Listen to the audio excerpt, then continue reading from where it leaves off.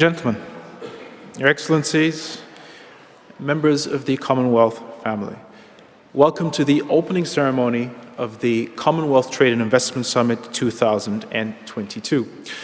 My name is Lanre Akinola. I'm going to be moderating for the day, and a couple of very quick pieces of housekeeping before we get into formal proceedings. The nearest fire exit is to the right of the room if you're facing the stage. There's stairs down there. I've been told that there are no fire drills planned today, so if it does go off, it's for real. And bathrooms and cloakroom are downstairs by the entrance when you came in. That's it for now. Time is against us, so without further ado, I would like to invite to the stage our speakers for the opening ceremony, starting with Claire Akamanzi, the Chief Executive Officer of the Rwanda Development Board. The Right Honourable, yes, go for it.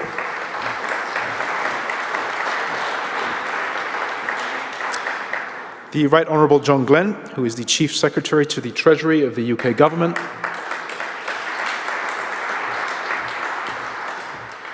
The Honourable Musalia Mudavadi, who is Prime Cabinet Secretary of the Republic of Kenya.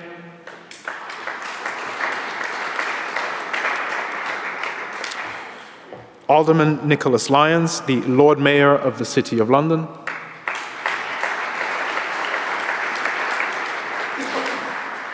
And last but by no means least, Lord Marland of Otstock, who is the Chairman of the Commonwealth Enterprise and Investment Council. Great to see you all, and welcome friends.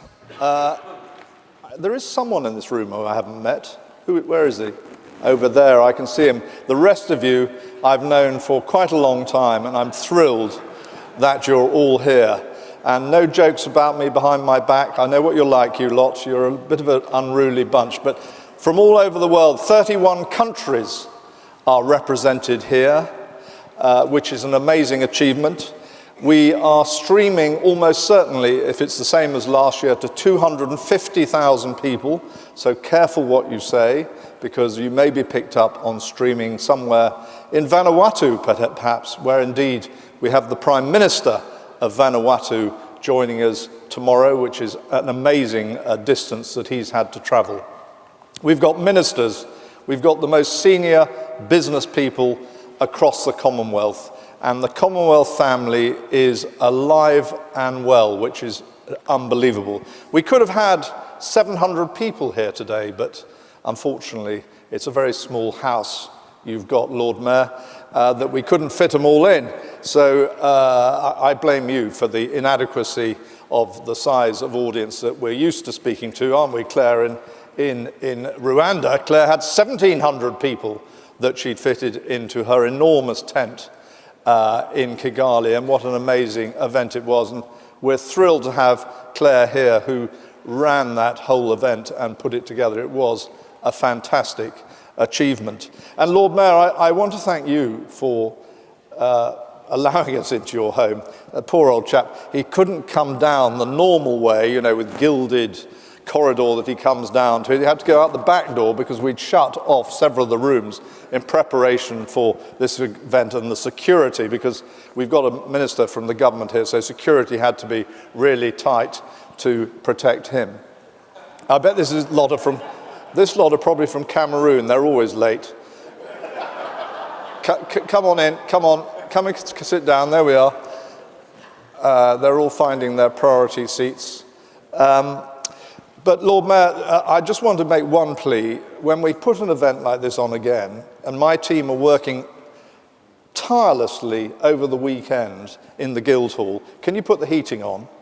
Because for 2 days they were in woolly hats, scarves, fur coats, or not real fur obviously, fur coats, sitting in the Guildhall working for this. Can you believe it? They turn the heating off in the Guildhall weekends. Such is the austerity at the moment. And I also want to thank my friend John Glenn for coming and seeing and speaking to us today. He has the great distinction not only of being Cabinet Secretary, but I'm also his president of his association, so he tends to behave himself for once when I'm around, in case I send a message back to his constituency. And Excellency, so good to see you flying over from Nairobi, especially for this great event. Cabinet Secretary, Chief Minister, etc. What better person to have speaking on our behalf? Now, where's Frank Hester? Are you here? Frank, have you made it? Are you out having a cigarette? Frank? No, Frank is not here yet, but I want to thank him, TPP, one of our lead partners here today, for their support on this event. Tingo, anyone from Tingo here yet? No, they're not interested yet. They're warming up. I want to thank them, and I also want to thank Jim Ovia, who probably hasn't arrived yet. Jim, are you here? No, Jim, you're not here yet, for the support. They're coming to speak later in the occasion for this great event. And I'd also, my final thank you is to the Gabonese who have joined the Commonwealth only in June and have hit the road running. They are here supporting in very big quantities and have really put their shoulders to the wheel of the Commonwealth, trying to get involved at the very beginning. So there's a very big Gabonese delegation. Now, for a very small organization, we, over the last few years, as you know, have expanded our network. We don't believe that we want to be just in the United Kingdom. We feel we've got to be representing you abroad, and this is gaining great pace, as you'll hear in a minute. Already, as most of you will know, we have John Appiah and Ben Gobber. Where are you, John, Ben? Are you here? No, not here yet. Gosh, where are they? All asleep, these people. I thought they were working for us. They are represented in Ghana, work for our office in Ghana. Obina, you're probably still in bed. There he is, there's the man. Obina is not in bed, I can confirm it. Obina, who has done so brilliantly for us in Nigeria. Jared, I've seen you earlier. There's Jared here.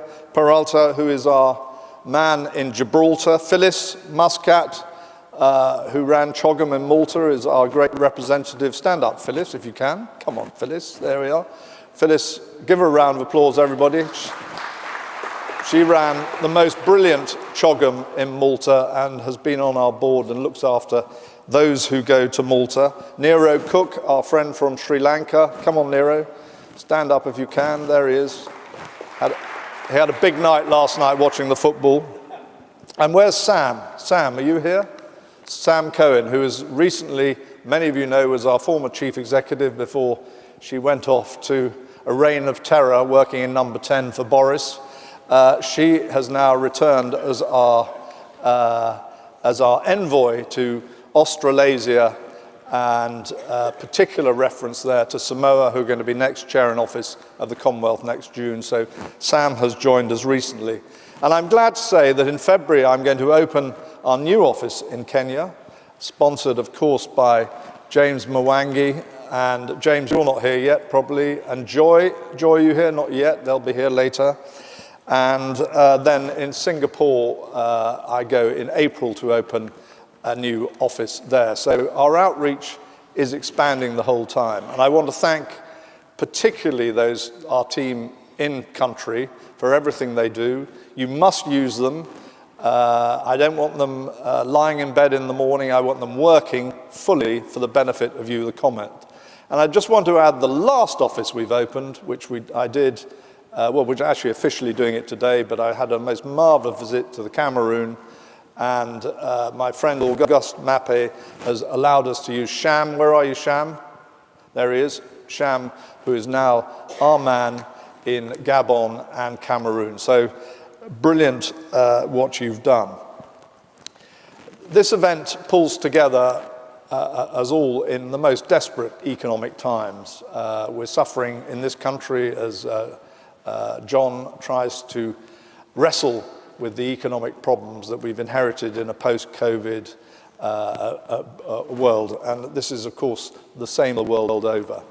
So trade, business, investment are absolutely critical to the future.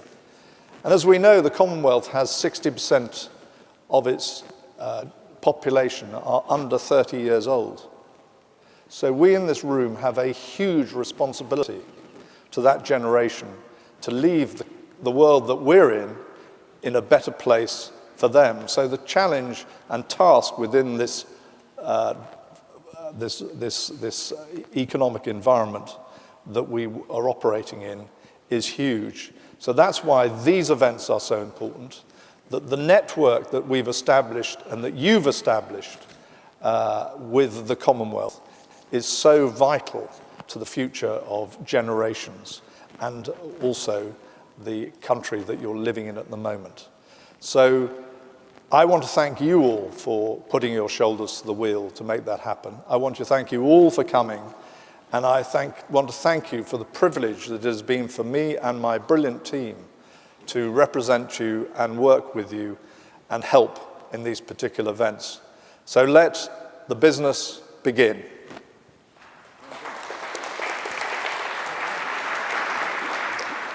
And a man, of course, who needs no introduction, but our host and benefactor of these 2 days, Nick Lyons. Thank you very much indeed, Lord Marland, and Your Excellencies, Minister, ladies and gentlemen. It is wonderful to have you here at the Mansion House for this meeting of the Commonwealth nations. As Lord Marland has mentioned, my name is Nicholas Lyons. I'm the 694th Lord Mayor of the City of London, and the Mansion House is indeed my home for this year, and I don't know whether or not, therefore, I'm working from home for the year or sleeping in the office, but it's pretty full time.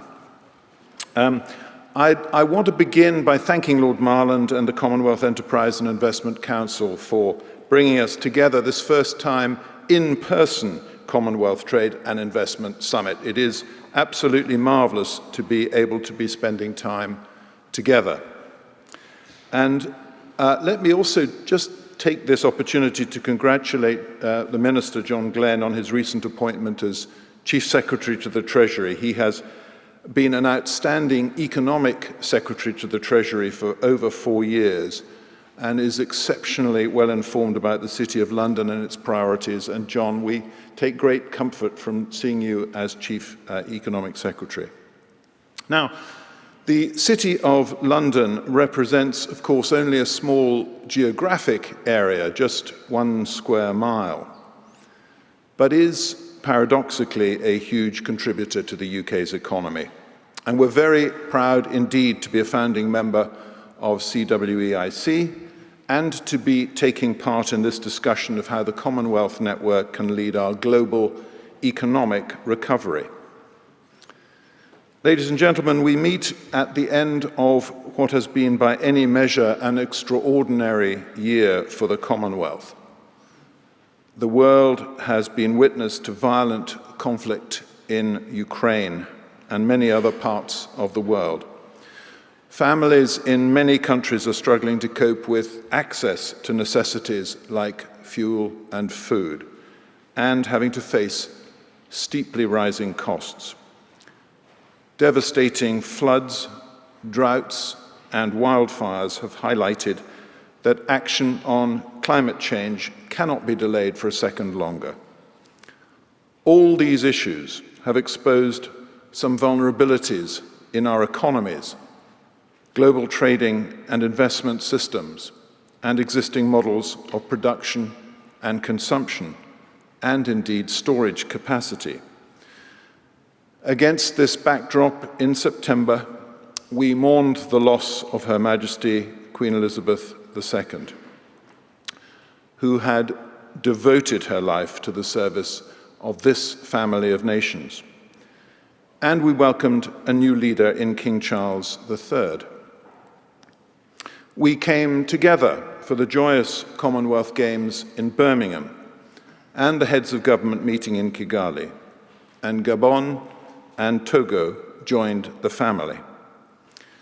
So the year 2022 will go down in history as a time of great change and great challenge for the Commonwealth. Yet we meet today not to lament the tricky hand we've been dealt, but to plan our next moves together. United by our rich history, shared values, legal systems and business practices, a common language, and so much more.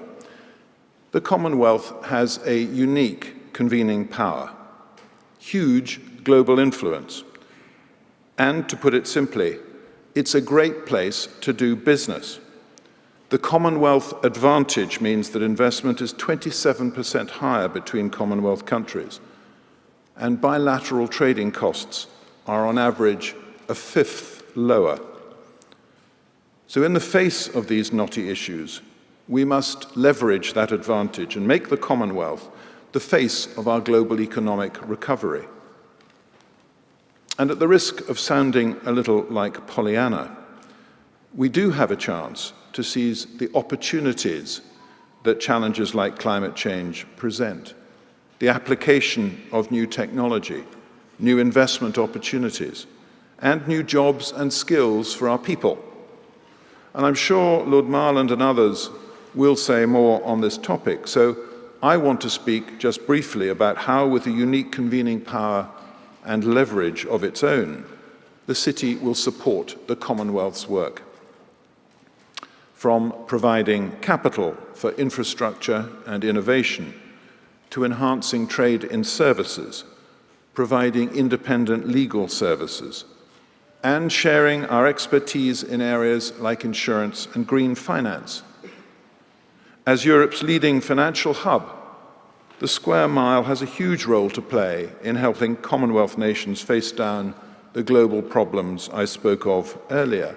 And as an international ambassador for the UK's financial and professional services abroad, I will spend about a third of my year on the road. During those travels, which will take in several Commonwealth nations, I'll be highlighting opportunities for trade and investment, and strengthening the ties between the Square Mile and our allies. As I mentioned, London is a global leader in green finance, which is essential to so much of the Commonwealth's agenda. So at the halfway point between COP27 and COP28 in May of 2023, I will host the Net Zero Delivery Summit at Mansion House, which will maintain momentum generated by COP27 for financial and professional services to deliver on their promises for reductions in carbon emissions. And while continuing the great work of my predecessors, Sir William Russell and Vincent Keaveney, I am keen to cover new ground through my mayoral theme, Financing Our Future. Now, at the Lord Mayor's banquet last week, I spoke of the immediate need to get people and businesses through this tricky economic period. But I also emphasized the need for a longer-term plan to stimulate growth. Successive governments haven't done enough to update the UK's national infrastructure and develop renewable energy supply and storage. We need to see long-term investment from the government and the right environment for the private sector to invest too. Reforms to Solvency II are a step in the right direction. But I also believe we need a private sector UK growth fund to invest in long-term asset classes, mobilizing private savings and pension funds to support the growth economy, investment in green technology and renewables, and ultimately help the Commonwealth meet its ambitions too.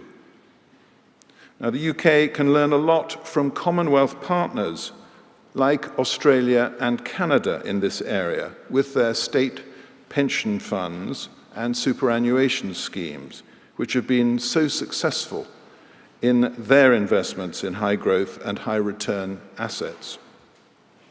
And I want to engage with them over the course of the year. So let me conclude, ladies and gentlemen. It's a long-held tradition that the city hosts incoming heads of state with a banquet at Guildhall during a state visit.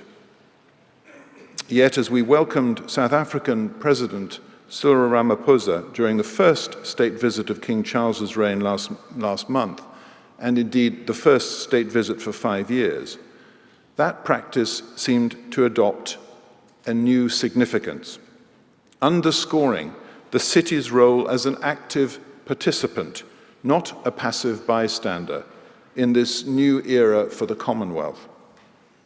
An era where the Commonwealth advantage is leveraged to tackle huge global disadvantages and secure a brighter future for all our people. Thank you again for being here today. I am sure you will have an interesting and rewarding, productive summit, and I look forward to seeing many of you for dinner tonight. Thank you.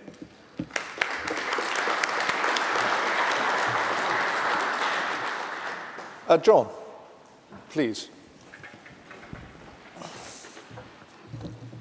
Well, good morning, everyone, and thank you to Jonathan for your kind introduction and to the Lord Mayor for his kind words. And I certainly take on the challenge of how to create deeper pools of long-term risk capital in the UK.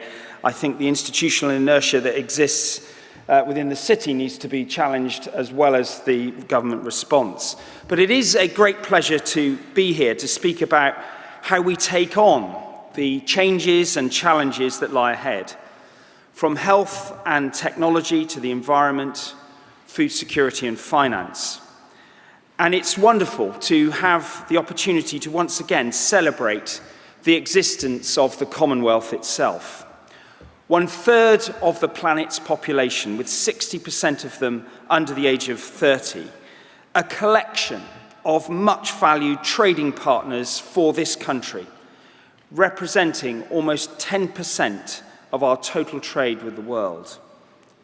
56 independent and equal countries working together for prosperity, democracy and peace. What the Commonwealth Charter aptly calls a compelling force for good. Now, the sheer size of the market and the diversity that we together possess leads me to the conclusion that doing so is not just a challenge, but a marvellous opportunity. And I think that seizing these opportunities are also part of the solution to the other challenges the UK and the Commonwealth nations face at this time. From strengthening energy security, to reducing energy bills, to boosting economic growth. We have all seen that in the wake of Putin's illegal invasion of Ukraine, energy prices have risen across the world. We know that the nearly 2.5 billion people that live in the Commonwealth have struggled with rising prices as inflation rises off the back of the war and the pandemic. And of course, we are all dealing with the awful legacies of COVID. In the UK, inflation has reached figures not seen in 40 years, but which you will recognise in your own countries have such a corrosive effect. Interest rates, as in the US and the continent of Europe, have risen to counter it, and growth forecasts have fallen. The Bank of England has addressed the challenge, and our fiscal policy is now working hand in hand with monetary policy to bring down prices and bring about stability. And as a result of the actions taken by the government I represent, government borrowing has fallen. The pound has strengthened, and the lower interest rates generated by the government's actions are already benefiting our economy and sound public finances. Through these actions, we move past recovery and set ourselves up for growth, which is, as has been said, the crucial ingredient in how we will all deliver for our people domestically, but also how we deliver for mankind internationally. Because we need a healthy, thriving economy to fight climate change, to defend democracy, to tackle food insecurity and global health. These are not issues that any single nation can deal with alone. Now, much has been made in recent years about globalization going into reverse. But my message to you today is that to succeed, we must work together. And one of the most obvious ways to increase global prosperity is by increasing trade. And one of the most obvious ways to increase trade is to make it cheaper. Already, it is on average 21% cheaper to trade across the Commonwealth than outside it. It explains why, in 2020, the Commonwealth accounted for 9.4% of the UK's total trade, 9.8% of UK exports, and 8.9% of UK imports. That's a huge amount, but I want to see these numbers increase. Having left the institutional framework of the European Union, we have flexibilities today to create customised approaches to trade that will benefit not just the United Kingdom, but all of the Commonwealth. We're already building long-term partnerships with Australia and New Zealand, and negotiations are underway for similar free trade agreements with Canada and India. Work is also underway to join the Comprehensive and Progressive Agreement for Trans-Pacific Partnership, CPTPP, connecting the British economy to some of the world's other most dynamic economies, including our valued Commonwealth partners, such as Malaysia and Singapore.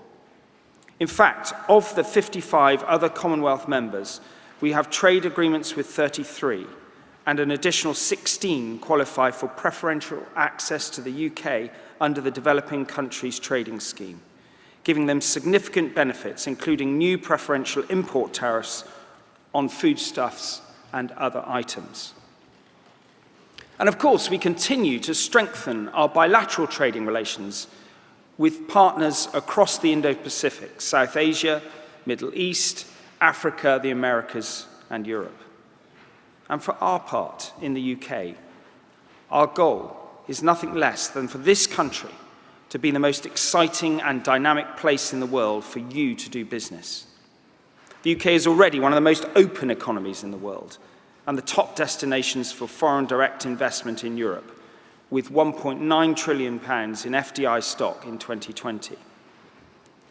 This is a huge benefit because it provides capital to support business growth and can introduce new ideas, technology and knowledge that can generate further spillover benefits for domestic businesses.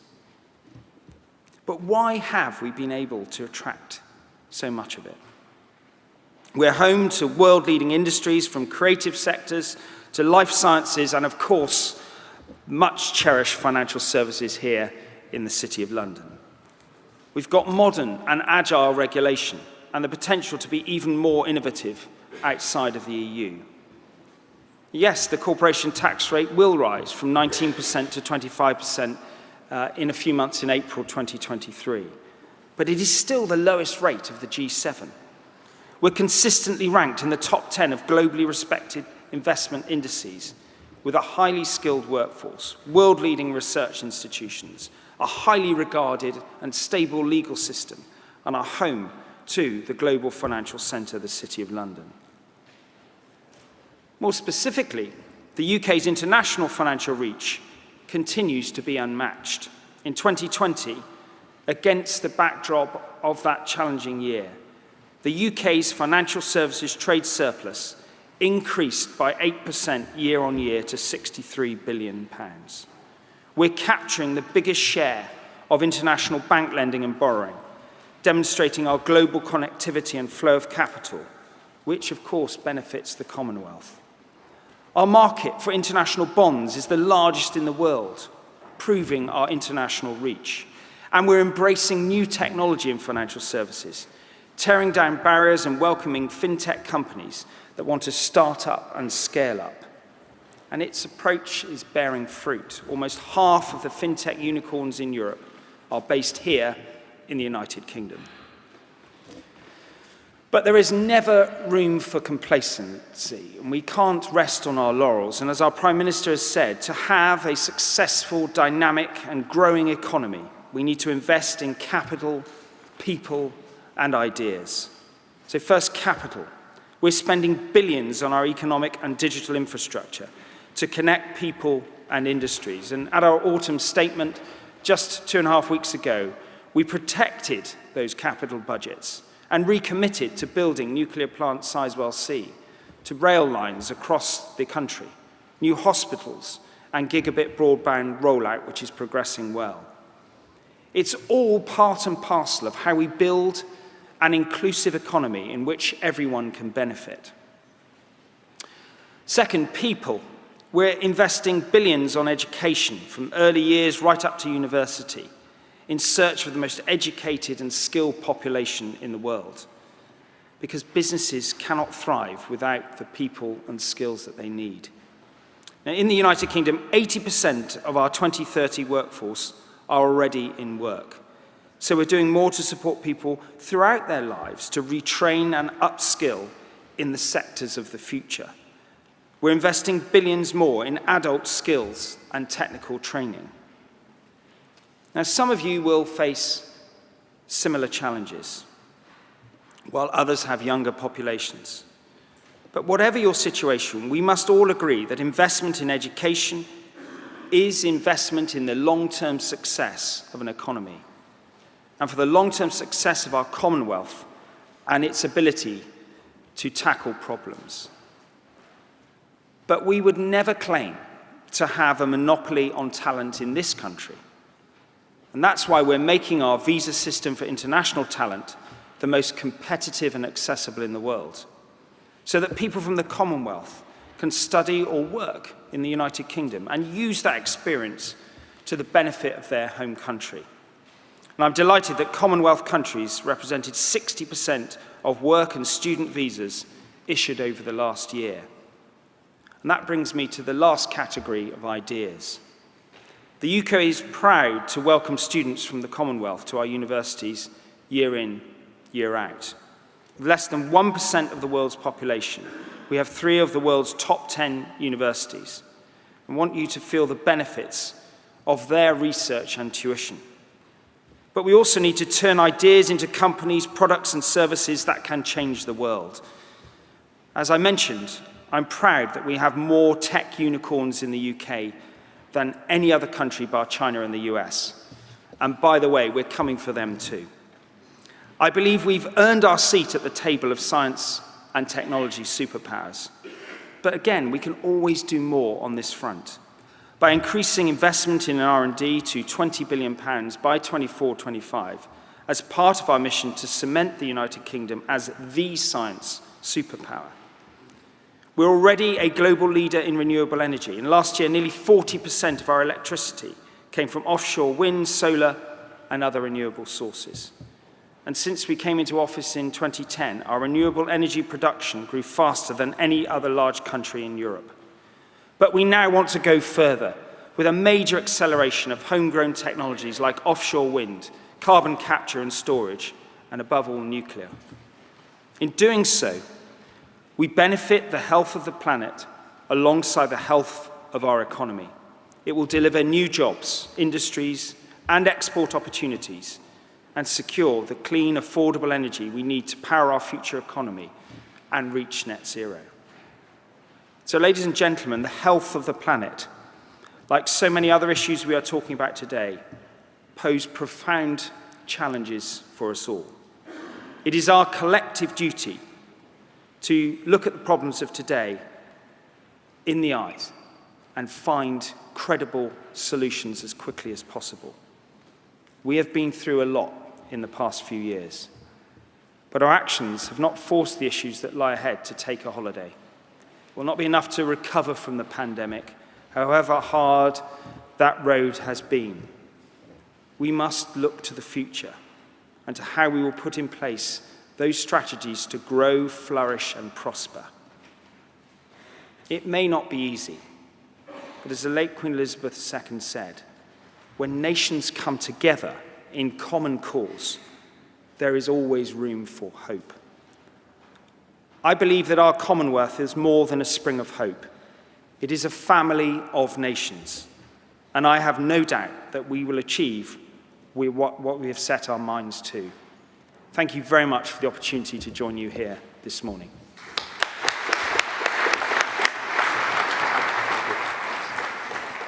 Well, it's great relief to me to see that our principal sponsor has at last arrived, Jim Ovia from Zenith Bank. I know you like to miss my speeches, Jim. It's a well-known trait, but we're so glad you've made it. of course, quoted here on the London Stock Exchange, and the most amazing bank in Nigeria. We're now going to hear from Claire Akamanzi, who ran CHOGM in Kigali, chair in office of the Commonwealth at the moment. Claire, so pleased that you could join us. Thank you very much, Lord Marland of Oldstock and Chairman of CWEIC, Mr. Alderman Nicholas Lyons, Lord Mayor of City of London, very pleased to be in the city, Honorable Musalia Mudavadi, Prime Cabinet Secretary of the Republic of Kenya and a good neighbor in the East African community, the Honorable John Glenn, MP, Chief Secretary to the Treasury UK government. First of all, Lord Mayor, I'm very pleased to be part of this discussion this morning. Initially, I think we were expecting the Minister of Trade and Industry from Rwanda, who is just arriving at the airport and making his way here. But it might as well have happened that way, because if he had made it, this panel would not have met the requirements of the standards in Rwanda on account of gender balance.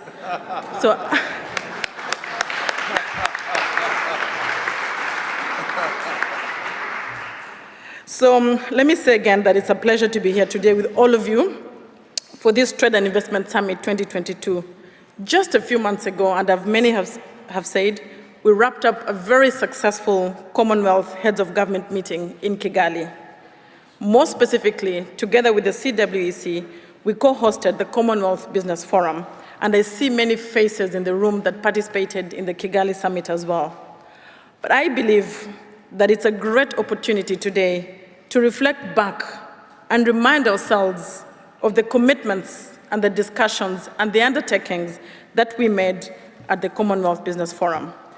And specifically, the discussions around taking advantage of the Commonwealth advantage in matters pertaining to trade and investment. And many of the speakers have already talked about the Commonwealth advantage.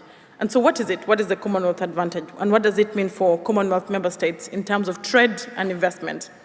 These have been discussed by the previous speakers, but allow me to speak briefly on this advantage through the Commonwealth connectivity agenda for trade and investment, and what it means for member states, especially those in the African continent. As perhaps mentioned earlier, the Commonwealth connectivity agenda's main purpose is to provide an approach for members to boost trade and investment across the Commonwealth, in the process grow intra-Commonwealth trade to about $2 trillion by 2030. That's a big task ahead of us. This agenda will create a platform to facilitate dialogue, networking, and collaboration within the member states. If the past 2 years have taught us anything, it is that the world is a global village that is more interconnected than we could ever imagine. The pandemic brought the world to its knees, and it was clear that one major issue can affect each and every country in a similar way, regardless of size or demographics. This is why I strongly believe that a common point joint strategy can mobilize and stabilize the already shaken global economy and create opportunities to indeed grow intra-Commonwealth trade exponentially. And on our part, as chair in office, Rwanda will do its part to connect and to bring the Commonwealth member states together on different aspects of this strategy. But let me also say that for the African continent in particular, implementing this dream that we've had, that our forefathers had, which is the African Continental Free Trade Area, is very crucial. It's not only a trade bloc, but it is the aspirations that the African youth and the African people in general have been looking for, to create prosperity through trade and investment. As you all know, the goal is that we shall reach 0% of tariffs within the African continent, up to 97% of the products that are traded on the continent by 2035. It's a big ambition, but the good news is that the trial pilot phase of 7 countries trading within the African Continental Free Trade Area happened, and Rwanda was very pleased to be one of the 7 countries that piloted the Intercontinental Free Trade Area. The most important thing is that it has started, it is working, it's our goal to grow it. We believe that a very successful Continental Free Trade Area will also position the African continent to competitively participate in intra-Commonwealth trade as well. Now, ladies and gentlemen, allow me to talk briefly about Rwanda. Rwanda's story of today is consistent with its name. Rwanda comes from a local verb, which is kwanda. This word means borderless. At the center of this meaning is the aspiration to bring the world to Rwanda and to take Rwanda to the world, just like we intend to bring the Commonwealth countries together. Every day, this informs our investment and economic policy. We are an open country, we are open for business, and we mean business. Ladies and gentlemen, this is why, as I come to the end of my speech today, I want to answer 3 questions that are always on the minds of business people looking for where to expand to. Why Rwanda? Why should they invest in Rwanda? Second, but what should they do in Rwanda? What should they invest in Rwanda? And the third one is how? Where do I start? And how do I get to Rwanda? So first, why Rwanda? Because like many of you business people in this room, Rwanda believes in thinking big against the odds. Rwanda has emerged from a tragic history of the 1994 genocide against the Tutsis, where more than 1 million lives were lost, the entire economy ruined, infrastructure dilapidated. Our country was a complete restart in 1994. Today, however, in 2022, this is our answer to your question, why Rwanda? Because you can grow with Rwanda. With a 10-year average of economic growth rate, 7% pre-pandemic, Rwanda was one of the fastest growing economies in Africa. In 2019, just before the COVID-19 pandemic, we grew at 9.5%.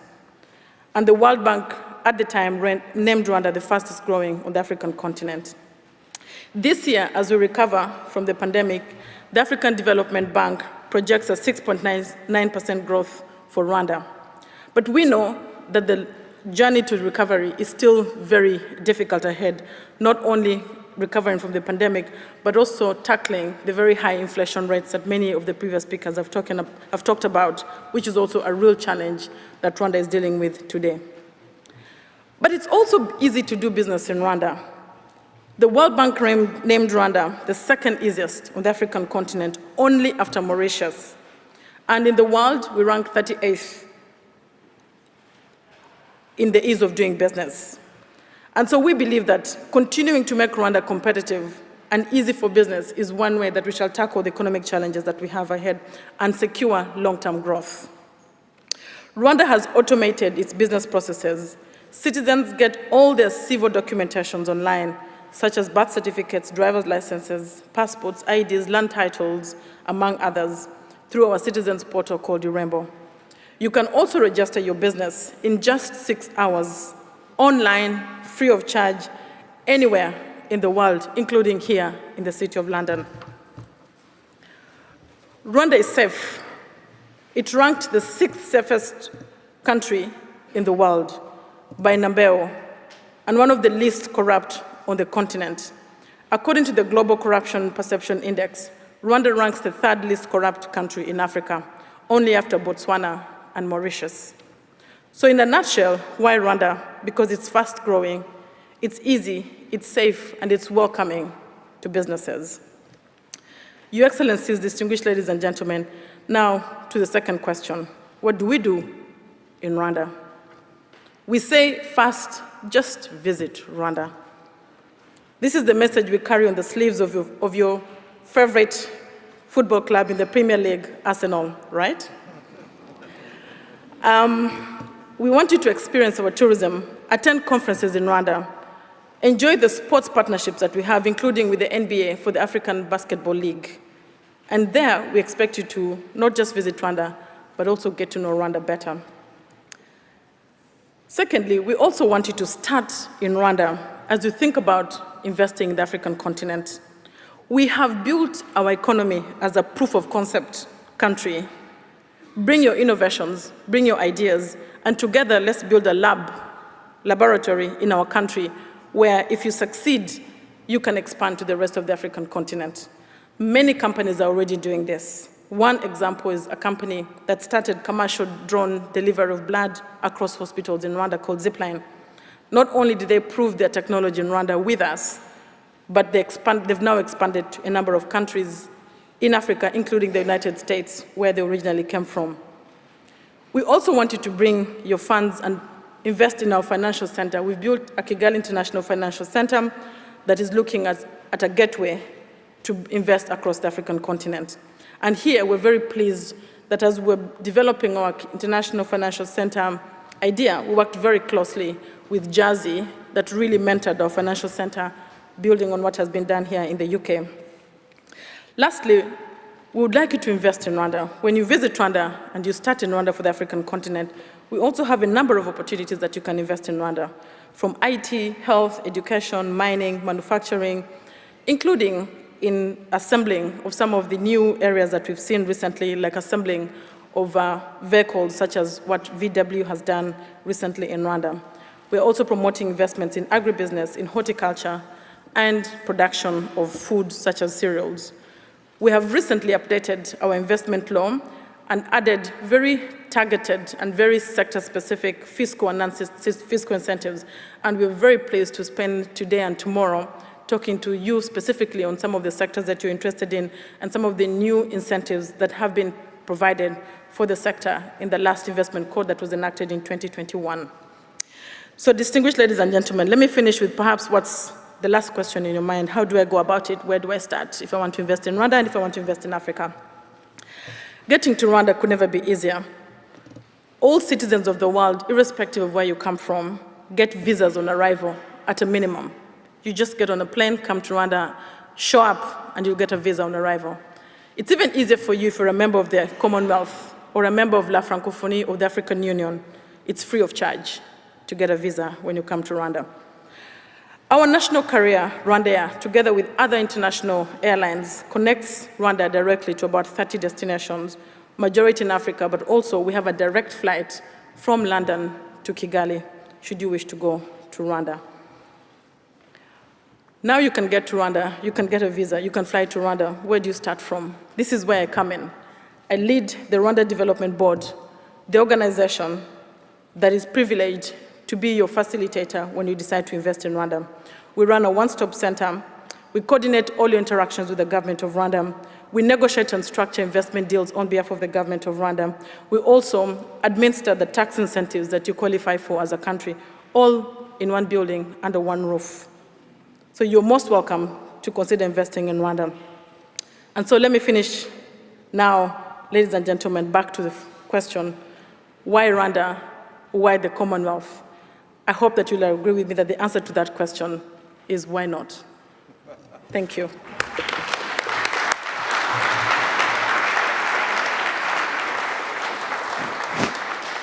Well done, Claire. A brilliant speech, and 6.9% growth. I mean, we'd die for that in this country, John, wouldn't we?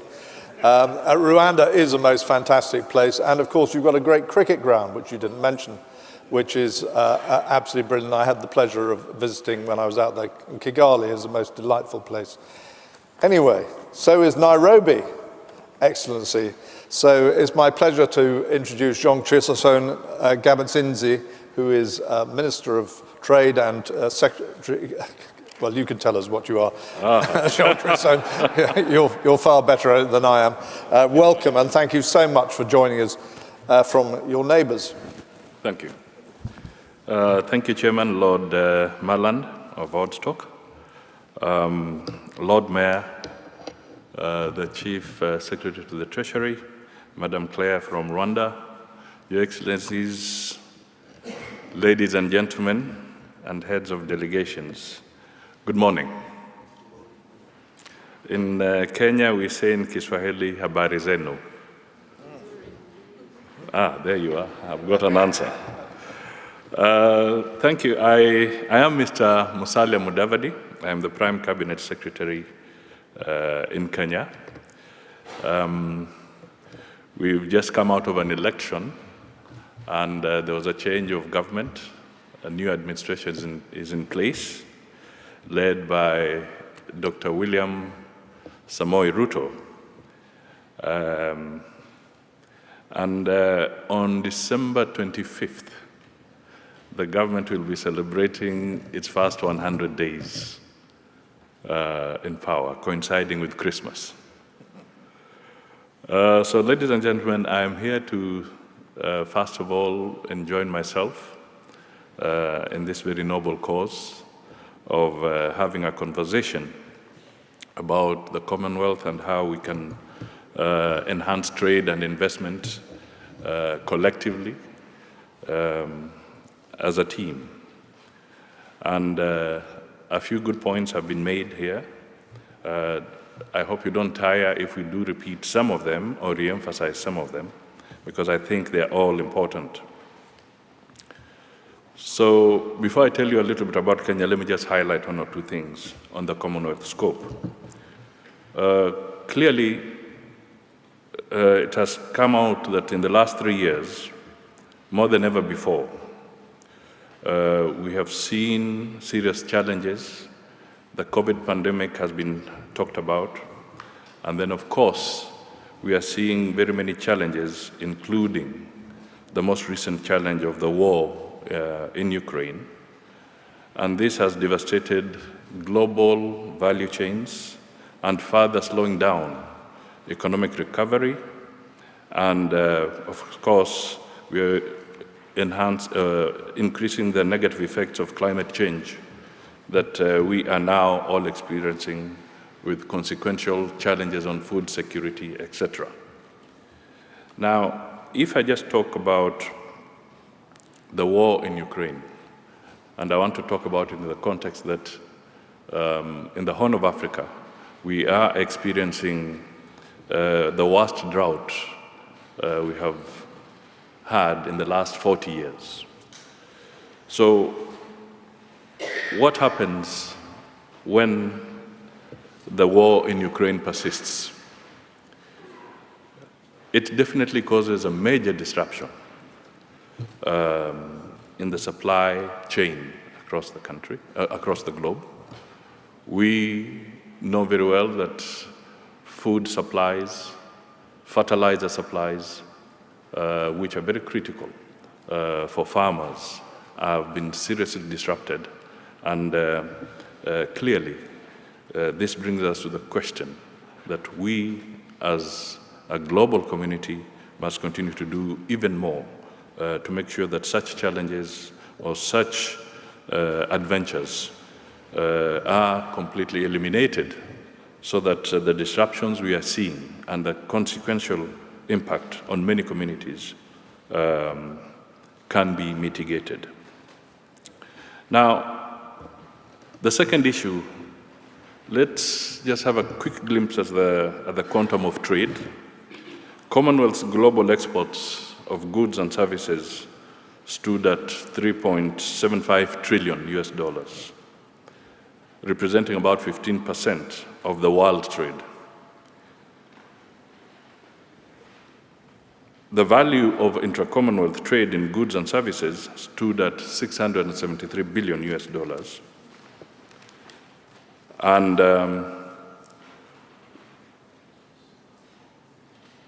we are seeing that if we push, as it has been highlighted, we have the potential to grow the intra-Commonwealth trade to $2 trillion US dollars by 2030. This is a target that we must really focus on.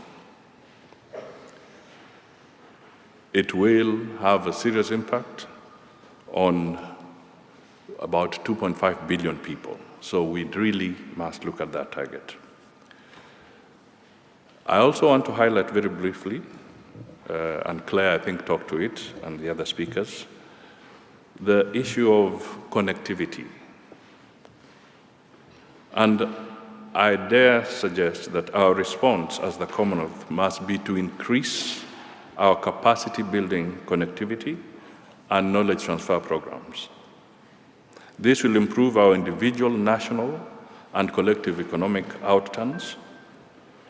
More effort, therefore, must also be placed in making our education systems fit for purpose in a never-changing, globally competitive context. In Kenya, for instance, we are constantly reviewing our educational system, and we are now introducing a competency-based curriculum so that we can enhance the talents of the young people at a very early stage and be able to help them gear themselves and prepare themselves more effectively for the future that is unfolding very rapidly. There's also the issue of infrastructure connectivity. And in Africa, for instance, for generations, we have had defined intercontinental transport and logistical corridors that are critical to making our trade interventions viable. Our sea and land ports, rail and road infrastructure must effectively spin the trade wheel faster and further. I would therefore urge the Commonwealth to seriously consider an all-encompassing, cohesive infrastructure master plan for moving goods and services between her members and beyond. Therefore, this is something that I think we can develop together. We can support each individual nation within the Commonwealth to have that master plan, and we see how it fits into the bigger whole. That, again, becomes very critical. We also have to look at the value chain connectivity. Merchandising trade accounted for almost 2/3 of the entire trade within the Commonwealth.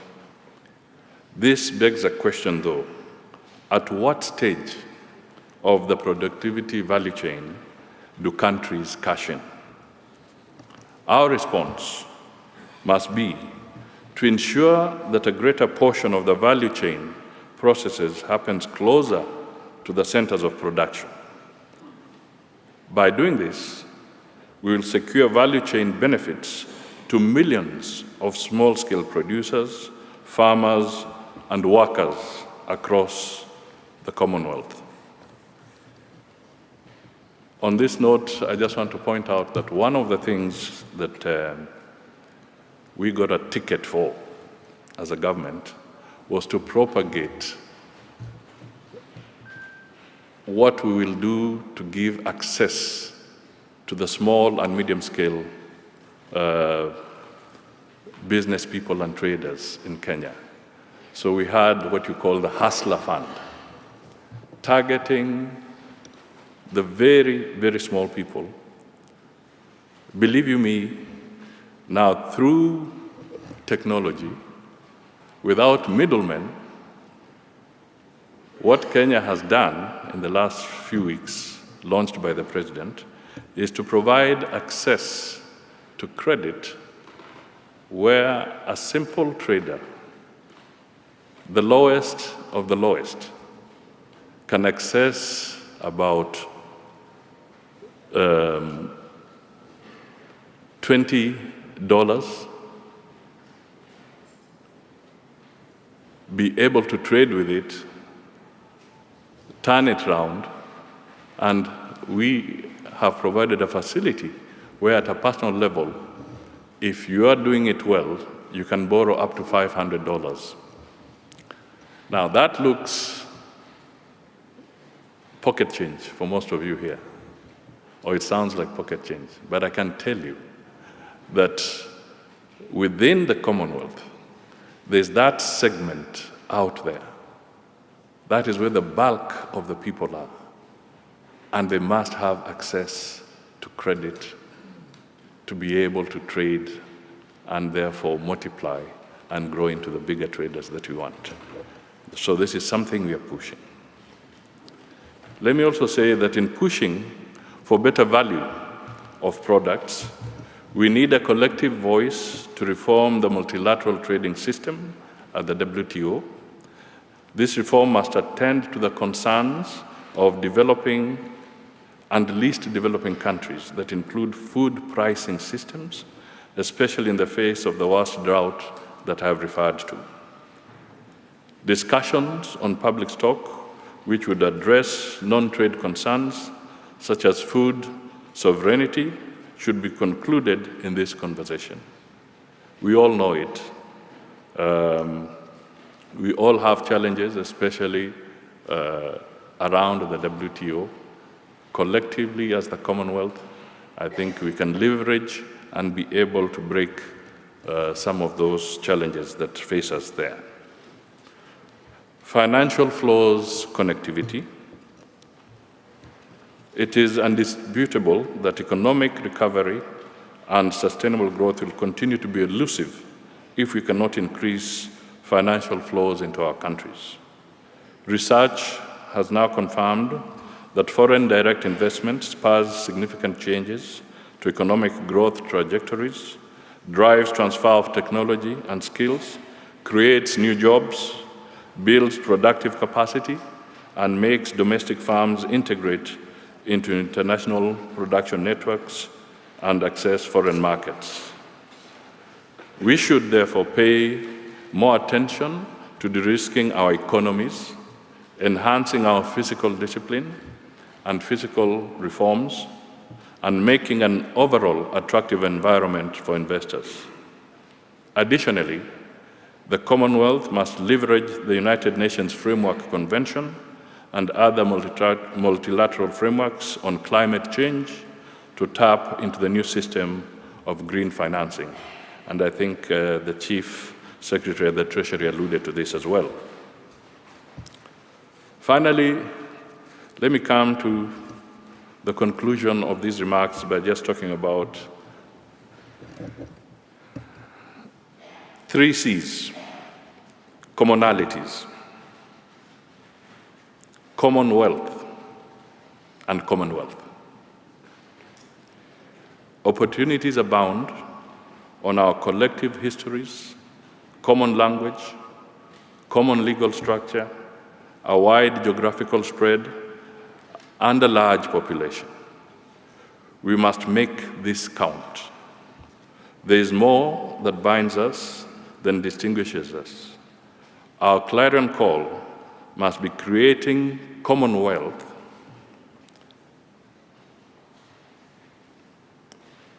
and perhaps this was the hidden vision in the forebearers in coining the word Commonwealth. Commonalities, commonwealth, and commonwealth. So, as I wind up, let me just say that in Kenya, as we step out of an election, we acknowledge that there are a few challenges. There's very little leg room at the moment when it comes to the physical space. So what do?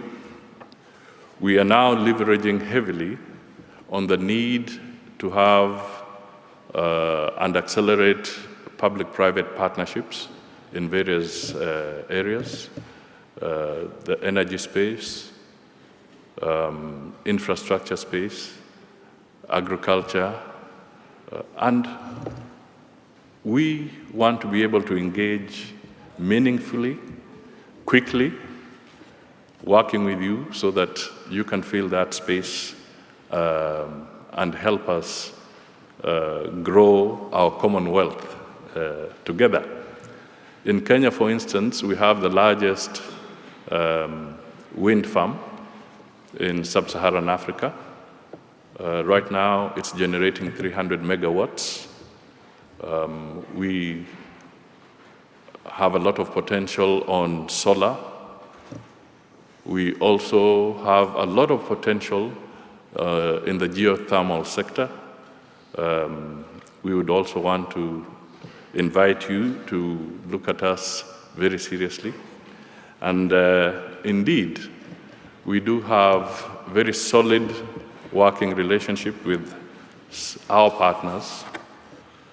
As I speak here, I think on Wednesday this week, that is the day after tomorrow, the British Foreign Secretary will be in Nairobi, where they are doing a groundbreaking ceremony or event with the President of Kenya, Dr. William Ruto, in launching what we call the new railway city a development program that improves on connectivity of the railway system, and at the same time, developing over 500 hectares of land right in the middle of Nairobi, supported by the United Kingdom's export financing as one of the flagship projects that we shall be pushing forward. So in case you happen to be in Nairobi, we would be most happy if you can be part of that in the next few days. And indeed, that is just one of the programs that Prime Minister Sunak, when he met with President William Ruto in Egypt a few days ago, announced a schedule or a package of a number of programs that they want to work with in Kenya. So this is a destination that you cannot avoid. You have to find your way there. And finally, let me just say that Kenya is resilient. We have challenges, but we've come out of an election unscathed, so to speak. Institutions and democracy is consolidating. Apart from a process where the elections went smoothly, in 2017, just to give you an example, after the general election, Kenya had about 300 election petitions where people were challenging the outcome of the results. In this election, 2022, I think we have barely 30 election petitions of people who may feel aggrieved. So this shows that the electoral process, democracy, is also consolidating. And over and above that, where a loser was aggrieved, they had an opportunity to go to the Supreme Court, and the Supreme Court upheld the election. So it was a double endorsement. Endorsement from the people and endorsement through the judicial system.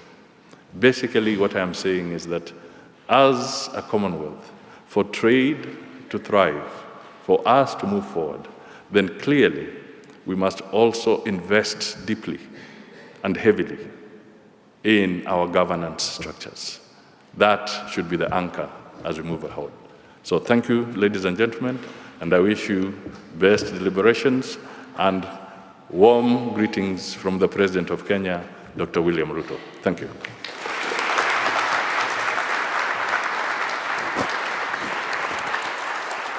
I think thank you all very much, and let the show begin.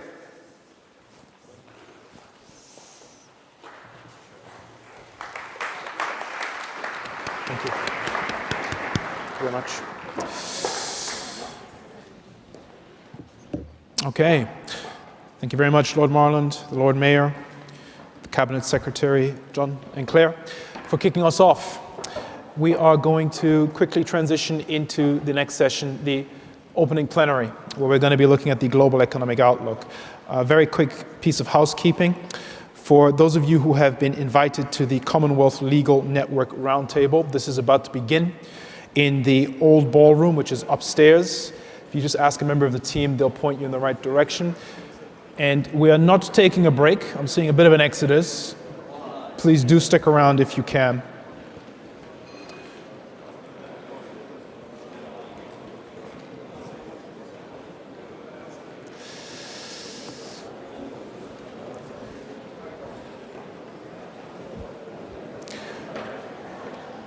Half the room is just... Ladies and gentlemen, we are going straight into the next session. If you are sticking around, please take your seats. If you need to nip out, do hurry back.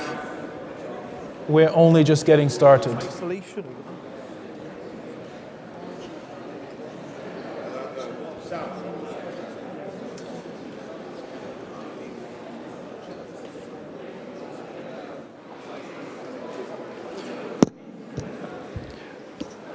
Okay, I'm going to have to ask those who want to network to do so outside. Everyone else, take your seats, please.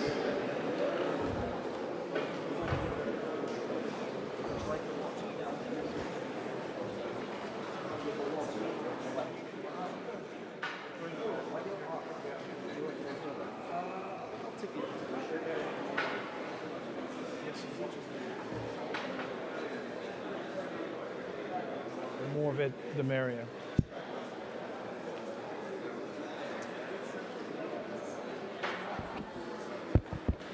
Okay.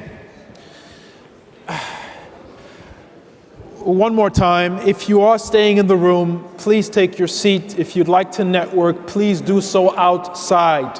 Thank you. All right.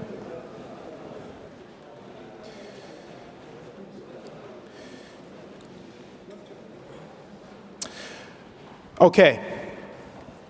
We are now going to go into a bit of a scene setter. A lot of what has been mentioned in the opening ceremony is quite relevant to this conversation. Quite simply, what we are looking at is the global economic outlook. Everyone in this room is aware of what the last 2.5 years have been like.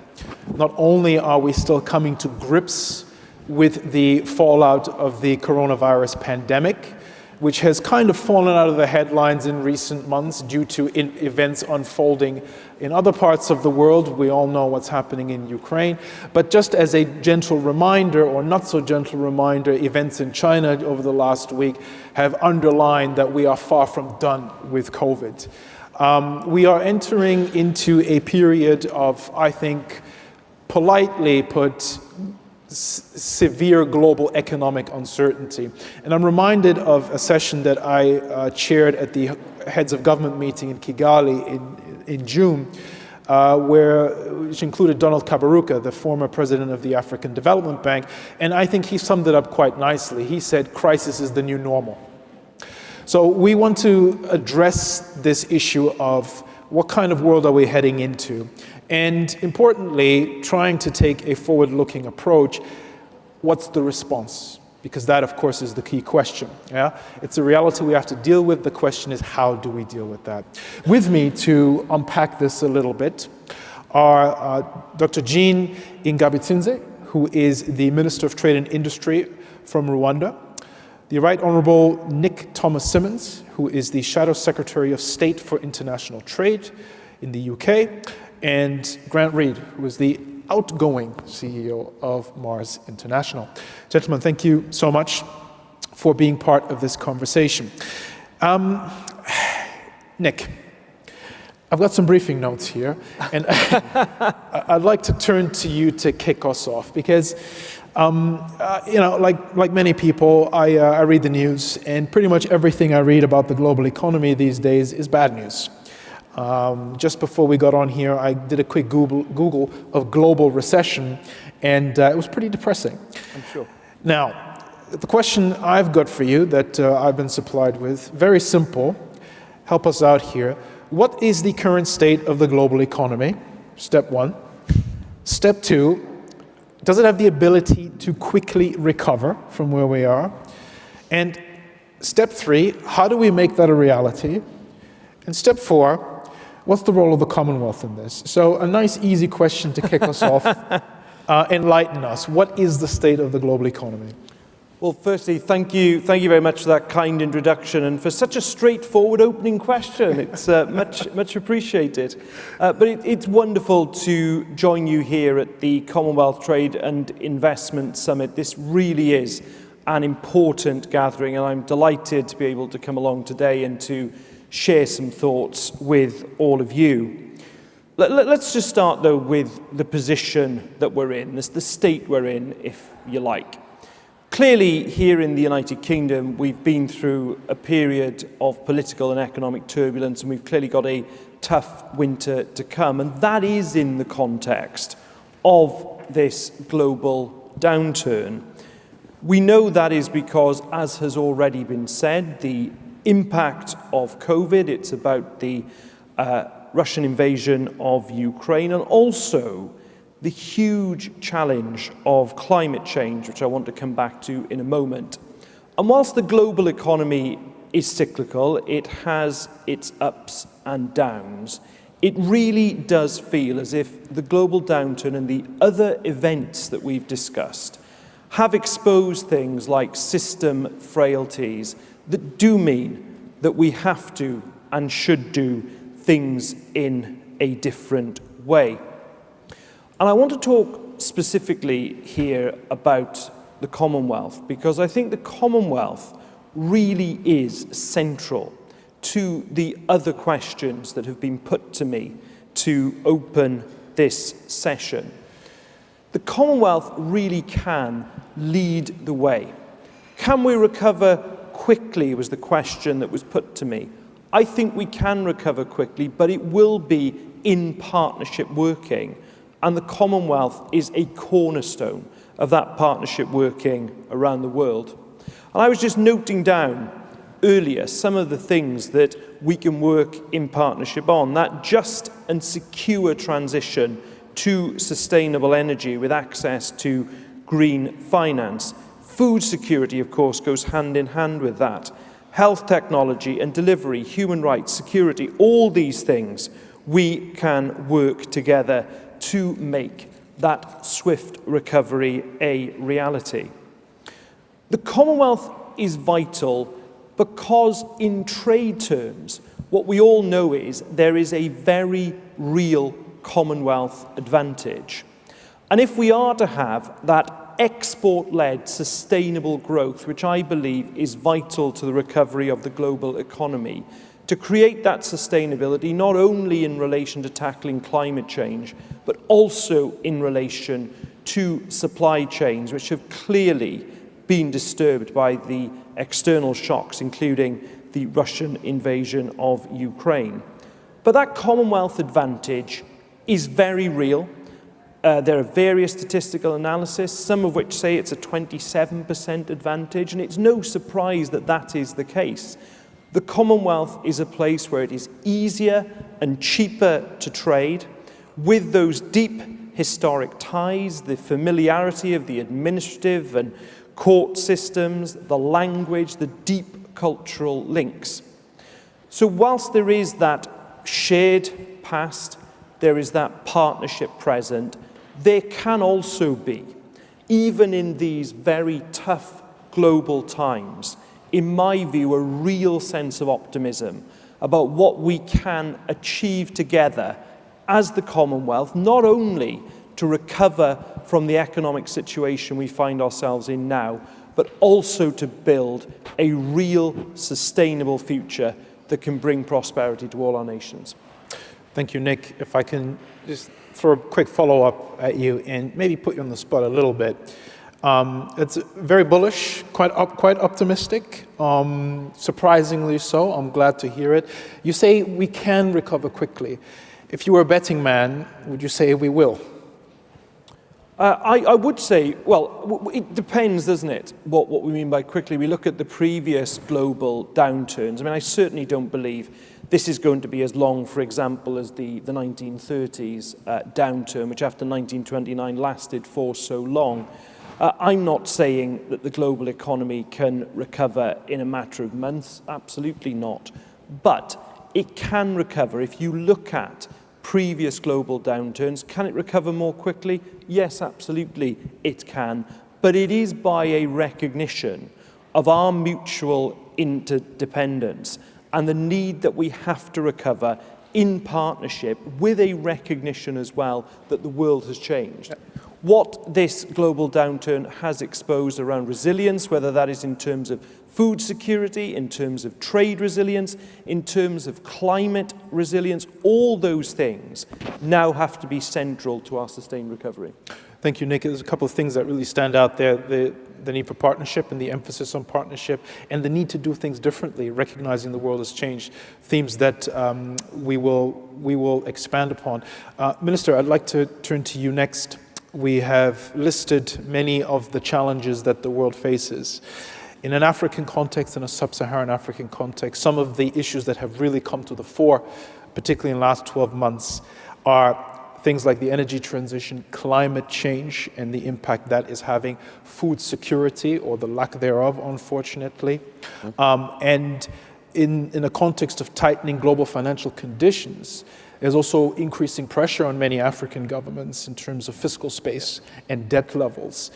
When you give us a bit of a sense from the Rwandan perspective, looking at this shifting global economic outlook, a worsening outlook in many ways, How do you respond? How's Rwanda responding? Could you give us an idea of what some of the priorities are to ensure that this doesn't turn into a full-blown crisis, so to speak?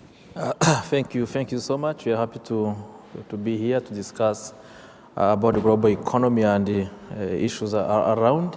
Of course, Rwanda is a part of the global world. If we take an example and we go back almost 14 years ago, 2009, 2007, during the financial crisis, countries tried to adjust their policies and strategies to make sure that they can recover quickly from the shocks. 14 years later, or 15 years later, between 14 and 15, pandemic, global pandemic. This was very, very aggressive in terms of covering almost the world, it covers all the world. And then, of course, Africa in particular, as we have said, is sub-Saharan Africa, because of some challenges we have in our economy, mainly on productivity, we suffered more. So what we did in Rwanda is to make sure that we adjust our policies and strategies to make sure that we can recover quickly. Of course, the external factors continue to impact what we do in terms of recovering. But if you see numbers today, you can say we can count now on 6-7% growth of GDP. 2 years ago, we were under in terms of numbers. So we are adjusting what we see in terms of increased productivity through manufacturing.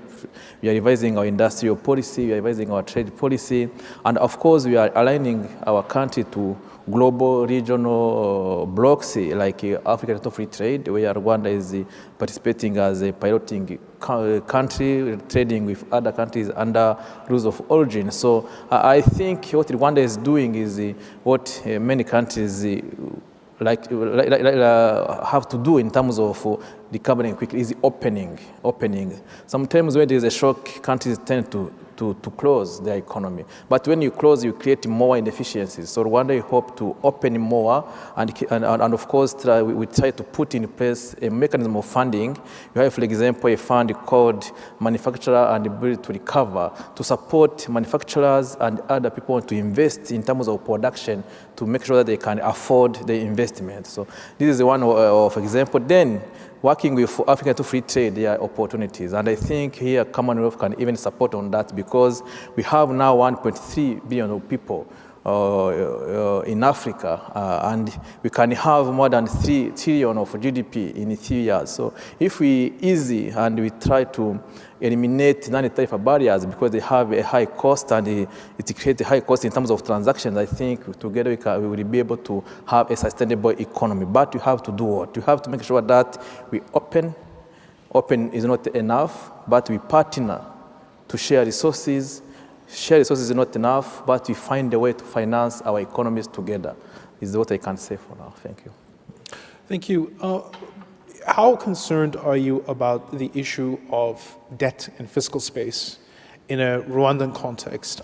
You have to forgive me, I am not aware of the debt to GDP ratio in Rwanda as well at the moment, but this is something that comes up time and time again, especially as we are looking at a global recession. There's concern that fiscal space might be limited in many African countries. Is this a concern in the Rwandan setting? And if so, how are you approaching it to make sure that it doesn't become too much of a problem? Thank you so much. The fiscal space, of course, the cost of money is expensive, not only for Rwanda, but I think for many. But in our 2050 vision, we want Rwanda to become in 2035 a middle income, meaning that around 4,000 per capita. Then in 2050, arriving at a high income, meaning that around 20 to 12,000 per capita. What is meaning that? It means that is having a country as a hub of financial institutions like we have, International Finance Center, and make sure that we can reduce the cost of production. Reducing the cost of production, meaning that innovations through digital trading, through industrializations, through innovations. So we hope, it's not easy, I can say, because as long as you can't print money, you have always to make sure that your policy, your monetary policy is going away in terms of controlling what you do in terms of investment. But as Rwanda, we want to be a hub of financing institutions, so we can make sure that we access easily the money to be reinvested. Another thing we see in Rwanda to make sure that our fiscal can become more friendly to our investors is to collaborate with our neighbors. So we have an informal market, very important. Of course, it is require infrastructures around what we do. Infrastructures of trade, they are another one component to invest on. Then the capacity building and the skills to understand the global shocks, the global variations. You see it's dynamic, so to make sure that you can align yourself to dynamism around the trade, you have to train people to understand that, to model. The prediction will be very important in the future. Have you seen the pandemic of COVID? I can say even experienced economists have been caught in trouble because we have not been able to predict. If you can put together data globally and work together to make sure that we can predict or we can be prepared to the future pandemic, I think it will be easy. But as I have said, no single country will be able to do it alone. We must work together. And I think Commonwealth, as I said, they can support us. If you see the program we have and the business forum we have had, I think this is a sign of how people can work together and win together. So it's a win-win situation, but everyone must put the efforts and must support positively what the community wants to do around Commonwealth. Thank you very much. Again, they're reiterating the importance of partnership. Grant, I'd like to turn to you. A couple of things have come up: climate change, food security, stroke agriculture. The two are obviously go hand in hand. When we hear the word Mars, we all know the iconic chocolate bar, but of course the company does a lot more than that. And agriculture and food security are quite relevant to what Mars does. We've just come out of the COP27 summit in Egypt, which has underlined even further the importance to drive climate action, the importance to drive sustainability. Give us a bit of a sense of what this looks like from the private sector side. Looking at this dimming global outlook, how do you drive growth while also driving sustainability, key challenges? Great question. So first of all, it's an honor to be with you at the Commonwealth Trade and Investment Summit. I met many of you at CHOGM and had the opportunity to talk about some of these issues with many of you. And I've traveled. Mars is a $45 billion global company, so we've invested obviously billions of dollars in Commonwealth countries. So I heard growth, trade, climate uncertainty, food security, and partnership, and they're all intertwined. And if you look at the current trade between Commonwealth countries, it's some in the region of 700 billion, looking to get that to a couple of trillion over the next 7 or 8 years. And that growth, a lot of it is going to come from agriculture and trade between the Commonwealth states, and it has to be based on sustainable production. And it has to ensure that the trade is fair and balanced across all the countries and all the people in that supply chain. And that can be done. And so I'll give you an example. So Mars, over the last 8 years, has grown about 50% and about 28% in volume. Yet at the same time, we've cut our greenhouse gas emissions by 6 to 7% in total. In our scope 1 and 2, we've cut that by 30%.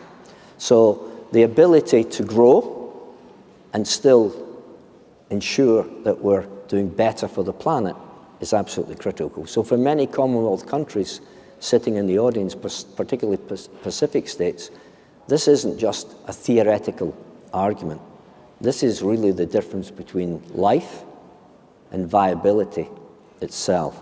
And I think the partnership between, it's great to have this panel, the partnership between private sector, public, and NGO is going to be absolutely critical to the success. And I can elaborate that on that later. Yeah, actually, I think it would be good to elaborate on that right now because, in many ways, well, it's always been important, right? More important than ever when you look at the state of the world right now. Does that also mean it becomes more complicated than ever? Yes, it's definitely more complicated, and it was interesting you were talking about the new normal, and I think with climate change, it's going to be the new abnormal unless we fix it. And so a good example of that partnership within the Commonwealth is the initiative under His Majesty King Charles III, then His Royal Highness, bringing together public and private together. And he asked me to lead his agribusiness task force. And it's made up of a great combination of potential competitors all the way through the supply chain. So it's a very uncommon collaboration. And the reason we did that is because about a third of the world greenhouse gas comes from agriculture. And yet, many of the fixes to that are very well known. So regenerative agriculture is very much like the agricultural systems we used 100 years ago, which is disturbing the soil very little, putting in only the nutrients that are absolutely required, retaining the water within it, and yet only 15% of the world is using those regenerative agricultural techniques. And we've got to get that up in the next 7 years to more like 45%. So we've got to triple the penetration of regenerative agriculture. And if we do that, that's going to take out 600 million tons of greenhouse gas and give us a possibility of hitting the 1.5 degree target, which is absolutely essential to many Commonwealth countries sitting in the audience today. And that is going to take incredible partnership. It's got to fund the farmer to do it, so it's going to take a change in private company approaches to how we buy commodities, and I can give examples of that. It's going to take government change in policy to make sure our farm bills and government agricultural practices and funding is geared towards regenerative agriculture. And it's going to take NGOs all working together. Very quick follow-up before I bring Nick in on this. Looking at the state of the global economy, are you worried? I've always found that worrying doesn't really help. And so I'm really based on action and thinking about what action can we take to reduce uncertainty. And I think, as a leader, I think I've learned in the last 4 or 5 years that you've got to be dialing up listening and empathy and providing importing stress and exporting calm and taking balance and timing.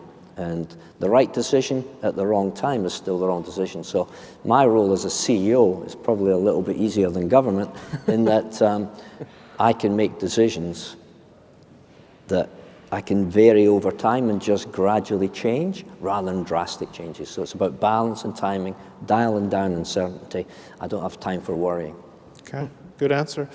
Nick, you wanted to comment on this? I just want to pick up on the point about agriculture because I think it's such an important point, because when we are looking at net zero, when we're looking at how we reach that target, we do of course focus quite rightly on heavy industry. We are looking at things like technology around carbon capture and storage, other emerging technologies, and that's of course very, very important.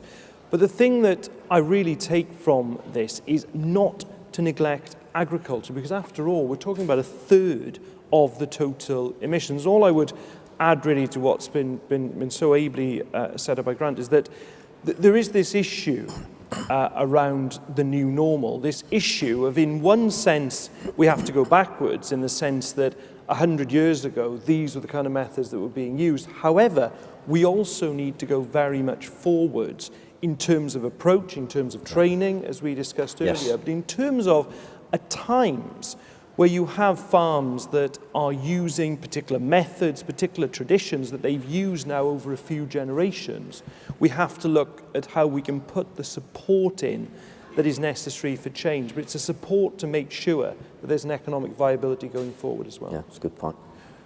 What's going to catalyze the kind of action that we need to see? Because it's not that difficult to kind of figure out, look, if we put this in place, X, Y, and Z, we can make an impact, right? We've got enough evidence and technology around the world. We kind of know how this works.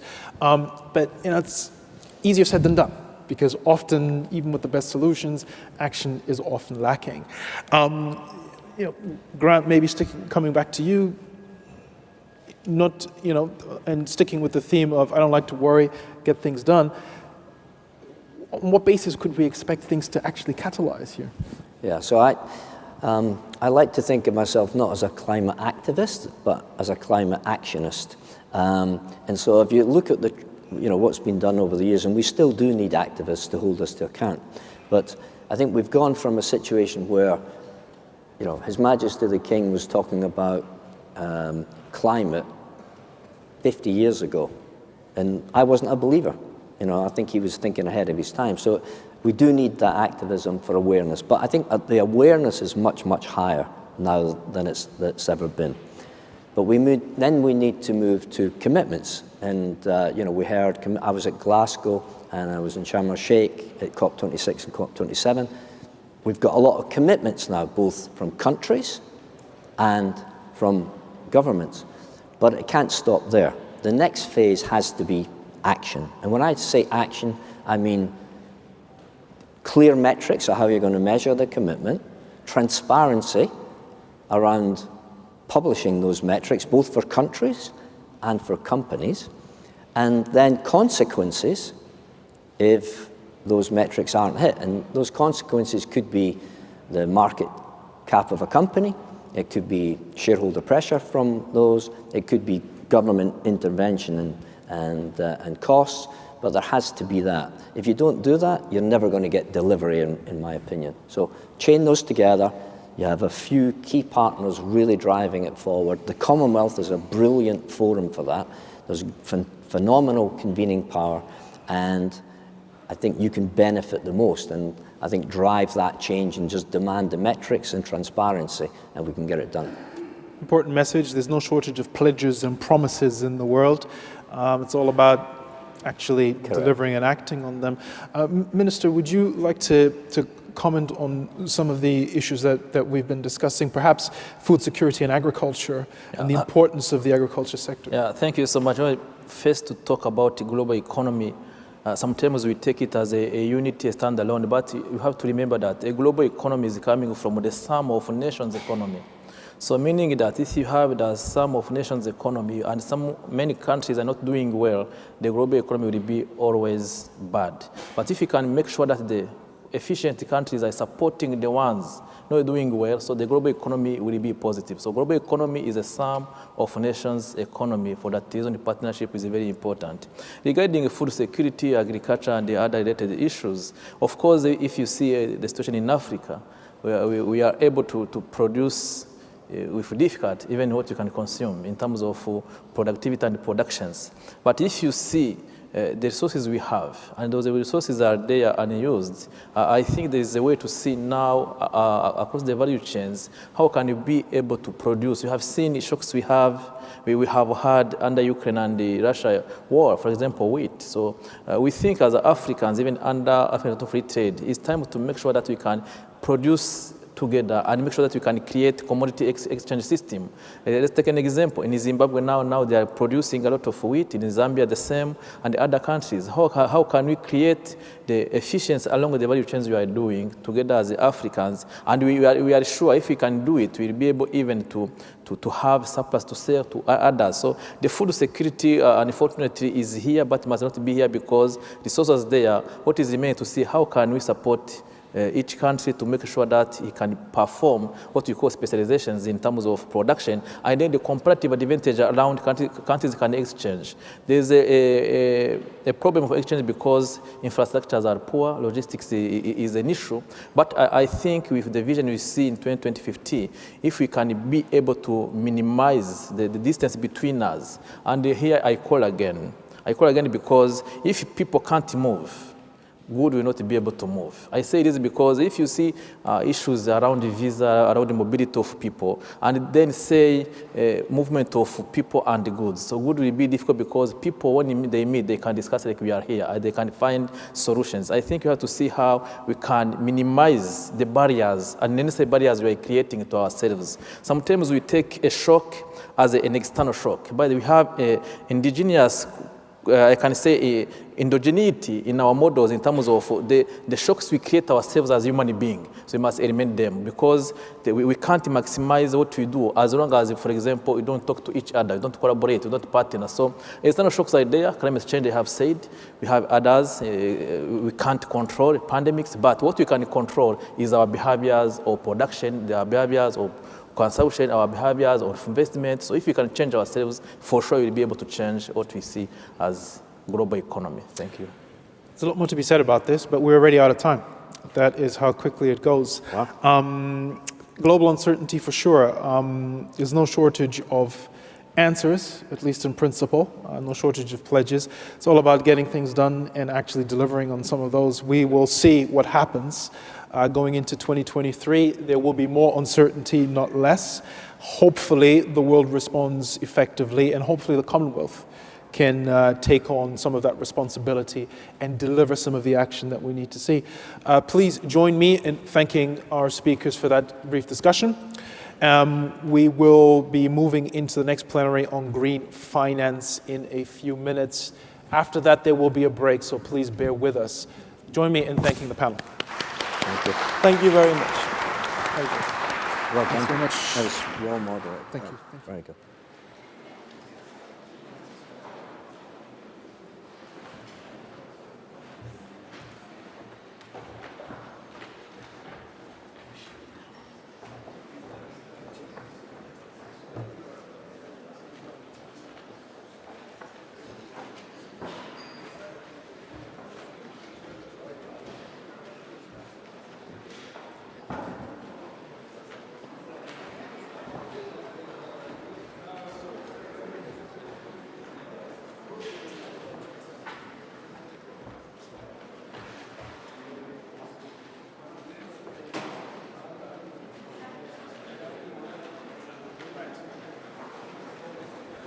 Moving on swiftly, no time, no rest for the wicked or us. We are going to head into the next plenary, which is looking at green finance and the challenge of balancing sustainability, sustainable finance, and financial stability. I'd like to invite the speakers up on stage. Mr. Akim Daouda, who is the CEO of the Gabonese Sovereign Wealth Fund. Feel free to give him a round of applause. Thank you. Yeah, any way you want. Feel free. Chris Hayward, who is chair of the Policy Committee of the City of London.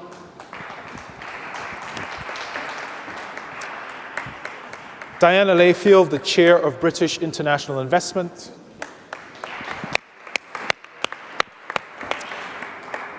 Diane Karusisi, who is the CEO of Bank of Kigali.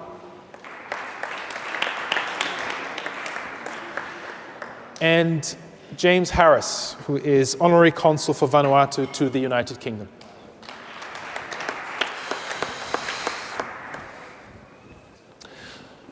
Thank you, everyone, for joining me on stage. Green finance is the topic. A lot to be said about it, quite a pertinent topic. We've just come out of the UN Climate Change Summit in Sharm el-Sheikh in Egypt, COP27.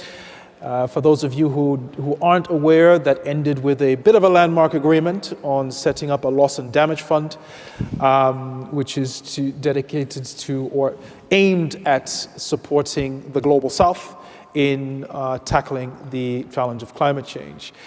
Now, that of course is part of a bigger picture around green finance and sustainable finance globally, which is becoming increasingly important, and in the context of how the extent to which climate change is affecting many regions in the Global South, particularly regions like Sub-Saharan Africa, historically the world's lowest emitter, but in many ways the most vulnerable to the effects of climate change. It has never been more important to drive green finance, green investment, and sustainable investment. Now, what we want to do with this session, we have 60 minutes, is to kind of get a bit of a sense of where we are. The estimate is that in order to transition to a low carbon growth model, globally we need $4 to $6 trillion a year, with countries in the Global South needing at least $1 trillion a year for climate action. Now, I know we live in an age of inflation, but that's still a lot of money. So how do we make that happen? Where is it going to come from? And importantly, what is the state of sustainable finance, of green finance, and how do we look forward and move forward? Now, in terms of the proceedings, what we will do is we will have a quick introductory round here where I'll throw a general question at each of the speakers, and I'll give them 2 or 3 minutes to sort of give us their quick take on that question, but also what would be good to start setting the scene here is to use that time to also maybe give us a bit of context on your work, how it relates to the topic of green finance and sustainable finance, and some of your key themes that really this conversation should be centered around. Now, Akim, you have the misfortune of sitting next to me, so I'm gonna start with you. Now, the general question is the same for all of you. You can spend as little or as much time on it as you want, no obligation. But I think it's a good way to kick things off. And it goes as follows: are current levels of green finance, as well as the nature of instruments available, adequate to secure adaptation and mitigation strategies or deal with the ongoing climate change facing developing countries? So we can split that into two. You don't have to comment on the climate change, but I think it would be good to get your quick take on where are we? Is it adequate? Do we need more? How do we get more? Akim. Thank you very much. First of all, I'd like to say that we're really pleased to be here as a newcomers in the Commonwealth family, coming from Gabon. And I'll present it from the Gabonese perspective and from the Congo Basin perspective. When you look at the carbon sinks in the world, the Congo Basin is the largest one, especially with the Amazon being a net emitter today. And when you consider that, you realize that everything that we're doing in terms of carbon capture technology, energy transition, and all sorts of new solutions in terms of reducing emission, if we don't ensure that we maintain carbon sinks, everything else that we're doing is irrelevant. That being said, Gabon has been doing a fantastic job since 30 years that we committed to the stewardship of the nature. And for the past 3 to 5 years, we've worked intensively in creating a solution from Gabon to the world, which are the 90 million carbon credits, sovereign carbon credit that we bring in on the market. And we believe that this will be a critical tool in that fight against climate change. Thank you very much, Akim. And Gabon is indeed positioning itself as a bit of a leader on the African continent in terms of... Pioneer. Yeah, a pioneer, yeah, even better, when it comes to basically harnessing the environment, right, to drive sustainability and sustainable investing. And my understanding is that Africa is actually a net carbon sink for the world. It actually absorbs more carbon than it puts out. Anyway, Chris, we've heard already about the City of London. Everyone knows about the importance of the City of London, one of the world's most important financial centers. Give us your take on the state of green finance and sustainable finance. So green finance, we think, is a perfect tool for actually driving this agenda. It's incredibly important. We believe the City of London is a leader when it comes to green finance, and I myself sit on something called the Green Finance Institute, which is promoting green finance here in the City of London. I mean, the bottom line for me is that if we're to tackle decarbonisation in the global south, we have to transfer monies from the global north to the global south. It's very simplistic, really, but capital flows are absolutely essential. And I think that the challenge is as well ensuring that there are properly defined infrastructure projects, etc., in the emerging markets, which can be funded by these sorts of monies. And there has been some reticence from investors to do this, it's fair to say, but there are some good examples of things that are really positive. So, for example, an organization called CLFI has sprung up, Climate Leadership Finance Initiative, which initially has been formed in India. And I went out there just a couple of months ago to their meeting. And this is about actually getting ready, bankable, green finance projects, which can actually be funded in India. And that model can actually, in my view, be rolled out across all our emerging markets. Because what we know today is that public finance cannot tackle this job alone. It's just too massive. We need private finance. We had commitments to private finance from GFANZ in Glasgow, and we now need to ensure those capital flows are actually going out there into the market. My job as the policy chairman of the City of London is to be the political leader of the corporation and to speak for financial and professional services sector, particularly the private sector, to government both in this country and globally as well, on this as one of my key priority areas to tackle. Thank you very much, Chris. Couple of takeaways for me there. One, capital transfers are absolutely essential, but I think, and it's implicit in what you're saying, we're not talking about charity here. We're talking about investment, and bankable projects are key to that. No doubt we will pick up on some of those themes. Diana, British International Investment, the UK's DFI, Development Finance Institution, big investor in developing economies, emerging economies, and given the dimming global outlook, in many ways the role of DFIs is becoming more important to addressing the challenge of green finance, sustainable finance. Give us your quick take on the state of things and some of the areas that you would point to as priorities. I think the short answer to your adequacy question is it's not adequate. You called out some pretty substantial annual numbers. I think the aggregated gap for emerging economies to make those climate finance targets is an additional $95 trillion, which is obviously more than global GDP. So there's quite a substantial gap to be closed there. It's even more acute as you look at those emerging economies. So only 3% of global climate finance went to Africa, sub-Saharan Africa in 2020, and only 4.7% to South Asia. So some of the areas with either the largest need and or the largest carbon challenges are seeing really significant gaps in funding. As you said, BII is the UK's DFI, and as a result, we are the largest investor in climate finance for the UK government around the world, and particularly in Commonwealth countries. It's not all climate finance, but about $6 billion, 70% of our portfolio is in Commonwealth countries. And in 2022, so just this year, we invested $500 million in climate finance in Africa and South Asia. So it's a huge priority for us. All of our investments are Paris-aligned independently of whether they're in climate finance specifically, and we're looking to invest 30% each year in climate finance. So very substantial priorities. I think net zero is a huge challenge. I think an even bigger challenge is this concept of transition, so resilient economies, creating resilience and transition through investment. Perhaps we can talk a bit more about that. Yeah, there's a lot to unpack there. But just to reiterate that figure, 95 trillion is the funding gap.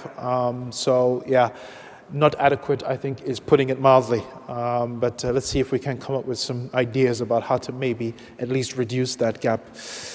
Diane, over to you. Give us a perspective from Rwanda and Bank of Kigali. Thank you, and thank you for having me today. I think everyone has said it, the gap is huge, $95 trillion. I think we do very well in terms of measuring the gaps, but also talking about the damages caused by climate change. But are we doing enough? I don't think we're doing enough. We are very good at speaking and presenting, but we're not doing enough. When it comes to Africa, I think Africa is probably the most vulnerable when it comes to food insecurity caused by climate change. And the reason is simple. 90% of Africa's food systems are rain-fed. So we don't have rain, we don't have food. It's as simple as that. And I think the minister from Kenya earlier today was pointing to this, the worst drought in 40 years. Probably many people here have seen the tragic images of wildlife losses, deaths in the region. So yes, the damages are there, the people are there, the experts are there, but let's start doing it.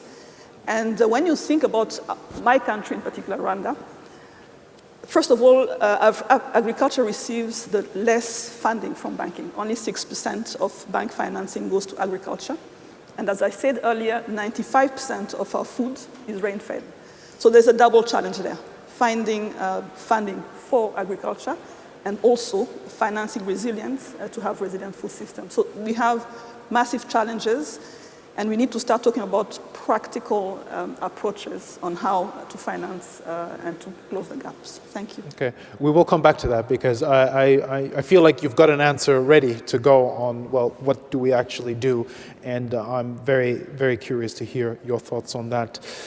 James, you have the advantage of having listened to everyone else, so you can cherry pick what you'd like to comment on. So I'll give obviously the Vanuatu perspective. Everybody is impacted by climate change one way or another. I think what we're trying to do is to, although we're very proactive, and in fact through the climate change agenda, Vanuatu has found its moment on the international stage. We are currently running an initiative to drive a resolution through the UN General Assembly.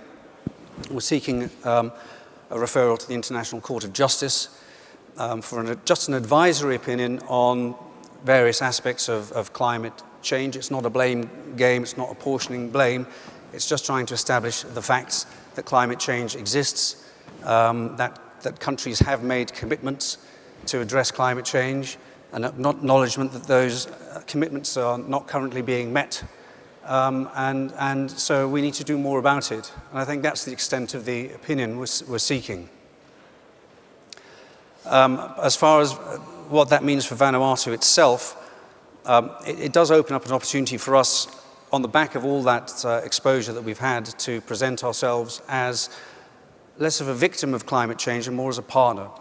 And we want to, we like everybody has recognized here, there's not enough public finance available, so we have to go after private sector finance.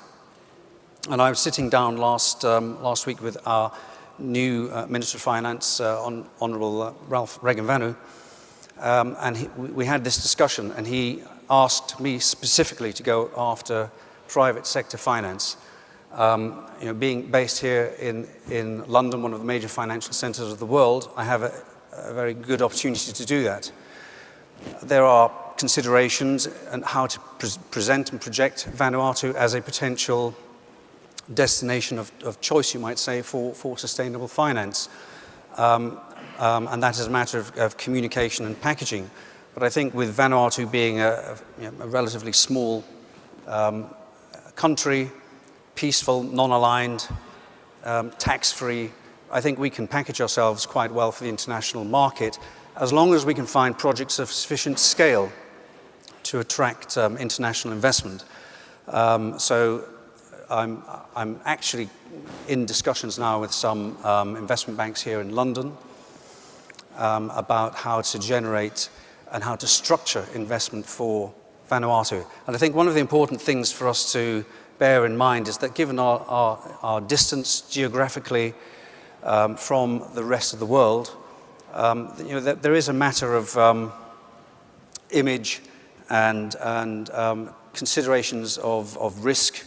How do we present ourselves as a relatively low-risk destination? And I think the couple of points there are that a little money goes a long way in a country like Vanuatu and can yield very visible results. And I think that can be quite attractive to people, whether it's a financial return or just a result presentationally on their investment. So I think that's a key consideration for us. And I think the more that we can control and maintain the finance from a recognized financial center like London, and then bring that finance to bear into Vanuatu, then the more chance we've got of raising capital here and having it administered professionally and giving people confidence that the risk is minimized. So those are a few thoughts. I like the point you make around positioning Vanuatu not just as a victim of climate change, but as a partner in climate action. It resonates very strongly with in the African context as well, because a lot of the narrative is around victimhood, which is, how shall we say, perhaps not the most useful way of approaching the problem. Now, let's try to look forward here a little bit. We've established that financing is inadequate. There's obviously a hefty to-do list to scale up and to bring in the private sector. That's a key priority because public funding, especially in the current context, is simply not going to get the job done. Before I sort of open that up for everyone, Akim, I'd like to turn back to you because on the topic of, well, what do you do, right?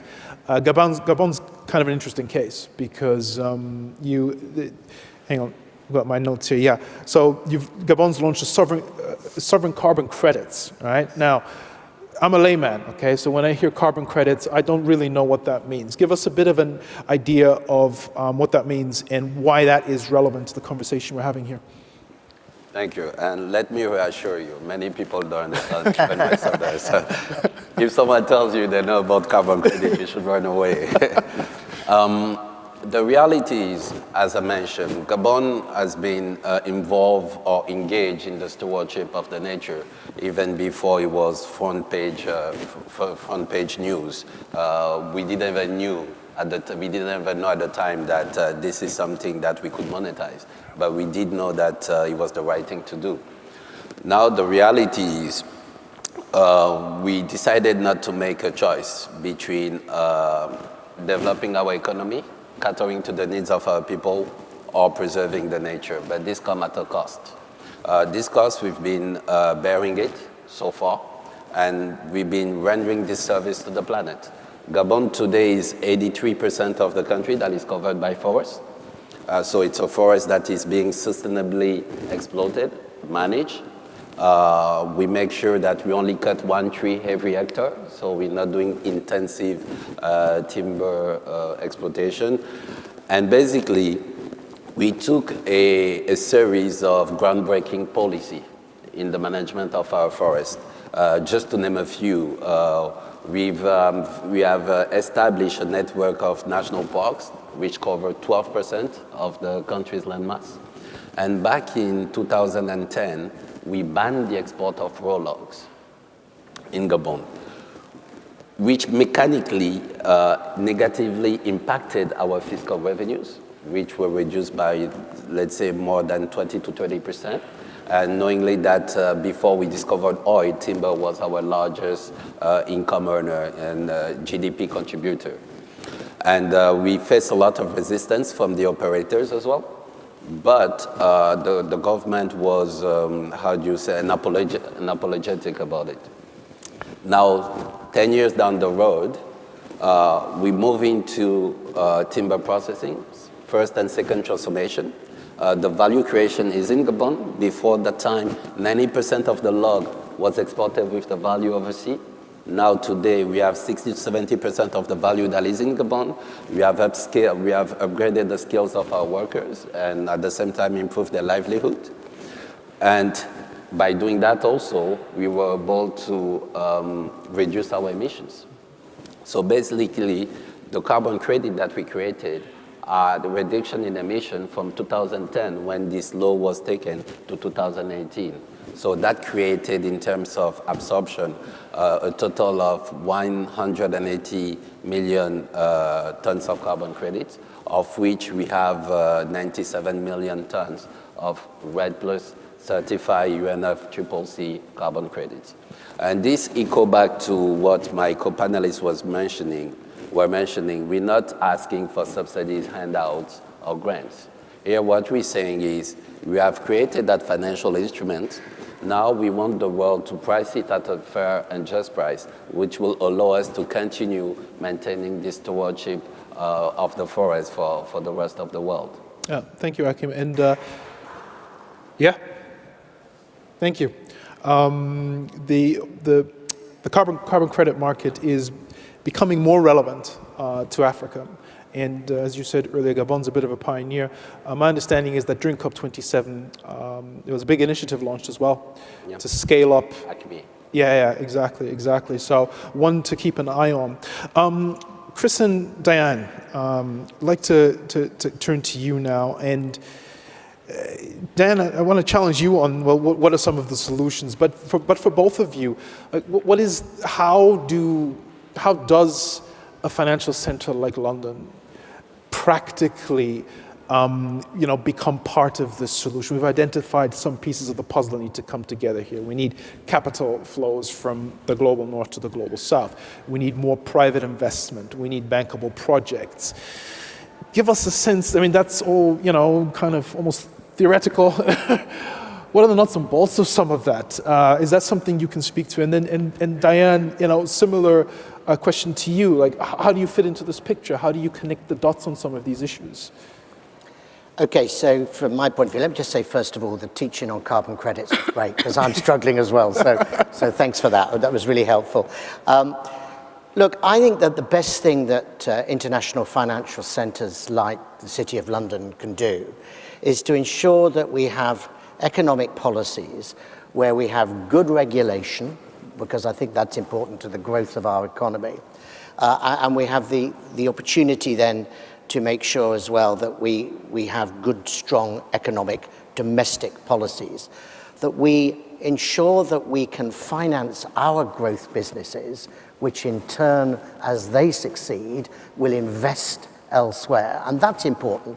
And a big part of doing that, I might add, at the moment, is about skills and having the right people to actually work in these growth businesses in the City of London. If I think of one of our most successful bits of our financial services ecosystem in the City of London at the moment, it's around fintech, financial services. And yet we struggle to keep those businesses in this country, grow them in this country, to get the right talent into the country and to retain that talent as well. So good regulation, good positive domestic policy in the IFC, in the International Financial Centre, that stimulates our growth so that, as you create, so you can share. Thank you, Chris. Diane? Thank you. I think, as everyone says, we want to be part of the solution as opposed to just talking about things. And maybe you followed that KIFC, which is the Kigali International Financial Centre, recently launched a roadmap for sustainable finance. And this is aimed at doing two things. First is making finance sustainable. So how do you do that? If you ask me as a banker, I'll know my credit risk, my liquidity risk on fingertips. I know everything about credit risk and liquidity risk, but I don't know about my climate risk. So what we want to do in that framework is to make sure that bankers, players in the financial industry understand the transition and start integrating climate risk in decision-making every day. So that's one. So what KIFC also wants to do is scaling access to sustainable financing. And this is by providing thought leadership in designing the right product structure that are relevant for part of the world, which is the East Africa region mainly and the African continent in general. And looking in particular at agriculture, because as I said, agriculture, our food systems rely on rain. And if there's no rain, there's no food.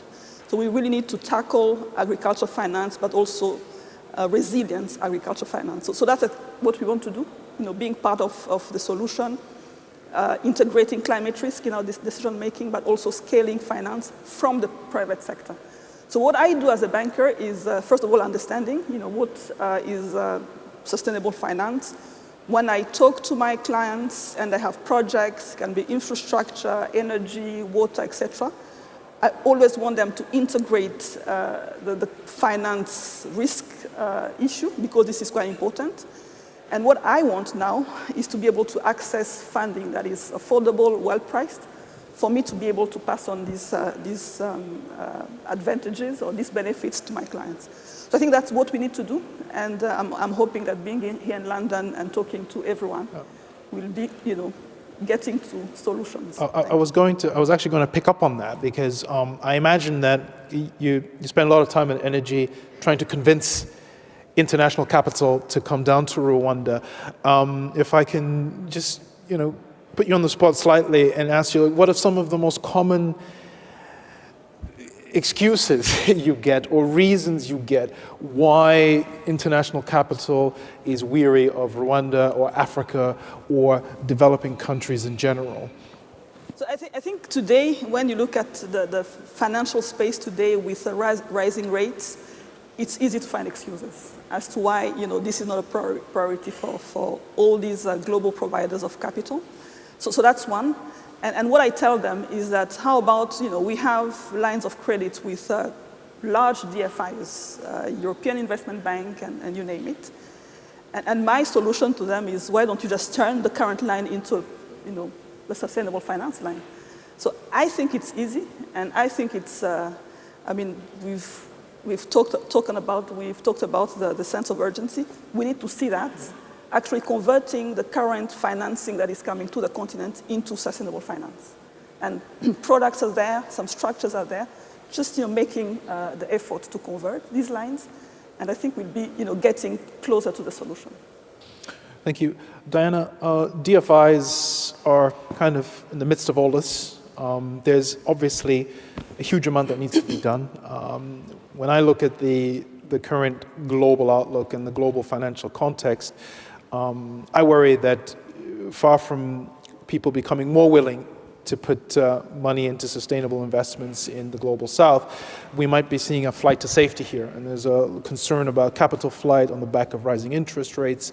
In that context, do DFIs kind of have an important role to play here to, at the very least, keep the torch running? And on the topic of solutions, there's a lot to be done, but what would you point to as some of the things that are working and areas in which you would say, well, if we do X, Y, and Z, then we can start to make a dent here? So, to your first question, I obviously think DFIs have a significant role to play. They play a very unusual role in investing in private sector finance and projects that we believe will be successful and will be profitable, but investing in them often at a stage or a point in transition where others are wary to invest or where they need a kind of boost in that. And actually the ability of DFIs to mobilize private sector finance, I believe, will be critical. We absolutely believe will be critical to investment, not just in climate finance, but more broadly in some of the markets you're worried about.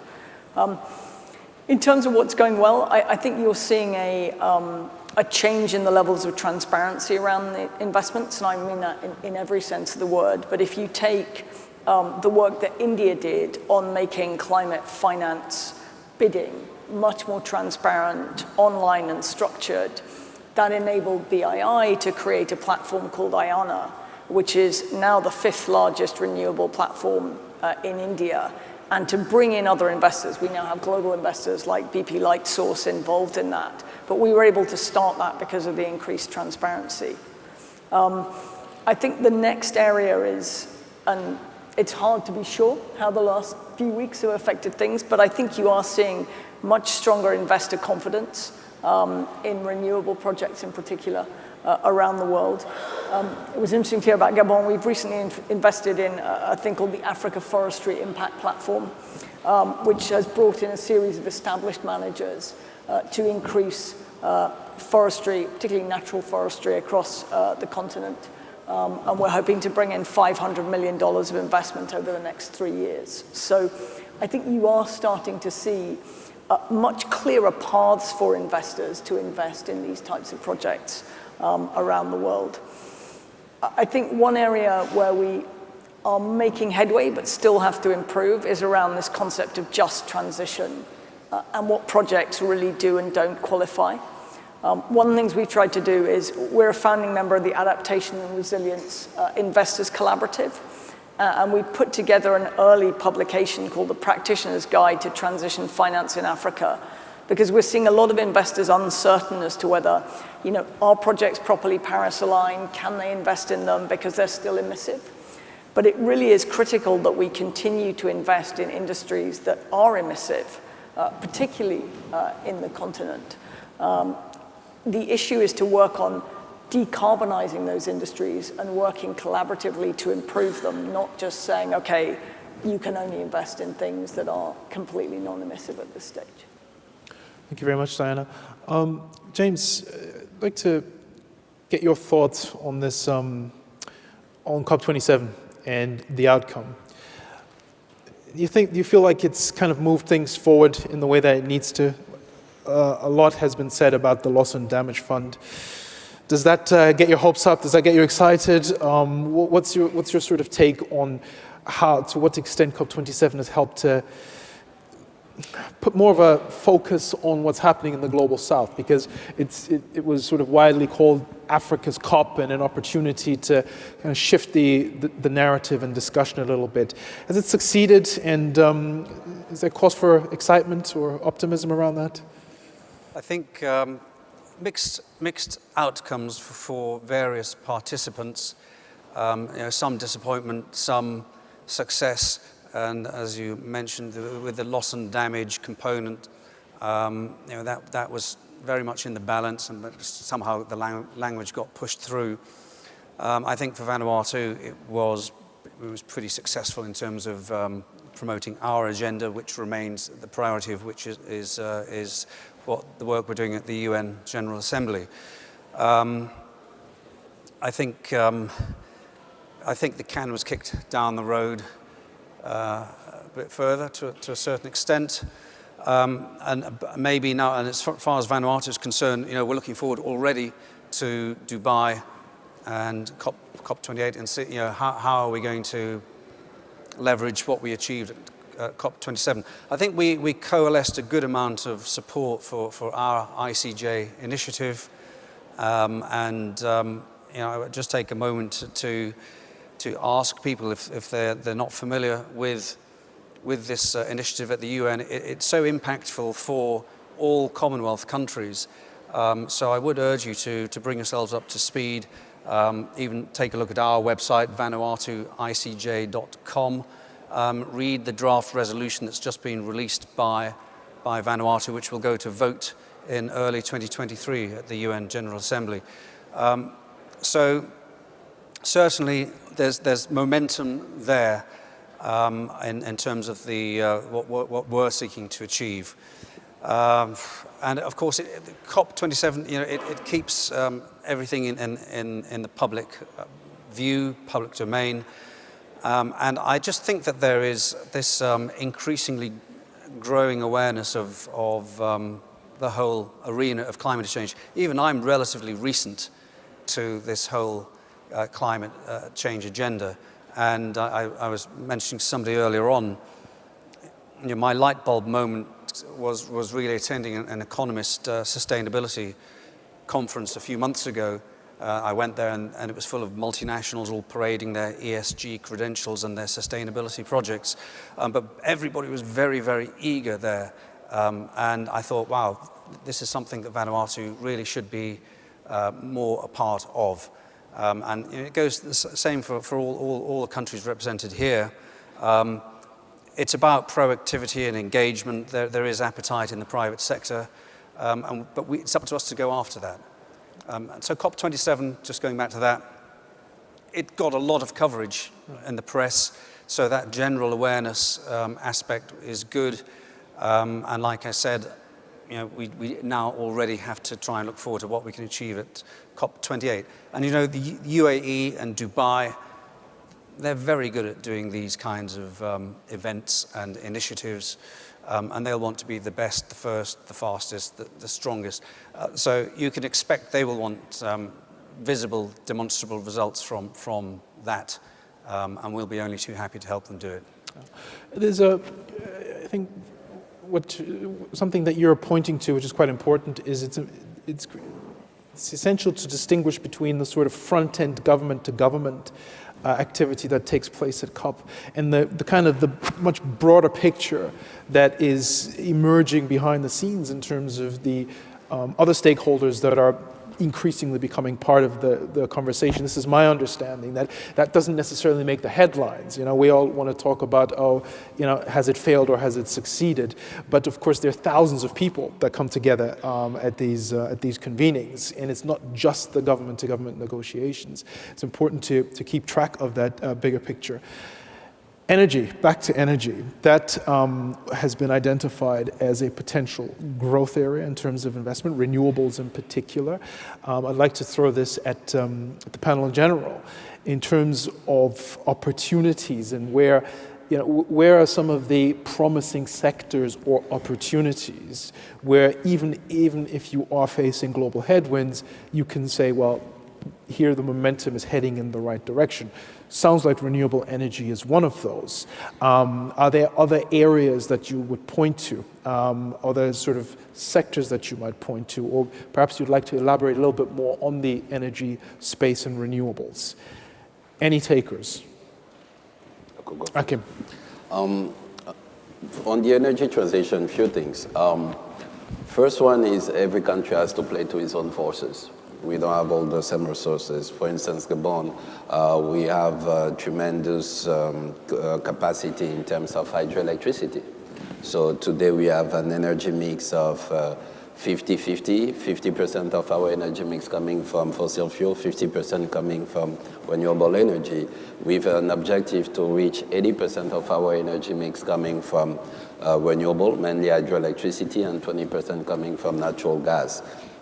That being said, I really believe that we also have to be honest and pragmatic when we talk about energy transition, in the sense that gas definitely has to be taken as an energy, a source of energy transition for the countries. Maybe not necessarily for Gabon, but when we look globally on the continent in terms of solidarity. And today we're sitting in a country that has not finalized its transition. So it might not be really reasonable to expect African countries to leapfrog. So that's a point I really think it's important, and I really wanted to make here on the energy opportunity and energy transition. Just like to yes. add to that, I do think that renewables are seeing a really strong boost, not just from climate investment, but actually often from the very tragic events in Russia and Ukraine, I think have really emphasized the need for renewable, but the need for local as well.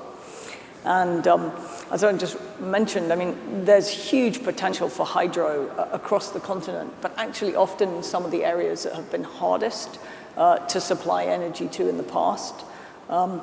We invested in a company called Gridworks, which builds small-scale electricity transmission grids, and has been working in the northern DRC to set up a hydropower project there and power 3 of the northern cities, which is something that I think wouldn't have been possible just a few years ago. So I think there's an increasingly strong alignment between the global climate agenda, the importance of renewals as part of an energy process, but also the value and need for locally sustainable energy. So I think that is an important driver going forward.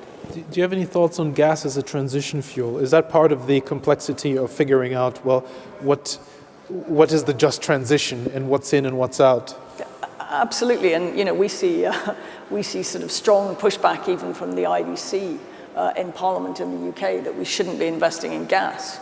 But we have recently invested in a project in Mozambique, which is a transition project. It uses gas for the next few years, but will become a renewable project after that.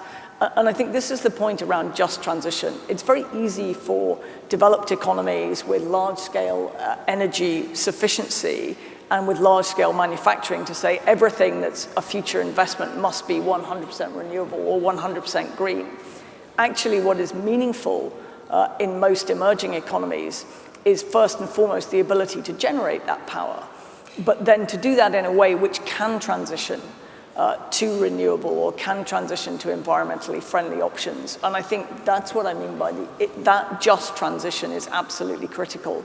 And so getting global agreement on how to invest and what the criteria are around those transition fuels is very important. And I think gas is a key one. I mean, coal is obviously much more challenging, but gas as a transition, I think, clearly has value in some parts of the world. Yeah. I think investors in every sector, including energy, that they respond to incentives. And we need, in our region, for instance, energy is produced by small IPPs, independent power producers. And these typically produce megawatts, 2-3 megawatts. But how do we give these people access to affordable finance? Because this is the only way. Otherwise, the person who is importing coal or using coal is going to, be more successful. Because if the price of finance, the cost of finance is the same, there's no way you can finance the transition. So what we need to do is to make sure the small IPPs on the continent have access to affordable finance. I think that's the only way to finance the transition. And this means large banks like us have to be able to access affordable finance in global capital markets so that our clients will also get access to this funding. So it's the only way, in my view, because energy is produced by the private sector, is really to create the right incentives for these people to be able to produce renewable energy. You just used the word, capital needs incentives. And for those of you who are familiar with Africa, a common theme that you will hear is that the continent suffers from a risk premium. Risk perception premium, that risk, whether justified or not, is kind of axiomatically assumed to be higher in Africa, and as such, it's a more dangerous place to do business. But in many ways, it's nothing personal, right? And if you put the right conditions in place, capital will go. I mean, they're not as global capital isn't hesitant about going to China. It hasn't been for quite a while, and many other emerging parts of the world. Diane, if I could start with you on this, what are those building blocks? What are those incentives to kind of basically just tick the boxes? Because my sense is, if you can't tick the boxes, there will always be some people who just I'm not doing Africa, right? But I'm sure there's quite a broad spectrum of people who would quite happily put capital into a part of the world like Africa if the conditions are met. What are some of those, and what are some of the important ones that are missing? So, I'll give you my perspective. Mm-hmm. I think a global provider of capital does not need to reach the small IPP in Rwanda. I think he or she can reach that small IPP through me. And I can absorb that risk because I understand the risk of doing business in Rwanda. Maybe someone who's based in London doesn't. But we are here to serve as intermediaries, and that's what we do. We can get this global capital. We happen to be listed in Rwanda, in Nairobi, and we want to be intermediaries. And I believe we are ESG compliant. I think it wouldn't be a problem. But thinking that someone based in London will have access to an energy producer in the southern province of Rwanda, I think it's going to be difficult. Mm-hmm. But let's make good use of intermediaries because we can talk the same language and we are able to get to the right outcomes and the right impact.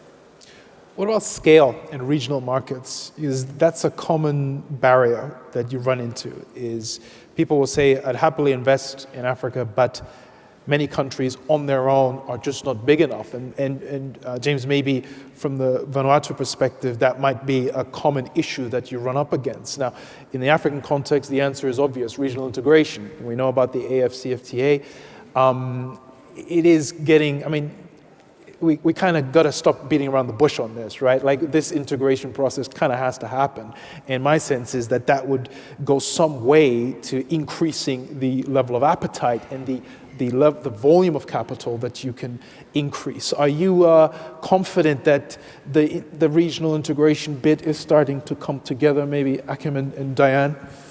On the integration bit, it's taking time, but I believe we're really getting there. And that will be a real unblocker or unlocker in terms of capital flow to the continent. But quickly to touch upon the point that you mentioned earlier, there's the issue of risk perception has to do with asymmetry of information.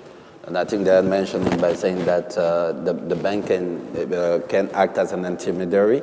And at the same time, when you take an institution such as the one I have the privilege to lead, which is a sovereign wealth fund, that's also some type of vehicles that can bring those natural edge to the investors. Because now when an investor comes to Gabon, he knows that there's an institution, the sovereign wealth fund is there. And if we team up together, if we co-invest, we bring our understanding of the regulatory framework, our contacts, our understanding of the environment to the transaction. And at the same time, we do invest on the project, so we have skin in the game and we have total alignment in terms of interest. And we've seen for the past 7 years that the fund's been running, we've seen that also as an unlocker of capital flow to the country. I believe there are reasons to be optimistic. I think integration is happening. It should have happened long ago, but we see good progress now. And then again, I see African players being in a better position to benefit from this integration. When I talk about Rwanda, my main competitors are African regional banks. Equity Bank, I think James Mwangi will probably be here later today, EcoBank. So we have regional players that are established, that understand not only global capital markets, but also individual local markets and can take risks in these countries. So that make use of these people because they've done this for a while. They know how to intermediate between global capital markets and individual countries. So I think, again, there are ways to do things. We just need to get at it. Chris, to kind of turn this, look at the other side of this coin. There's what can be done on the ground in a part of the world like Africa to incentivize capital. Well, what can you do to incentivize capital? There was a comment made during the opening ceremony by John Glenn around institutional inertia in the city of London. Is that part of the problem? Yeah, I've got to be honest. I think there probably is some of that. I mean, if I go back, and I was in Sharm el-Sheikh as well for COP27, and the thing that really, really hit me was that we've now got to get to a point of delivery. That we've been, talk is cheap, if I can put it that way. Lots of commitments were made at GFANZ, lots of money was promised, but we actually have to get into a period of delivery. And I think this theme, and we've heard it talked about on the panel today, of a just transition is incredibly important. And you picked up at the start on, this isn't charity either. This is sound business propositions. And that's what we've got to persuade the city and financial institutions of, that this isn't a charitable endeavor. But when I was in Sharm el-Sheikh, I remember Ashok Sharma, who is president of COP26, saying 1.5 is still alive, but it's on life support. And actually, I thought that's quite a serious statement when you actually unpick it and realize that the speed at which we are moving is still way too slow. The monies which have been promised are taking too long to deliver. And if we're really going to get to 2050, we've got to make sure that COPs are more than just thousands of people gathering and all agreeing that we've got a major challenge to the planet. It's what we do, it's how we solve it, it's how we get that money, not just from the City of London, but from other international financial centres out there and actually working. I couldn't agree more. Diana, would you like to comment on anything that's been raised? I think the only thing I'd say is you've got to work on all parts of the chain. So I think the government and public sector has to work on the enabling environment and the regulatory environment, and I think Rwanda and Gabon have done a terrific job on that. I think there is a big role for the financial services industry in structuring transactions and making these investable. Obviously, having additional participants like sovereign wealth funds clearly helps with that. DFIs can also help in de-risking of projects, but it's having that full spectrum of financing and the ability to structure it, as well as you say, being able to route finance clearly to the institutions that can invest most effectively. We have a few minutes left, and what I'd like to look at in the time that we do have is what the impact of the state of the global economy on the prospect for sustainable and green investment and financing is. It's a question of if, not when, we're heading into a recession, I think. It's a question of how bad it will be, and that's up for debate, but, it's going to get worse before it gets better.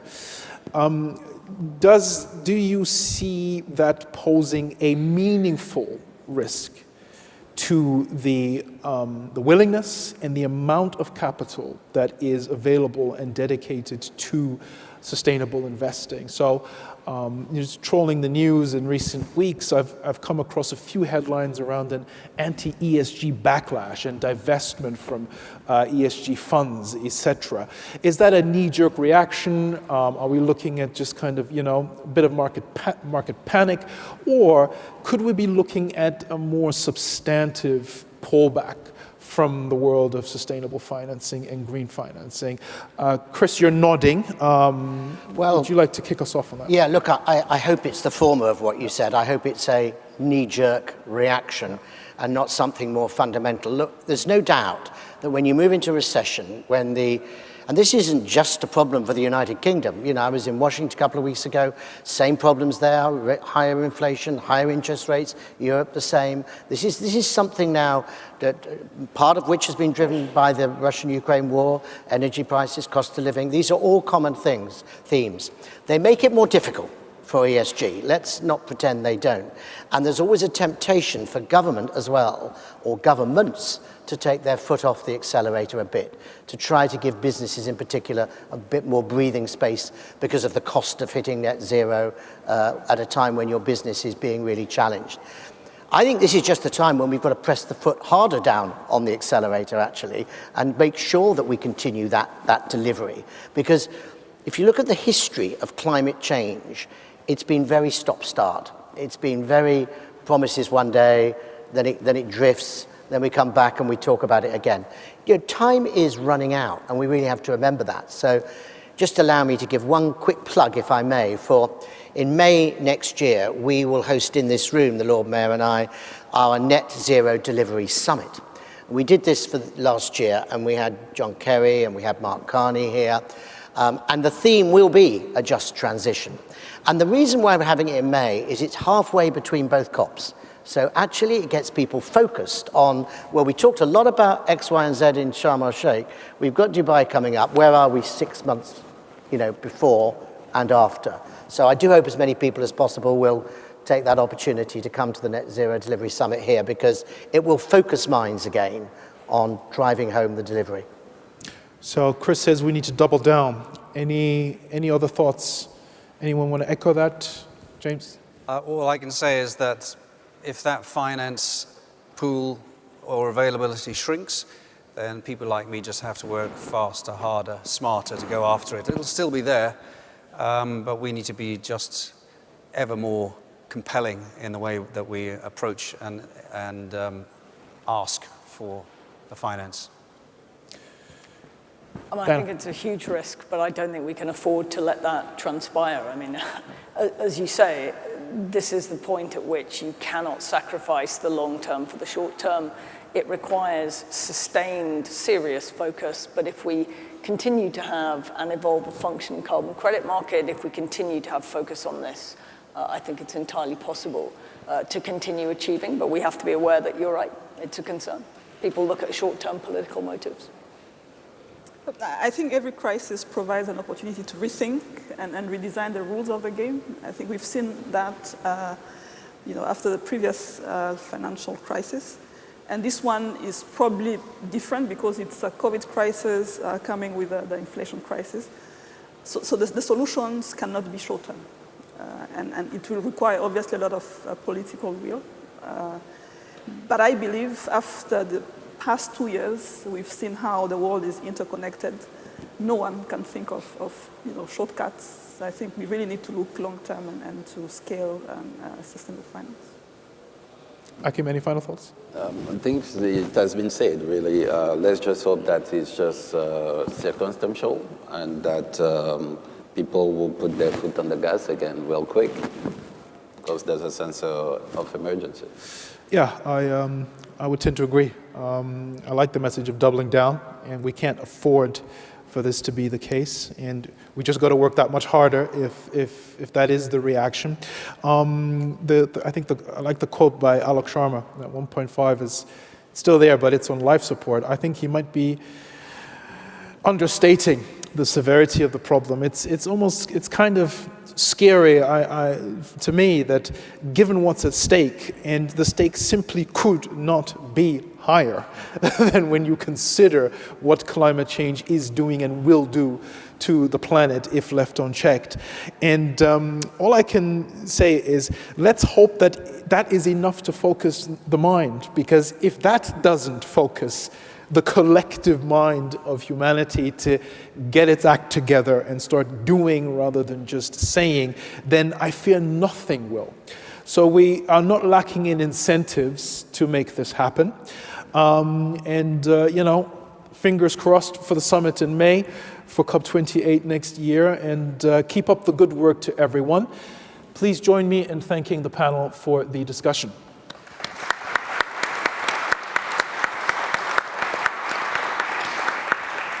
Good news, we now have a 15-minute break. You can stretch your legs. You've been very patient. Thank you so much. Get some coffee, get a snack. Back here in 15 minutes for the FinTech panel. You will not want to miss that one. Thank you.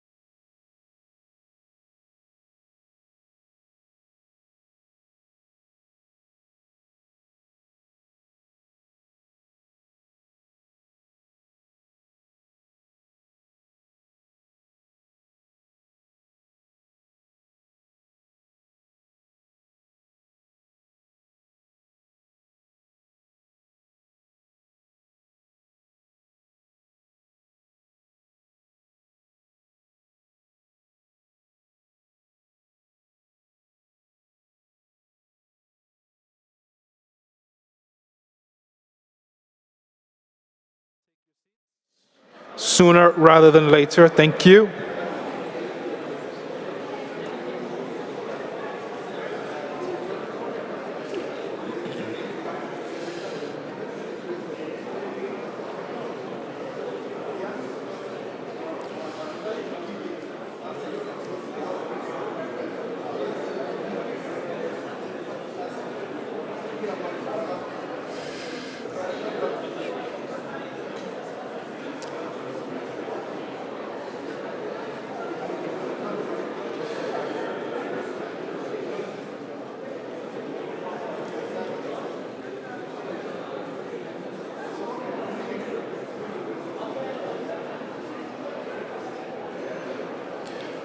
All right, I'm going to have to ask you to quickly take your seats, please. If you want to keep networking, you can do so outside.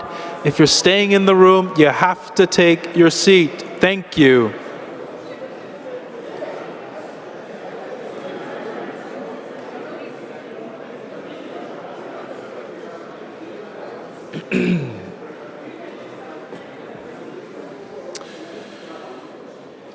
Okay, I'm going to hand you over to Jay Gomez, who's a partner with Three Eye Lawyers, sorry.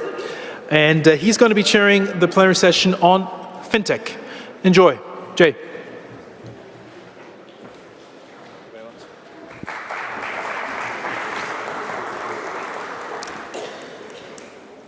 Your Excellencies, Head of Government, Ministers, ladies and gentlemen, welcome to the FinTech Innovation Panel. My name is Jay Gomez. I'm a partner at Three Eye Lawyers, a firm in Gibraltar, and it is a pleasure to be moderating today's panel. We have an excellent lineup of panelists, but before that, your next speaker is a gentleman who had the foresight to embrace technology within his own financial institution, and this has undoubtedly contributed to their success story. It is a pleasure to introduce the founder and chairman of Zenith Bank, Jim Ovia. Thank you.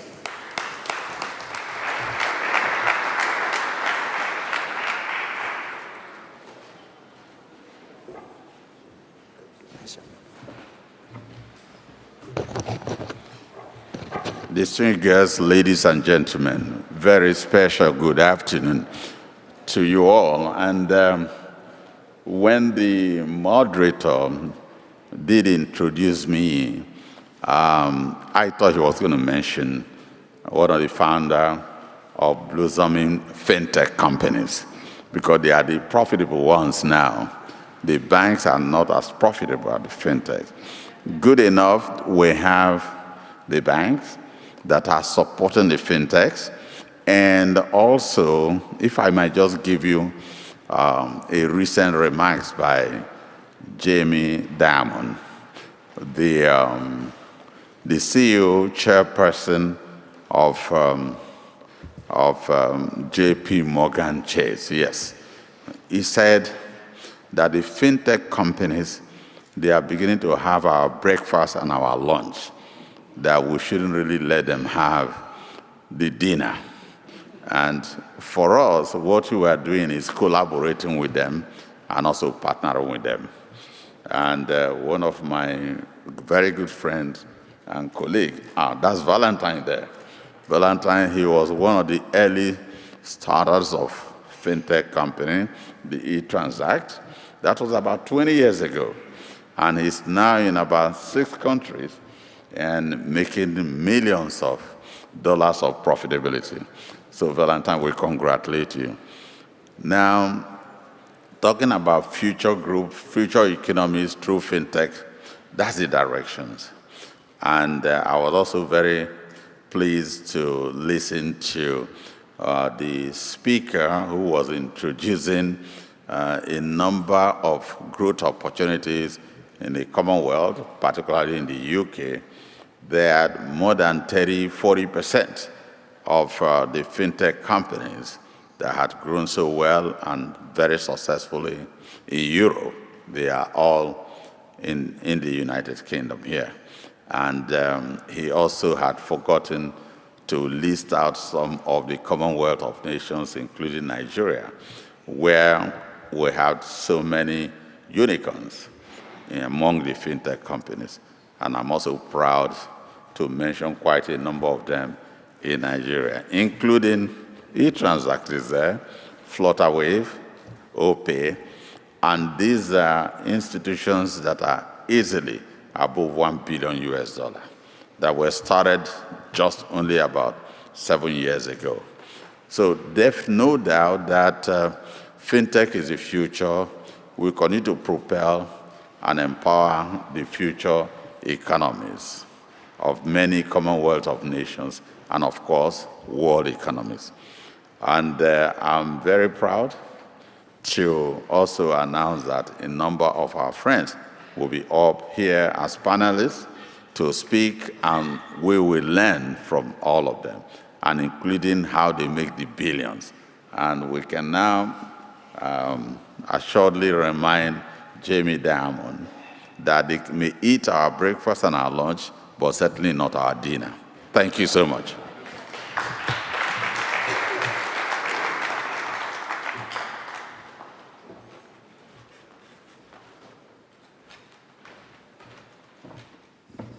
Thank you very much, Jim. I'd like to invite the panelists on stage for the FinTech session. Thank you.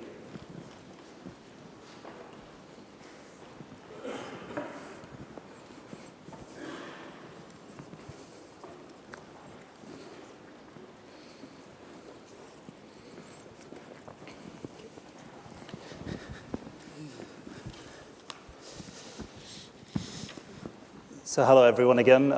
We're very fortunate to have a panel of innovators amongst us.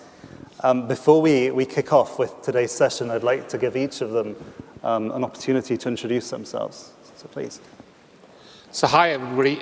My name is Bhairav Trivedi. I'm the CEO of Crown Agents Bank. We are a small bank here based in Sutton, but pretty global in outlook, and we operate in about 130 countries globally, primarily doing foreign exchange and payments. And we have a strong legacy. We've been around for about 180 years, but over the last 3-4 years, we've actually migrated the business model to really assist pretty much international development organizations, regional banks across the world, as well as fintechs across the world. Thank you. My name is Valentine Obi, and I'm the founder and group CEO of e-Transact Global. We started in 2003. Like James said, long before the word fintech became, or rather came into the dictionary.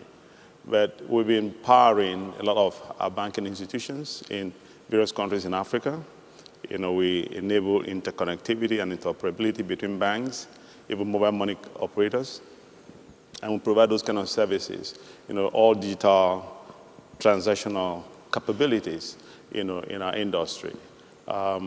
It's also important for us for me to say that in the past 20 years, we have seen quite a lot of growth in this area, and it is really heartwarming to see that those things we started 20 years ago, and people thought it wasn't really the way to go.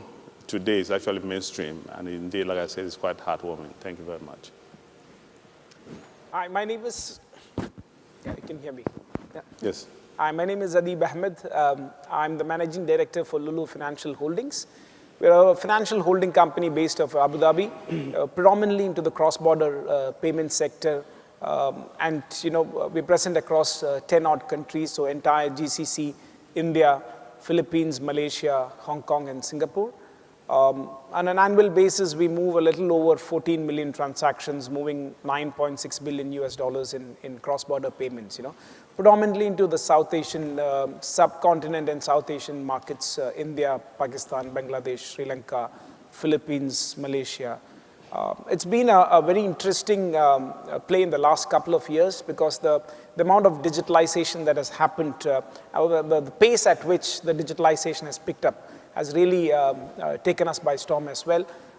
And then, of course, the newer areas, which is into the SME sector and the B2B, is also now taking up its stride. So I think it's a very interesting time that we are seeing today. And of course, the next couple of years, we'll see many more disruptions happening in this sector. Hi, everyone. I'm Janine Hurt, the CEO of Innovate Finance. We are the industry body for UK FinTech, and we support the next generation of technology-led innovators to create a more inclusive, a more democratic, and a better financial services sector for everyone. We are a membership association, not-for-profit organization. We bring together early-stage startups and your high-growth FinTechs like Wise, Revolut, Klarna, Starling Bank. And we also bring together a number of the large incumbent financial services players like Lloyds Bank, Santander, JP Morgan as well, and the big techs such as Google and Amazon to really look at how we can transform financial services for the better and for the benefit of the end consumer. Thank you all. So in my own practice, one of the most common frustrations that we hear from individuals like yourselves involved in FinTech is the frustration of the lack of support for the industry, and in particular for innovation. Do you feel that is the case? And if so, what more do you think policymakers can do? I'm happy to feed in from the UK perspective, as that's our focus point.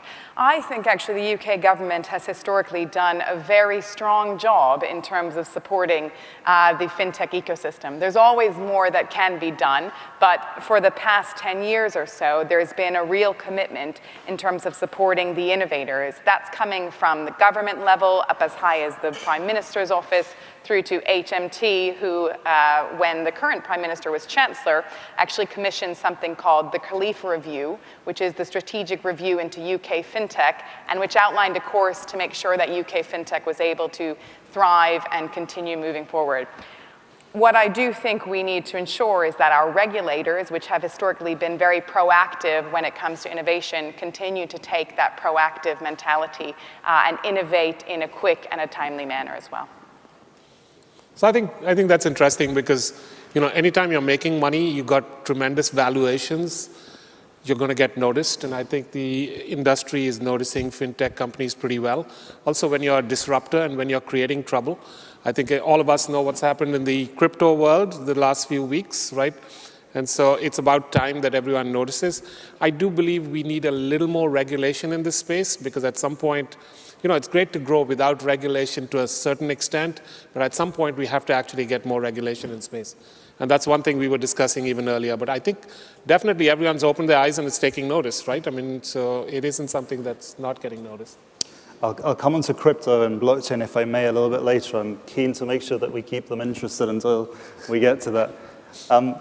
In general FinTech terms, does the panelists feel that traditional financial services regulation hampers the growth potential of some of these businesses? We heard the Lord Mayor, for example, mentioning Solvency II in the context of insurance, and we know the impact that has on insurtech companies in particular. Do you feel that's partly the case in some of your own sectors, the traditional financial services legislation being a barrier to growth? No, I think in my own industry, I don't, and also my location, like in Africa, most of the central banks have actually recognized this quite, of course they started late. Like most regulators, they actually follow the technologies.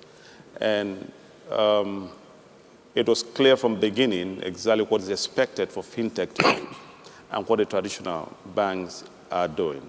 Now, I don't really see in Nigeria or in Ghana, limitations, because from day one, as you enter in the market, you understand, what you expected of.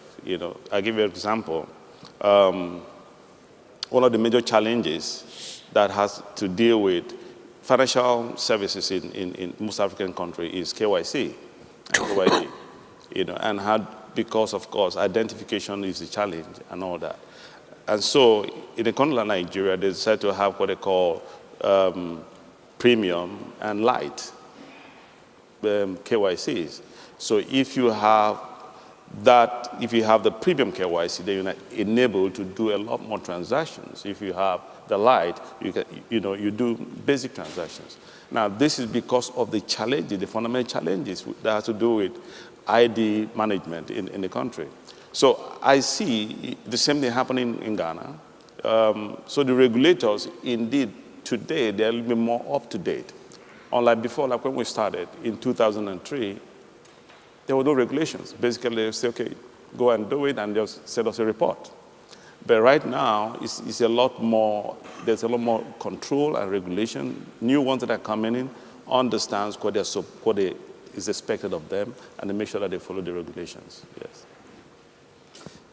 Please. Yeah, so from the areas that we operate inside, especially on the GCC aspect, so the GCC is always seen as a very high-risk region as such, but contrary to that aspect, on the UN regulations where we are asked to bring down the cost of remittance on a yearly basis and to maintain a very healthy atmosphere for the expatriate workers who are working down there.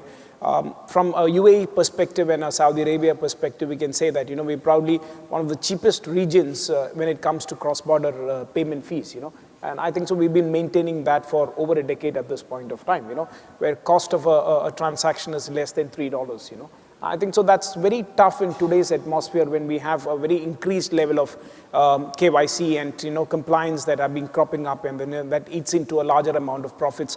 And we work on very thin margins on high volumes as such, So the biggest challenge that we find is where the international bank is looking to de-risk players such as us without understanding the amount of effort and compliance that we put inside in onboarding our customers inside, and that's a very 12,000 feet outlook sitting out of US or in Europe and looking at the region and not quite understanding about, how effective these kind of systems are playing. And it's very different to what we find in this side of the world. Here, a cross-border payment is predominantly a mom and pop shop that works out of a supermarket and so, whereas in our part of the world, it's a very highly regulated industry where that's the only function that we actually do in a very controlled atmosphere, and without understanding these kind of things, when larger banks looks at de-risking, it becomes a bigger problems to institutions such as us. But having said that, in the last couple of years, we have seen the larger banks opening us to view us as a last mile connectivity to the end consumers, and I think so that has brought a very positive approach into a new perspective to our line of business as well. Yeah, and I think, just wanted to add to that, I think it's important that regulators are there to create rules and make sure people follow them, right? We're getting really sophisticated in the kind of financial products we are creating. FinTech is creating some amazing opportunities, amazing products. Oftentimes, we don't quite understand them ourselves. So in that environment, you want to make sure there's someone to set the rules and to make sure that people follow them. So I think it's really important that we have regulation. Yeah, I would absolutely echo that. And I think sometimes there's a misperception that fintechs want deregulation, and that's actually not the case. We want smart regulation, we want intelligent regulation, because we want to enable consumers or small businesses to be able to utilize this new technology and benefit from it, but also be protected. So it's really important that we see regulators keeping pace with this new technology, and that we also have responsibility as an industry as well to provide them with education to increase their capability and their ability to regulate some of this new technology as well. I agree. I mean, I think it's a critical point. One of you mentioned consumers, and obviously that is always central to the regulator's focus. Touching on that point a little bit more, as we've hopefully emerged from the COVID-19 pandemic, we've seen tech development within financial services and also tech adoption by consumers themselves, because during the pandemic, they were left with little choice. Do we think that's likely to continue? Absolutely. Yeah, absolutely. I think so. Before pre-pandemic, we were sitting at 10-15%, and now we see the entire consumption sitting at very close to 50%. We still have a long way to go, and I think so that's educating consumers, getting them used to the way of this new utilization. But also, having said that, the payment ecosystem plays also a very important role. How do we connect into the payment ecosystem? Is it expensive to connect? When we don't have an integrated payment ecosystem in the country, then we have to use the likes of MasterCards and Visa, where you charged 1.5%, and that becomes extremely large sums when we look at high-scale remittance that is being performed. So it also depends a lot on the local regulator and the payment ecosystem that has been developed into countries.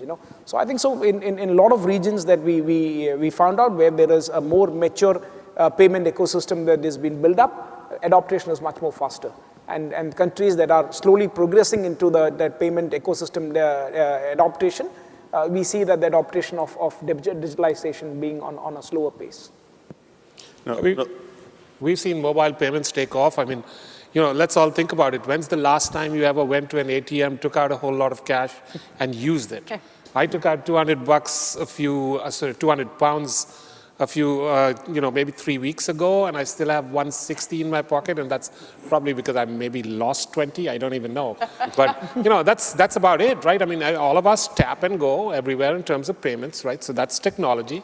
I remember a few years ago we were saying, oh wow, mobile payments, will it ever take off? And now it's here and it's going to stay, right? And pretty soon we're going to get to iris recognition, facial recognition, who knows? I mean, where it's going to go. So I'm really excited about what's happening. True. No, I think the trend is going to go, in fact, even going to go a lot more faster. And I remember even when we started, in those days, just by SMS, 2003, I mean, most people don't even have any mobile payment on the app stores, But today it's all over. If you look at in 2003, for example, a country like Nigeria with 200 million people had only 350,000 working landlines with less than 50,000 mobile phones. Today, the simple, over 218 million, they have over 206 million cell phone users.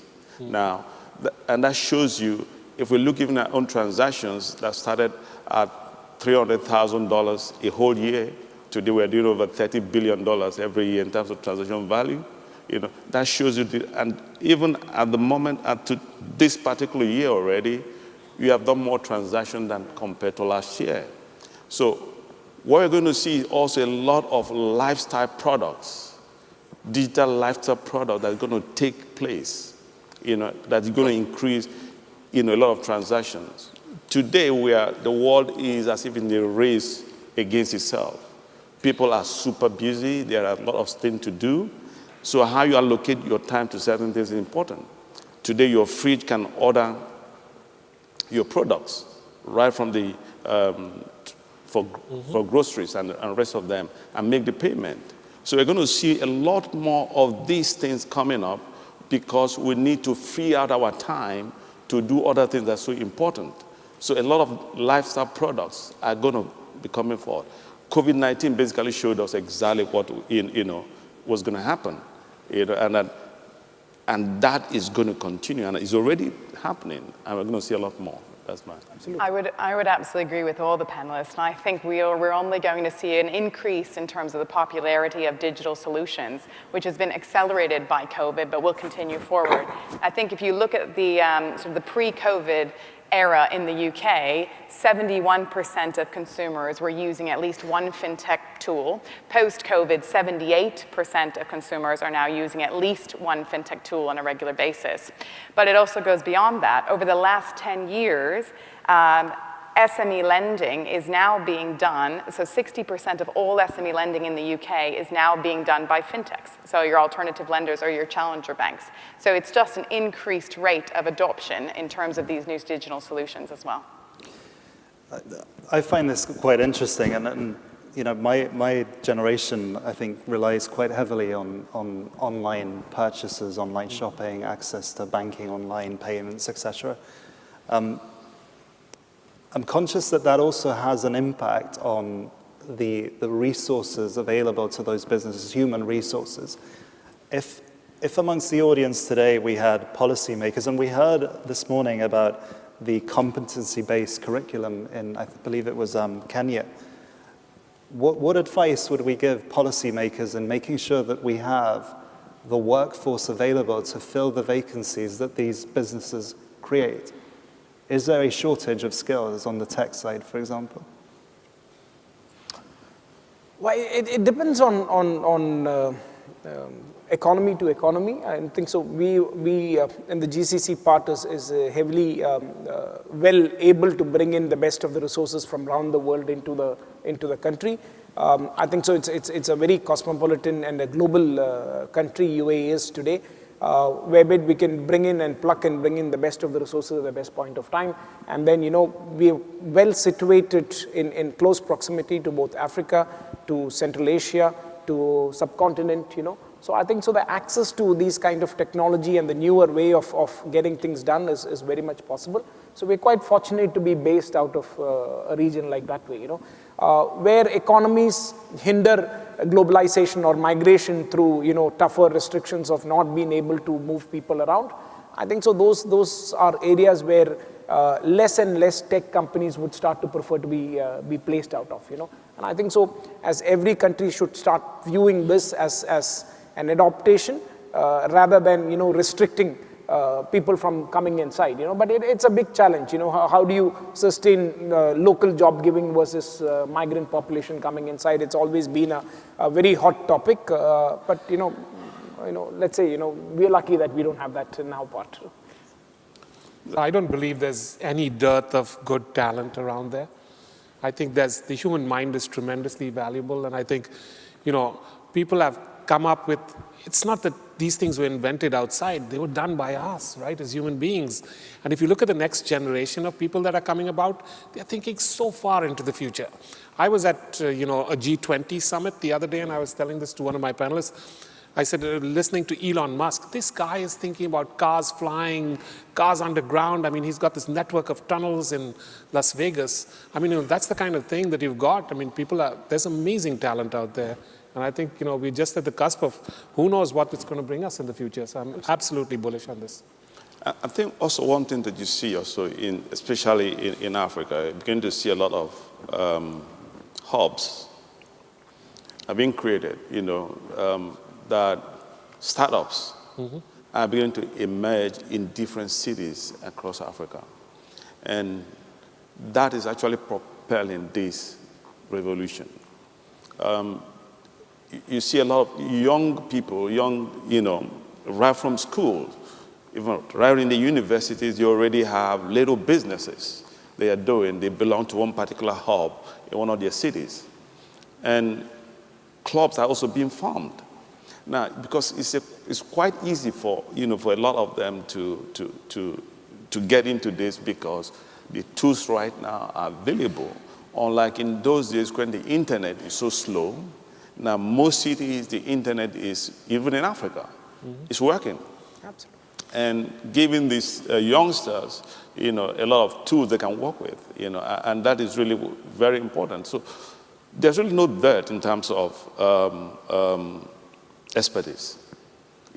More are being created on a day-to-day basis, and we're going to see that continue to happen. Yes.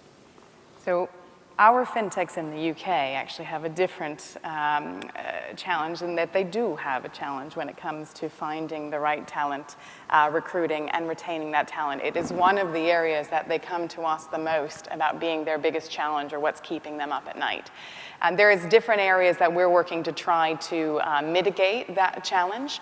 I think there is one key aspect, which is the ecosystem here in the UK is incredibly diverse when we look at an international perspective. So in 2017, we surveyed the industry, and more than 46% of those employed in UK fintech came from outside of the UK, or from a different nationality. So making sure that we have policies in place to access that great international talent is absolutely core.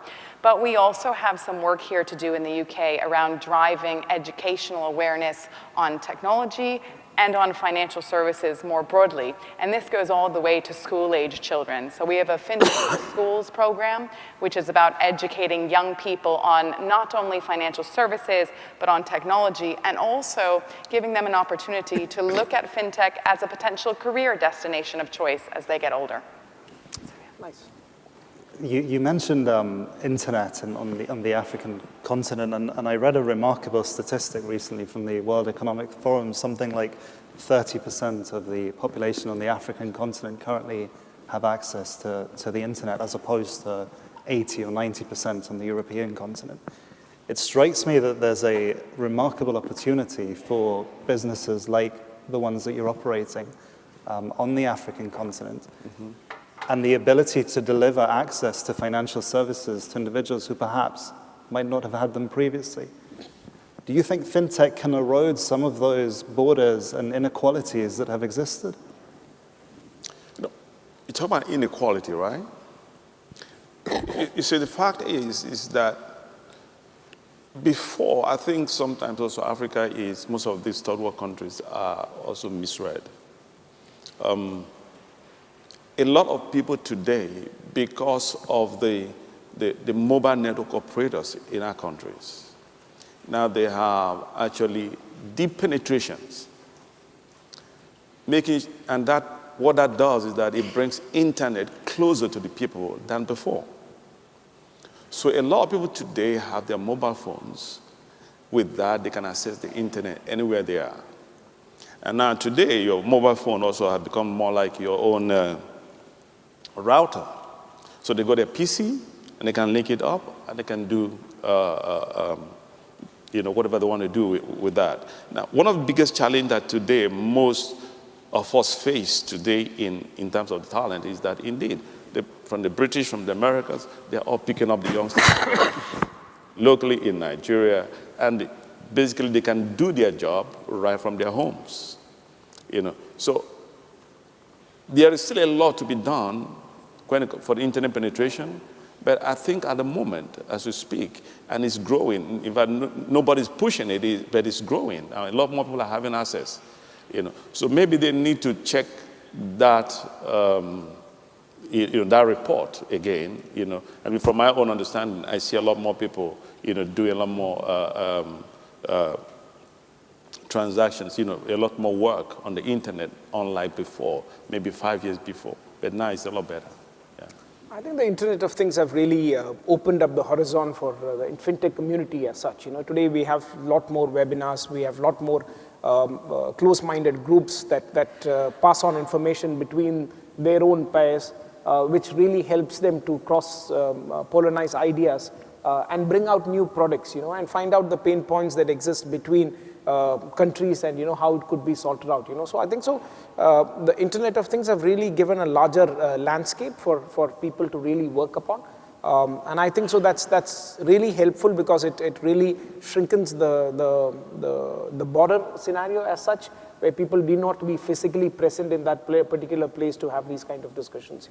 So I think it's been a good element of things, but on a contrary, on the fintech space and so on and so forth, on the initial startup, a lot more cyber crimes, fraud, and all those kind of things is definitely a huge challenge when it comes to the cost that needs to be put in by these kind of new setups and startups that has to come inside. So cyber threats and crimes are a serious challenge when it comes to these new set of fintech innovative people that are coming up.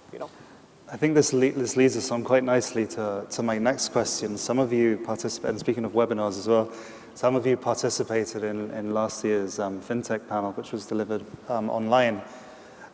What would you say have been the challenges and also the opportunities that have arisen in the last 12 months since you participated in that panel?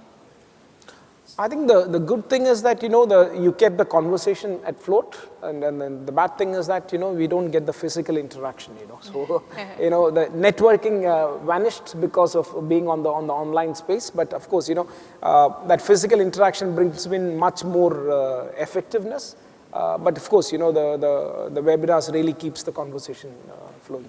So I think you're specifically talking about fintech changes, et cetera. I think a lot has happened in this space and continues to happen. I hate to come back to my old favorite hated subject called crypto and digital currencies, but we've all seen what's happened in the crypto market, right? At one point we thought it was amazing, then next week we thought it was horrible, then we thought it was amazing, then we haven't decided whether it's horrible or amazing right now. And, that's been pretty bad. But I'm more bullish about a couple of other areas. I think digital currencies, specifically with a focus on central bank digital currencies, I think this is going to manage settlement times really well across geographies. And not at the retail level, but more at the business level. And, we had stable coins, and some of them were not quite stable, and they went down. But I do believe that stable coins are going to manage the transition of central bank digital currencies from one currency to the other until we can come out with something firm. Again, I think all of these opportunities are tremendous. They've evolved quite a bit since we last spoke. I mean, I know there are many more central banks considering digital currencies. The US is now considering a digital dollar, which then calls into question, will we ever need a stable coin if you've got a digital dollar, right? I mean, it might wipe out that part of the industry altogether. So there's a lot happening. I mean, and I think more to come still in this space, which is going to be tremendously valuable for payments and businesses across the world. I very much agree in terms of the digital currency and especially the opportunities around the wholesale side, absolutely. I think that's something we've seen and will continue to see. I also think over the last 12 months, we found ourselves moving into a very significant cost of living crisis around the world.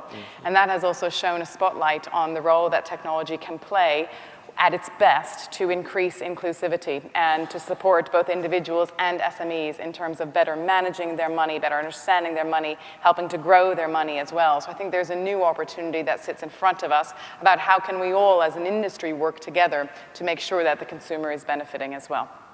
Yeah, the central bank digital currency is definitely the way forward with being a regulated aspect of things. It is really going to help out. And I think so with much of the central banks deciding to do it in two fronts, which is one is the corporate payments and one is on the retail payment side. I think so it's going to be very exciting times ahead once most of the economy starts launching it out. So I think now we can turn to the more controversial, perhaps, part of our discussion, which is on the use of blockchain and distributed ledger technology. I think there's little doubt in everyone's mind as a result of the very public failure of FTX and the issues that has exposed on the vulnerabilities that the sector faces. We spoke a little bit before about whether more regulation was required or not. I'd like to have the panelists' view on that. So I definitely am a big proponent of having more regulation in this space, right? I do believe it's the right thing. There's also this entire thing about anonymity, right? I mean, you think about it, if we truly have blockchain and DLT available, you should arguably know where every single cryptocurrency or digital currency has been at any point in time. Then why do we say millions got stolen from so-and-so exchange, right? I mean, someone's got a record of it. Right, and people don't want to, they don't want to come out with that, and because that money is exchanging hands somewhere. So, I do believe that regulation is required. Look at what happened with FTX. I mean, some young guys had a great, amazing villa in Bahamas, which they spent $40 million on, and they blew it all away. I mean, billions. People got wiped out, right? So, someone needs to, we need the headmaster cracking the stick out there every now and then for them. I agree with him completely. I mean, regulation is important, and the issue of anonymity is clearly what pushes people away from all that, And if indeed, and when it comes to financial transactions, security is important, right? And knowing who you're dealing with is important. And when there is this anonymity, automatically creates, a negative effect on the people. And I think that's why regulation and how the various central banks regulate, bring the regulation that will help this is important. In most of the African countries, most of them are quite completely against today, the standard digital currency. They want to do their own digital currency. But the regulations are still not really out there to enable and make it comfortable people to actually get into this. And that's really one of the major problems. I think that's an area that the experts need with the regulators to come, to fall with a proper regulatory environment that will help both the users and also the producers. I think that's, so I completely agree with him. For me, I mean, I completely agree with all the guys, So here, I think so in the case of FTX, you can't just generalize that across the entire, crypto world as such. Here it's a pure case of corporate governance and risk profiling going off out of the windows. So I think so, that could not be generalized across the sector as such. I think so the digital currency side or the crypto is definitely here to stay. Because it's been liked by the millennials, So the end user, there's a large amount of population who really likes using that particular way of transacting, and if they do and that's here to stay for a longer is what I strongly feel, But as we all said, we require a good amount of regulations to come inside, so, we all can have a good night's sleep. Yeah, and I would add, very similar viewpoints across the board. I would definitely echo this sentiment that one scenario, one bad actor, can't be a representation of an entire industry, of an entire sector. But at the same time, we need to have this regulation in place as well, and we need to make sure that it's moving in a timely manner and it keeps at pace with the new technology. The FCA here in the UK has done a strong job in terms of having a crypto sprint where they're trying to grapple with the new technologies, how can they most appropriately and effectively regulate it. But it is a challenge. And for example, when you look at crypto authorizations, we have been really heavily advocating for things to move much quicker than they have, because both for the protection of the consumer and for the enabling of the growth of these companies as well. The positive side is that had it not been for the cryptos and the bitcoins and so on and so forth, a lot of regulators would have never looked into this area, and we would have never had a generation that would get adopted into the digital currency as such, or it would have happened, but it would have taken a longer time for it to happen out, So these were all enablers at a certain point of time, but I think so the regulations got missed out in between. I think timely manner is a perfect way to describe it. I think part of the issue has been policymakers and lawmakers keeping up with the pace of the development of the technology and the industry and the innovation that follows from that.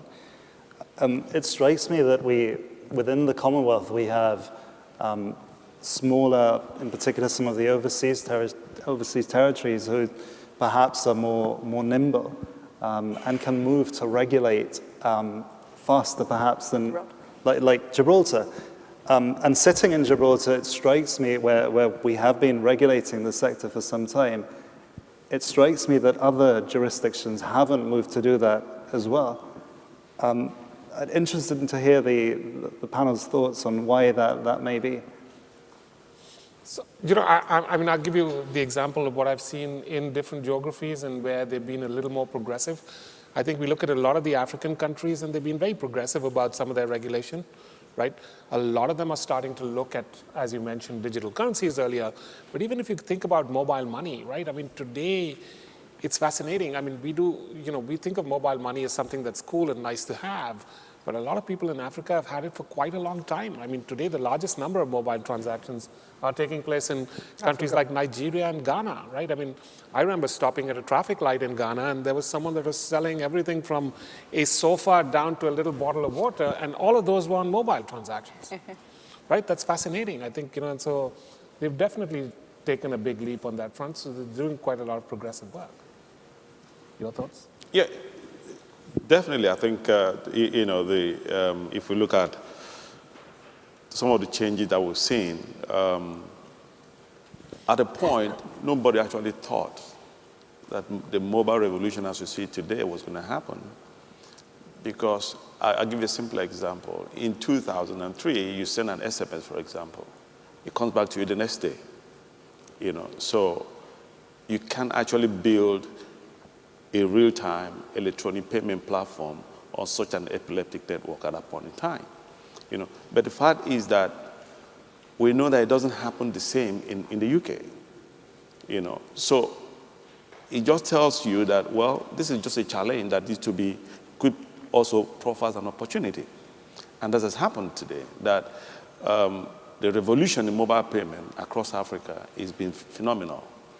Kenya M-Pesa is, almost everywhere you go, that's what you can use.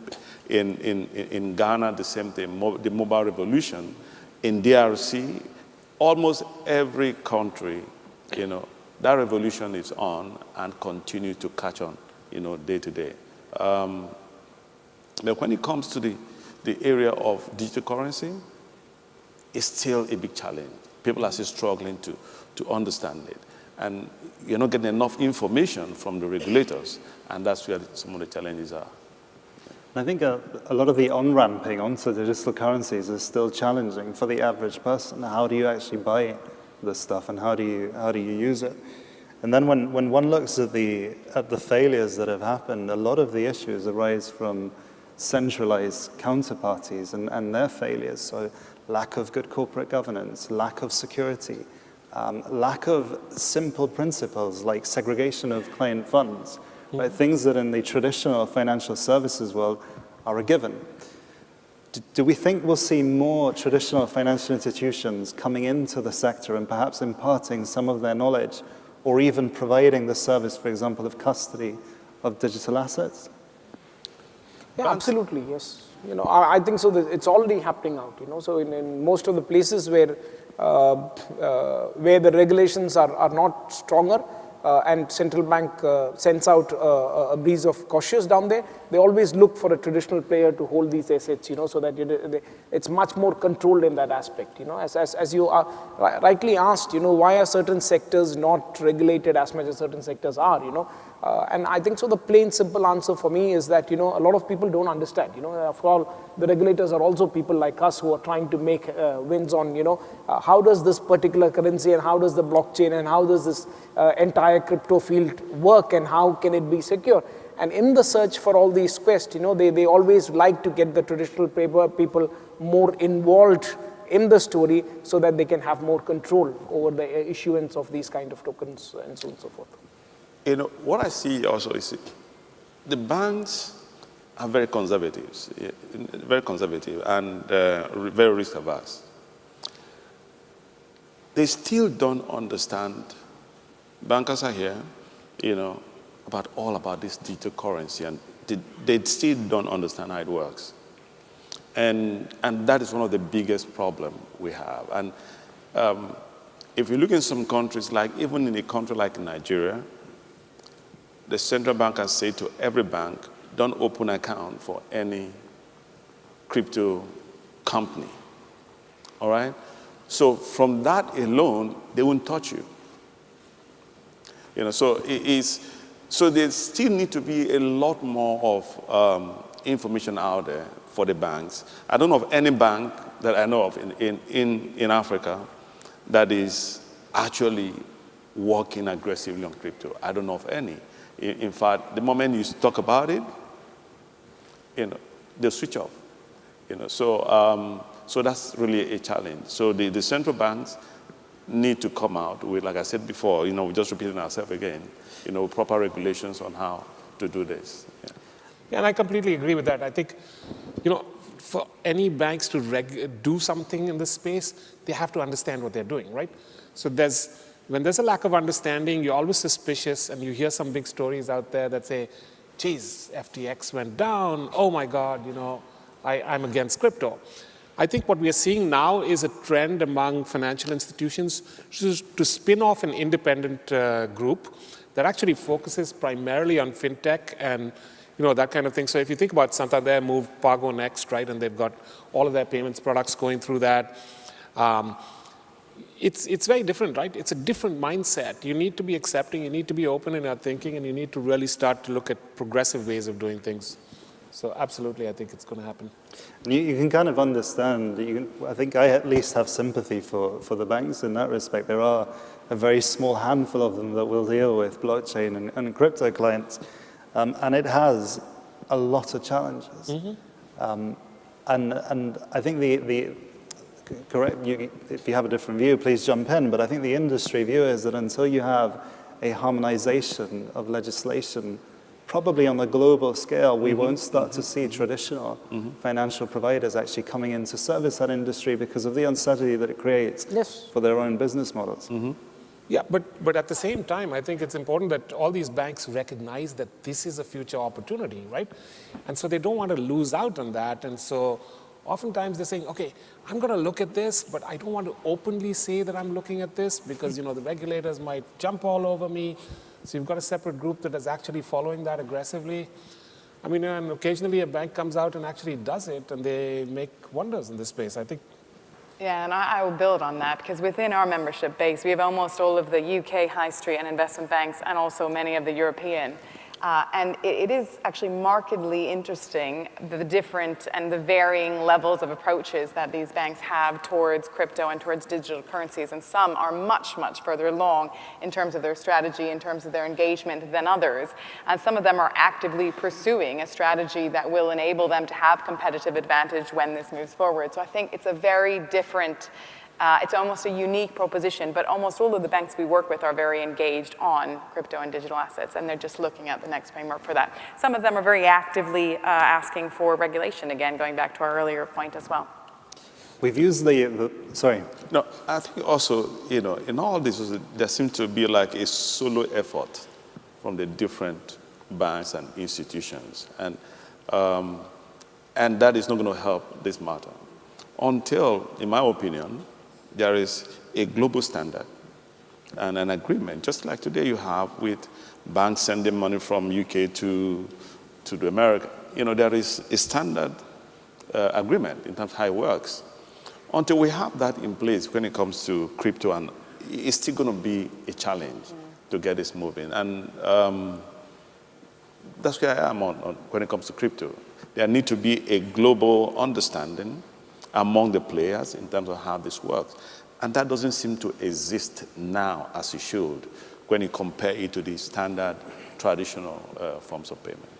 I mean, there's another interesting layer to this as well, because when we think about the future of financial services, ultimately, digital finance is the future of financial services. So there is also a competition happening from regulators around the world as well. So looking at who's moving faster, is it the US, is it the UK, is it Singapore, in terms of regulating these new digital currencies and digital finance more broadly, because ultimately that will then ensure that that region or that country is the global center for financial services more broadly. So I think that's another layer that's been very interesting. I'll just like to add another layer on top of that, So here is where when we have this digital financing, digital identity is a very important aspect, where we have multiple fields of engagement by the same consumer as different identities across, How do you combine that into one single identity, and then how do you use it across the face, So I think it's just not about digital currencies coming aside, So there is a lot of auxiliary thing that also needs to be falling in place before we can really see the use case coming out in a very proper manner. So I think we have one action point from today's summit, which is to create a harmonized regime across the Commonwealth. We've used the word digital assets quite a lot in our conversation today, and it's the word asset in particular that I'd like to focus on for a moment. It's something that my father asks me on a regular basis. Do we think that digital assets today are a store of value? Oh. Repeat that again. Yeah, do we think that digital asset of value? I'm going to say yes, but I think so. I think it's value. Yes. I've never invested in one, so I don't know. So I like that space, but unless it is not regulated, I'm still not very confident, on use of that space. But I definitely see that it is going to happen at some point of time. I closely watch it, I closely follow it, I closely try to learn it. But I still don't feel, when you say Bitcoin is worth what today, 17, 18,000, how is it worth? It's not pegged against something, it's not the gold, but it's a traditional mindset. But, I think so, unless it is not backed by something or stamped by an individual or an authority or a country, how do you create a value for a trading commodity? So if you don't mind, I'm going to pick on you for a moment. I understand you're the MD of 2014 Holdings, yes, right, and owning a number of iconic hotels. Do you think in the new, so part of the issue with, and my question before as to whether a digital asset was value, was interlinked to the volatility of it. Absolutely. And the volatility is partly linked to the lack of adoption. Do you think that in the near future, it's likely that, for example, I'll be able to pay for my stay at the Waldorf Astoria in Edinburgh using Bitcoin? Sure. I strongly believe that that's going to happen, sooner than later for me. I'm sure that, there would be a time when you do it. That's one side of the thing. And then you have things like NFTs and so on and so forth, where you have physical assets being converted into digital assets, I'm still fascinated by that, where art and art forms are getting converted into so things, and then the trading is happening, so how does that create a value out, so, I think it's a vast field, should see how it is fastly evolving. Janina? Yeah, absolutely. I think digital assets are the future of financial services, digital finance more broadly. And even if you look over the past few years, I mean, it varies on a region and a country-by-country basis. But a couple of years ago, I know EY paid all their staff in Switzerland in Bitcoin. And so there are various guises of that. But I definitely think going forward, we'll see that. Yeah. And then one of the other issues that we haven't spoken about on volatility is market manipulation, right? Something which in the traditional financial services world is clearly illegal. Mm-hmm. In the crypto blockchain world, not so illegal. Why do you think that it seems to me that would have been a relatively easy fix to create that volatility and protect consumers, but yet there doesn't seem to have been intervention at any level? Do you think that that's going to follow soon, or is it something that regulators are still grappling with? Possibly more of a question. I think it's going to be difficult to do it on the Bitcoin side because, it is a highly speculative instrument, right? And nobody's really buying Bitcoin because they want to pay someone a fixed amount. They're buying Bitcoin because they're hoping to make money out of it, right? It's a speculative instrument. And now the SEC has come out and said, should they regulate that? Because they honestly believe that people are investing there only because they want to make money in the long run. I think it lost its primary objective when it started out. I think Bitcoin was used for a legal payment of payments and so on and so forth, and suddenly it moved out to become an instrument of cash generation. Profit generation out. I think so. Somewhere they lost the story in between, is what I feel. Yeah, there's some of those like Ethereum. I think is more adaptable to payments. But Ripple, I think at one point Ripple had said they were going to conquer the entire, remittance world globally because they were going to allow people to send Ripple to Ripple. But, mom sitting back in some tiny village somewhere is not going to want a Ripple, right? She's going to want real money to make a payment. And so Absolutely. It didn't quite work out the way they Also, I think really important that we segment out different types of digital currencies, right? So we talk about stablecoin, we talk about, different types of engagements, and even things like central bank digital currency have a huge opportunity going forward as well. So there's different risks, there's different opportunities across all those pieces too. Do we think that we'll see crypto and blockchain and DLT intertwining more with payments, as mentioned? Yeah, absolutely. It's already 100%. It's already there. I think it's already there, but I think also we'll see much more utilization. And, it's important to separate Bitcoin and blockchain, right? Exactly. Blockchain is an enabling technology. I think we'll see a lot more, use of DLT, blockchain. Maybe blockchain is tainted because everyone thinks Bitcoin and blockchain are the same. So we'll call it DLT, but I think you'll see a lot more DLT being used specifically in financial services as we move forward. And definitely blockchain also, the different versions. Yeah. Thank you. Well, all that's left is to thank our wonderful panelists. Thank you very much. Thank you. Thank you very much. Thank you.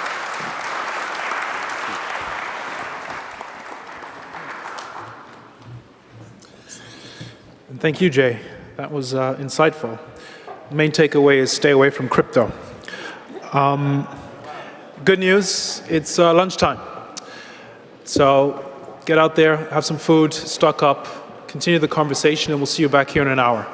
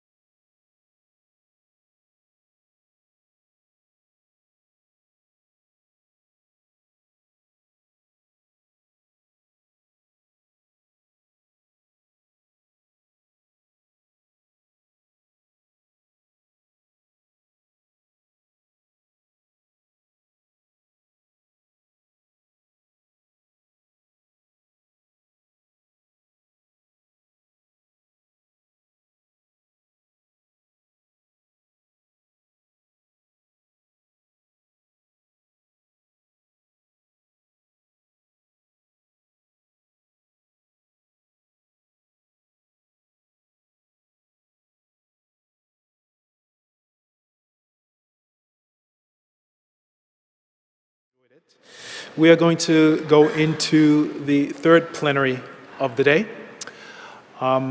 Fairly important topic, and the title makes it self-explanatory why. We're going to be discussing global pandemic preparedness. I don't think I need to add too much more to explain what that's about and why it matters. The last 2.5 years have, let's just say, taught us a few lessons about healthcare systems, and the need to be able to respond effectively, equitably, and rapidly to global pandemics. We have a few moving parts to this session. We're going to start, and we're very, very privileged to have a video message from Dr. Tedros Adhanom Ghebreyesus. He's not here, so he can't accost me for butchering his name. He's, of course, the Director General of the World Health Organization, and most of you will know him simply as Dr. Tedros. We have a couple of minutes, it's a couple of minutes long. If we can get the video up, and then after that, we will get into the actual discussion. Your Excellency, Lord Marland, Excellencies, dear colleagues and friends, the COVID-19 pandemic demonstrated the potential of public-private collaboration for health. The partnership between governments and vaccine developers helped to deliver life-saving vaccines in record time. Despite the groundbreaking scientific advances, the world remains unprepared for the next pandemic. At the request of our member states, WHO has made 10 proposals for an enhanced global health architecture with stronger governance, stronger financing, stronger systems and tools, and a stronger WHO at its center. We're committed to working in partnership with governments, the private sector, the scientific community, and civil society to build this architecture. Representing 56 countries and more than 2.5 billion people, the Commonwealth is a unique ally in this endeavor. Earlier this year, Secretary General Patricia Scotland and I signed a memorandum of understanding to expand our collaboration. I was delighted to be at the Commonwealth Heads of Government meeting in Rwanda in June, where a new set of ambitious commitments on health were made to build climate-resilient and sustainable health systems. Engaging the private sector will be vital to achieving these commitments. Thank you all for your leadership and commitment to working for a healthier Commonwealth and a healthier world.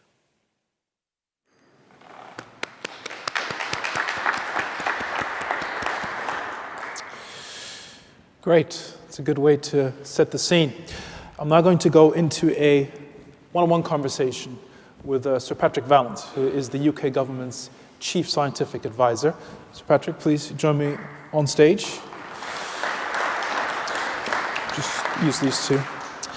And we're going to spend around 20 minutes having a bit of a conversation about the issue of pandemic preparedness. To start with, Sir Patrick, thank you, first of all, for being with us. Any takeaways from Dr. Tedros is very, very brief, but I think quite loaded with information and quite important information.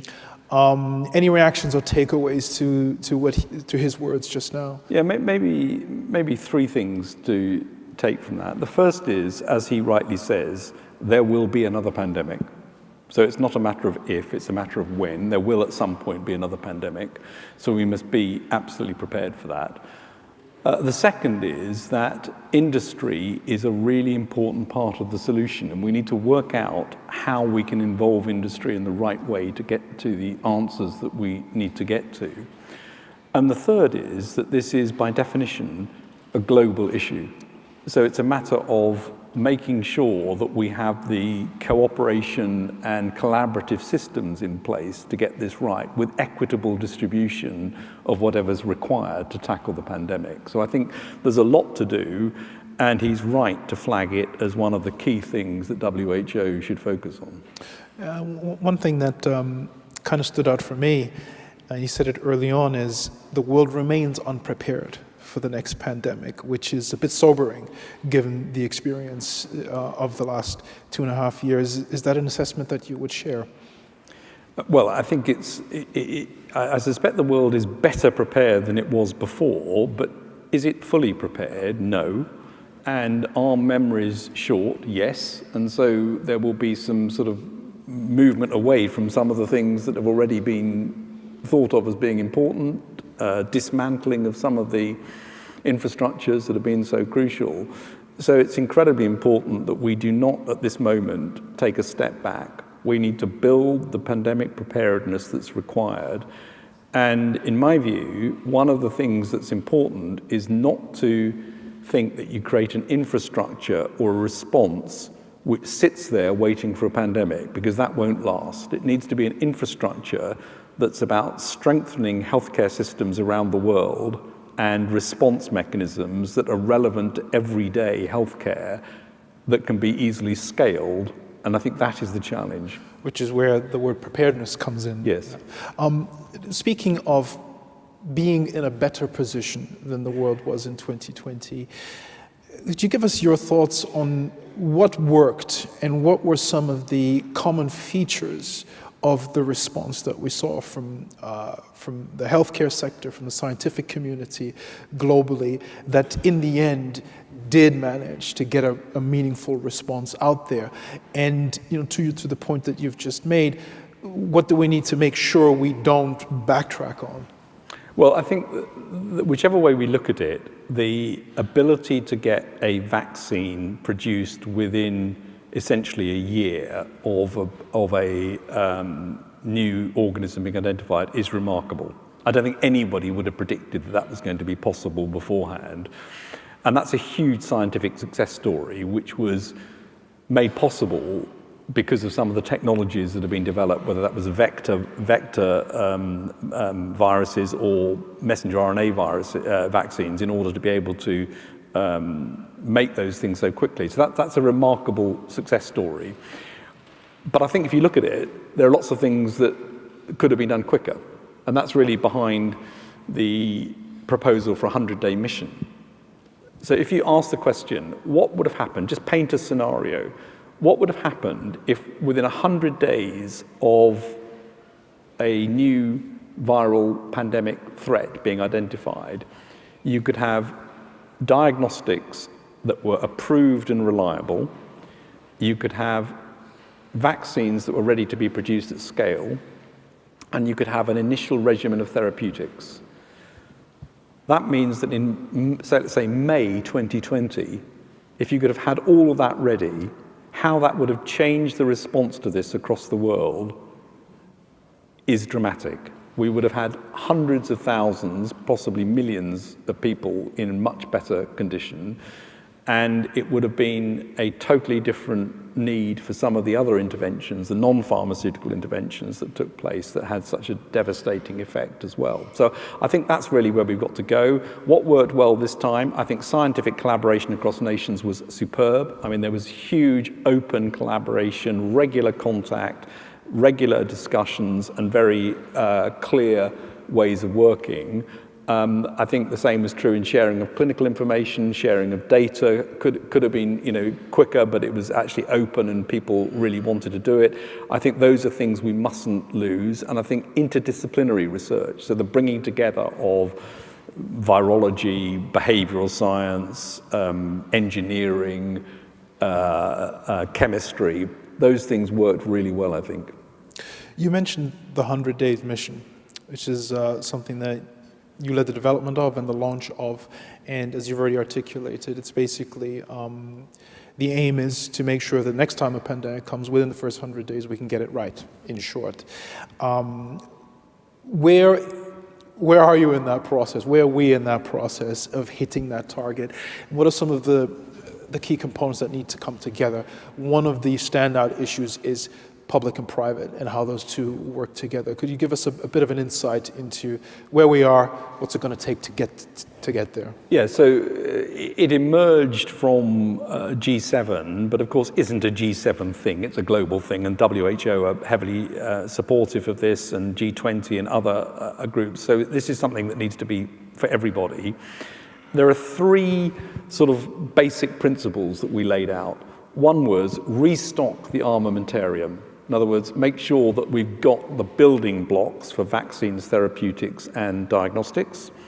The second was make the exceptional routine, so build all of that into everyday healthcare, and make sure that things like clinical trials are being run in healthcare systems around the world during peacetime, as it were, so that they can be activated during a pandemic.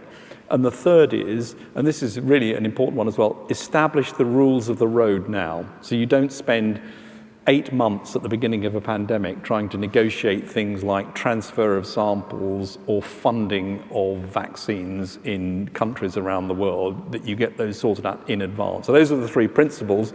There are a number of recommendations. I would say there's good progress in some, very good engagement from industry, and industry actually believes that the 100-day mission is totally possible. Some areas are not progressing as fast, and we need to keep an eye on that. We've now formed an international secretariat to monitor progress against the different objectives. And this is a long-term plan. It's not going to be possible to get to 100 days for every possible threat in any time soon, but it will be possible for some of them.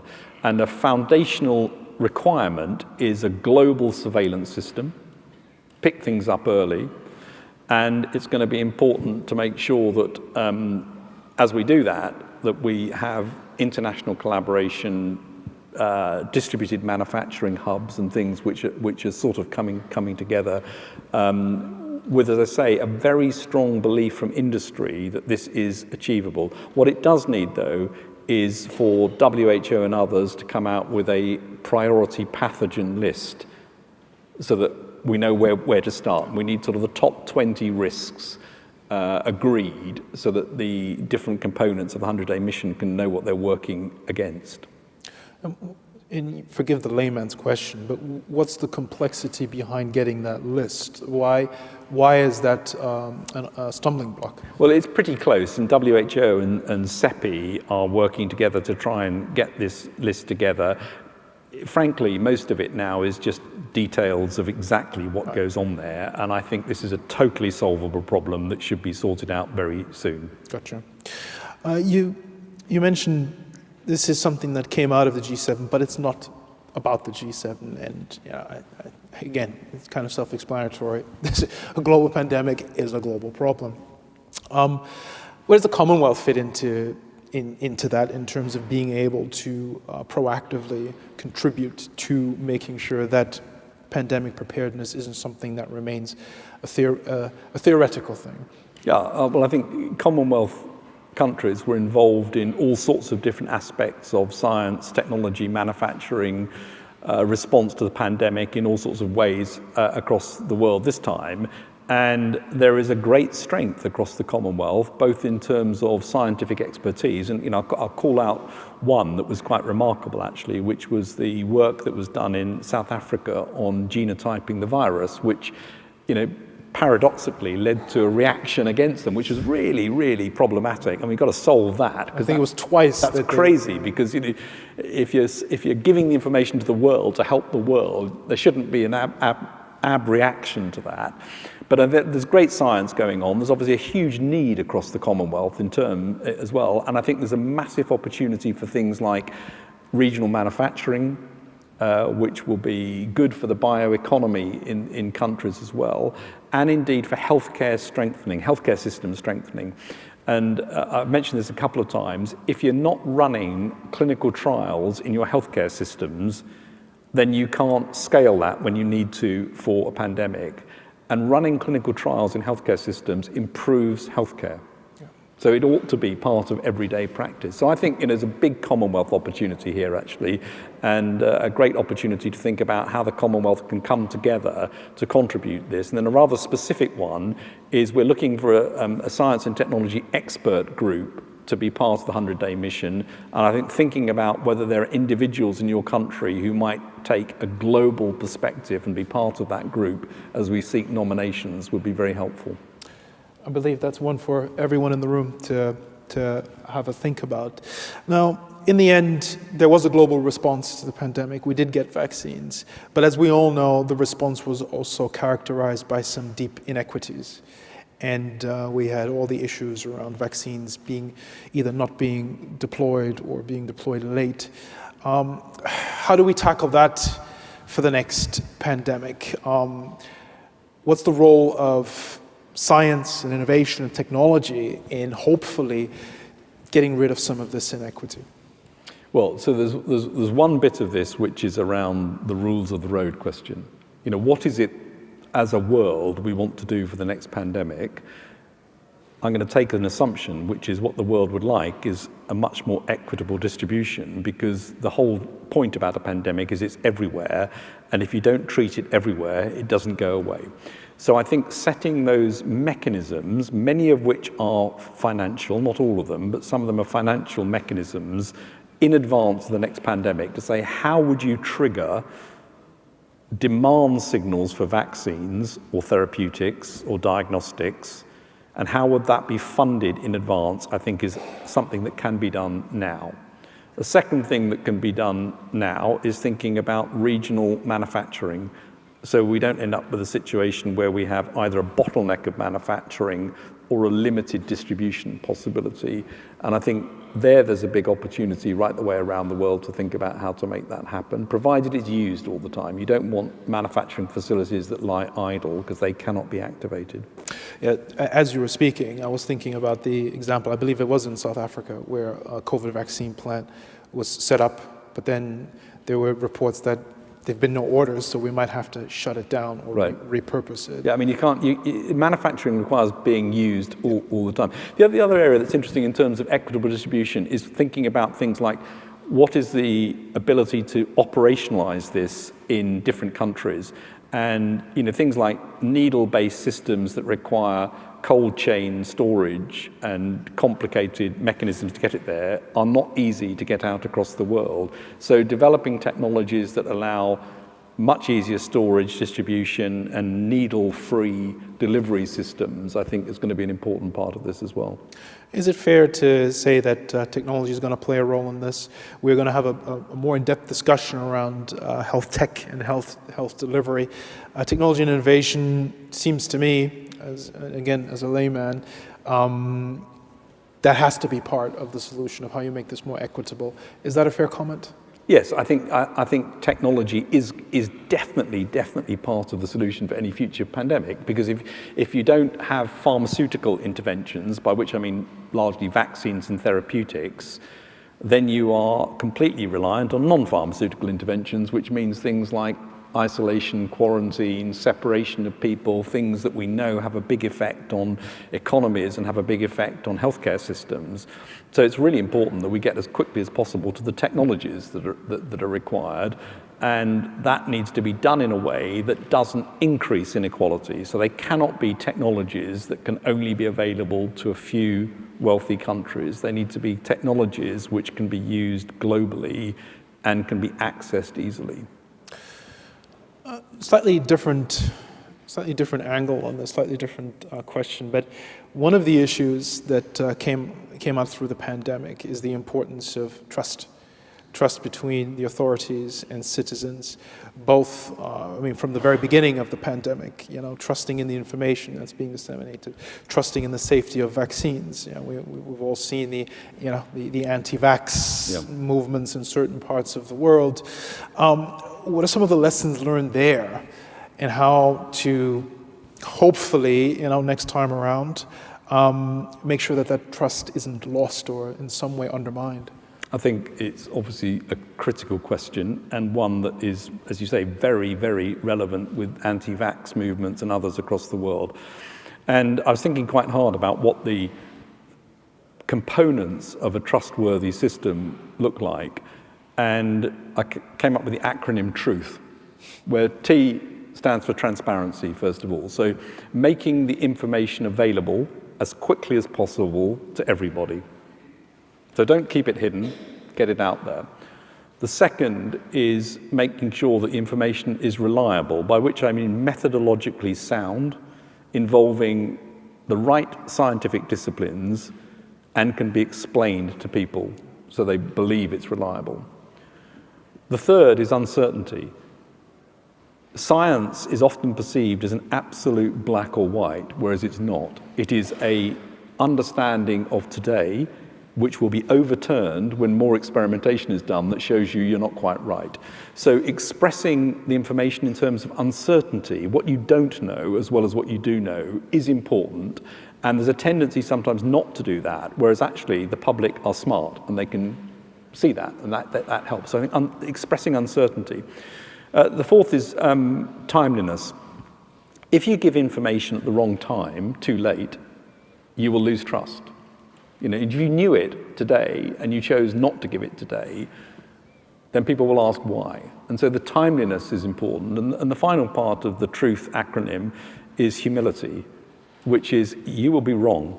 We will be wrong sometimes. And so it's very important in building trust in the population to admit when you got something wrong and explain now what you think is right. And whereas that is a fundamental tenet of science, which is you think you know something, you try and do an experiment to improve knowledge, you find out that what you knew before wasn't right at all. Scientists like that. You think, oh, that's really interesting. I didn't know that. Now I know something different. Politicians view that as a U-turn. And so there's a sort of quite interesting sort of linguistic and narrative problem that needs to be overcome. And I think that's a key part of building trust as well. I like the acronym. That works very well. Final question. I know you have to run soon. We've spoken about the 100 Days mission. You've mentioned how important buy-in from industry is in that respect. Beyond the 100 Days mission, where do you see the opportunities for the public and private sector to really come together here to make sure that, as you put it, you kind of, how can I? What's the analogy? We spoke earlier. Used the analogy of the military, right? Yeah. You don't wait for war to start before you start producing the equipment, and that in some ways is what happened with the pandemic. Are there other opportunities where you would like to see more public-private partnerships? Well, I think there's a public-private partnership thing in surveillance. You know, how do we pick up early warning signals that there's something going on? That's a classical sort of sampling method, but it's also things like data sources from search engines and other things that give you a signal that something's happening. So I think there's a big opportunity for much more advanced surveillance mechanisms across the world, which could be a public-private partnership. Definitely opportunities in therapeutics, vaccines and diagnostics. That's got to be public-private partnership in my view. And in fact, what's interesting is the industry is probably the most bullish about, yes, they can do the 100 days. Yeah. So let's back that and support them to try and get it at the right price. And then I think there's obviously public-private partnerships around the distribution and implementation side of this as well. The one word there that stands out for me is surveillance. I know it's not meant in a sinister way, but yeah. that might feed the anti-vax movement. They're surveilling us. Perhaps just call it monitoring.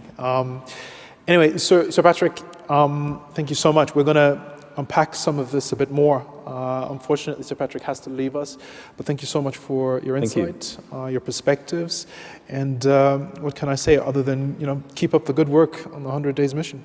Sounds like it's exactly what's needed to make sure that Dr. Tedros doesn't have to repeat the words of "we are not prepared for the next pandemic." Please join me in thanking Sir Patrick Vallance. Thanks very much. Thank you.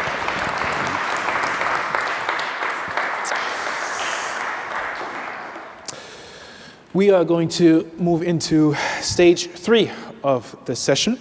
And at this point, I would like to invite Fergus Drake, the Chief Executive of Crown Agents, and Dr. Andrew Rickman, who is the CEO of Rockley Photonics, to join me on stage. And we are basically going to continue the conversation around pandemic preparedness. Gentlemen, thanks so much for joining me up here.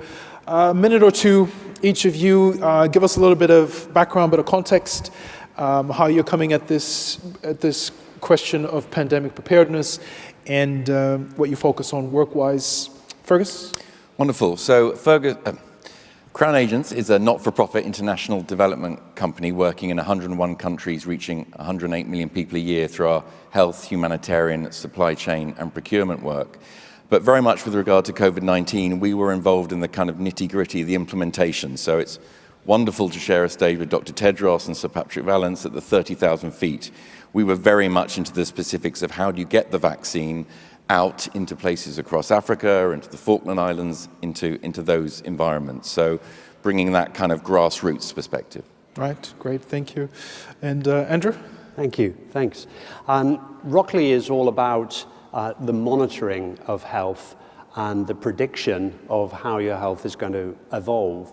And we weren't ready with our technology, unfortunately, for the COVID pandemic, but we're just about ready now.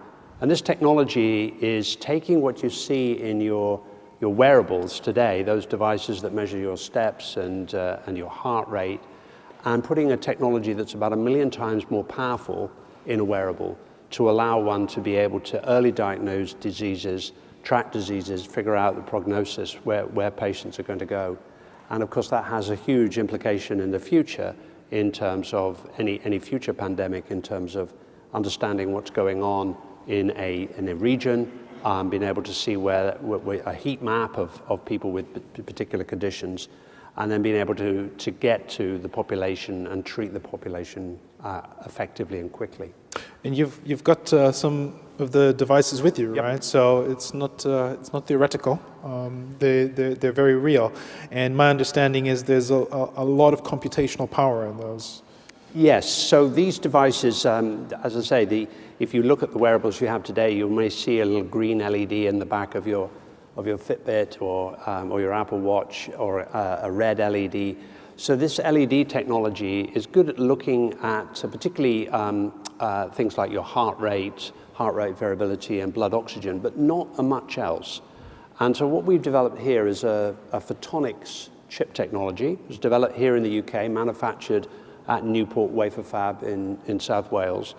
And this chip technology basically allows us to integrate a $100,000 benchtop spectrometry diagnostic instrument into a chip and put that on your wrist. And because it's chip technology, it can scale. Ultimately, it can be extremely inexpensive and be deployed across a great number of people. So we're peering into the interstitial fluids in your dermis and analyzing this interstitial fluids for things like glucose, lactate, alcohol if you've had a drink. We're also able to predict your core body temperature from your wrist spectroscopically, your hydration level, and also probe into your blood vessels to measure a whole range of cardiovascular characteristics, including blood pressure continually with a wearable, non-invasively. So the implications for this in terms of a pandemic are that you have the tools that you can deploy on individuals to be able to diagnose diseases early. So that handful of biomarkers that I mentioned have been proven in, for example, in COVID, to be able to provide early diagnosis before symptoms, and to be able to give a steer in terms of the prognosis. Is this patient going to become seriously ill in the next few days, or is this patient likely to have an easier ride? Fascinating. And it's not too difficult to see how that could make a huge difference when confronted with the next pandemic. Fergus, I suspect you would have liked to have some of those devices around during COVID. There seems to be some fairly obvious synergy between the work Andrew's doing and the work that you're doing. But give us a bit of a sense of some of the lessons learned from being on the ground and going that last mile, so to speak, right, of getting healthcare to where it's needed during a pandemic. Exactly. So, I mean, just in terms of some of the work we were involved in, it was very much in the early days responding to the needs of the overseas territories to get personal protective equipment and vaccines into places like the Falkland Islands, where we had to use C-130 RAF jets. We needed to use a long boat to get it into Pitcairn. We also got it to the British Antarctic Survey. And these were people who hadn't seen light for 6 months. So they liked the vaccines, but they particularly liked the fresh fruit that we brought with them because they've been living off baked beans and Weetabix for that time. But through that and our experience of procuring for Ukraine as well and working with Gavi and UNICEF, it's all about better coordination in the supply chain. So how can we have inspections, freight forwarding work and procurement all speaking to each other? Because Sir Patrick was talking about needles. Actually, after about 1.5 years of the COVID response, vaccines weren't the problem. Syringes were the problem. The world ran out of syringes. And we also had all of the freight containers all around the world in the wrong places. So we actually couldn't get it to countries quickly enough on time. So that's the first one in terms of coordination about preparedness, stock forecasting and distribution. The second is information. Absolutely agree with the point that if we don't know where the disease is at any time, then we can't respond. That's why these things are incredible. We run something called the Health Pooled Fund in South Sudan, 800 primary healthcare units, getting 3,000 metric tons of drugs there. If we could have 1 or 2 of those in every one of those primary healthcare units, that could be a way to monitor, not surveil, but monitor the population and understand if there is a kind of an outbreak coming. So that's really important. And then the third point, again, Sir Patrick talked about, is having one central point of knowledge and information that everyone trusts. So when you're going through turbulence, everyone likes a chatty pilot. And having that information coming through regularly so that we know where we are as the world and we know how to respond quickly is absolutely vital. So those are 3 of our learnings. Coming back to the issue of equity, because early on in the pandemic, there was certainly some nice rhetoric around we're in it together, we got to work together, et cetera, et cetera. In the end, we kind of know the story. It didn't quite pan out that way. You saw a lot of countries becoming quite selfish quite quickly when push came to shove, and there was an obvious divide between, I guess, what you could call the global north and the global south. Obvious lessons to be learned there. How do you see us avoiding a repeat of that kind of scenario, which, let's be honest, doesn't really help anyone? Yes, well, I think obviously I would back 100% the 100-day plan that Sir Patrick has been pushing for the last kind of year or so. So to have funds standing by, ready to go for the surge, to know the rules of the road, you're always going to have national interest and the voters of your country wanting you to respond in that area. But we do need to have those structures standing by. So I'm very pleased with the support that's gone back to the World Health Organization now. That's the forum that we all buy into, and that's absolutely vital. But the other point Sir Patrick made is don't have duplicative systems. Let's focus on community health workers, strengthening health systems that can then be kind of ratcheted up as and when you need to respond very, very quickly. Because if they're duplicative, if they're standing by, they will not get funded. And actually using the structures we have is vital. Thank you. Andrew, what's it going to take to get one of those devices around each of our wrists in here? Well, I think and how much is it going to cost? Somewhere like the funded health system like the NHS or where people are paying significant amount of money for their health, then it's realistic to imagine that everybody can have one. I mean, if you go into a hospital and have a procedure, you're being tested with a lot of different instruments for things that this can do. And so you're going to make it much more efficient for people within a hospital to be monitored with this technology rather than the labor-intensive processes that we have now. And then you've got the prospect of those individuals being sent home with the devices and continually being monitored. And that means getting people out of hospital beds earlier in a safer way. So that all looks very rosy, but then it still costs money. Maybe that isn't affordable for everybody in the world, not day one. But we actually designed these devices so they could be, you think about your wearable and that it's yours. But we designed these devices really like a mini instrument. So you can use a strap that's disposable. This one isn't, by the way. You can strap it and use it in different locations on the body. So this becomes actually, if you're imagining supplying it to a remote community, which couldn't afford to have everybody having one, doesn't have a doctor there, this becomes a easy to use diagnostic tool that you can use across the population put it on the wrist, but you can actually use it over the body as well to diagnose a whole series of other conditions. So I think there's a very affordable way of deploying this technology, even if you can't afford to put it on everybody and have one on everybody. And that is, of course, quite significant in the context of parts of the world where you may not have the infrastructure, you may not have the facilities that you have in a country like this or parts of Western Europe, but the need to have the ability to track and monitor and diagnose is no less important, right? And that was very much, I imagine that would have been very much the case during COVID.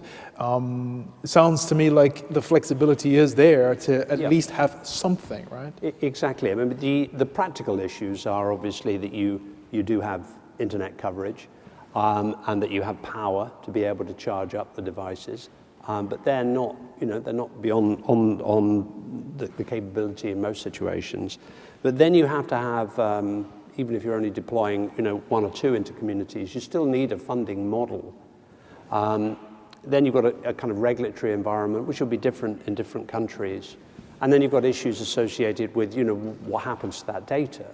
So really what you want to do with that data is it goes into the cloud, and you have a set of tools in the cloud that are basically constantly looking at that data. If you like an AI doctor in the cloud, a physician can still access the data, but you're getting so much data, you've got to process that data. So there are regulatory issues. Some countries will not want data to leave their borders, and that may be a problem when they don't have the infrastructure to support the AI doctor in the cloud. So the deployment still needs funding, support, and the right regulatory environment, and it's a different challenge in different locations.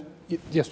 I was just going to say, I mean, this is a great example of let's spend money now to save ourselves money in the future, because everything is interrelated. Your comments there about you need to be joined up to the internet, you also need to have power.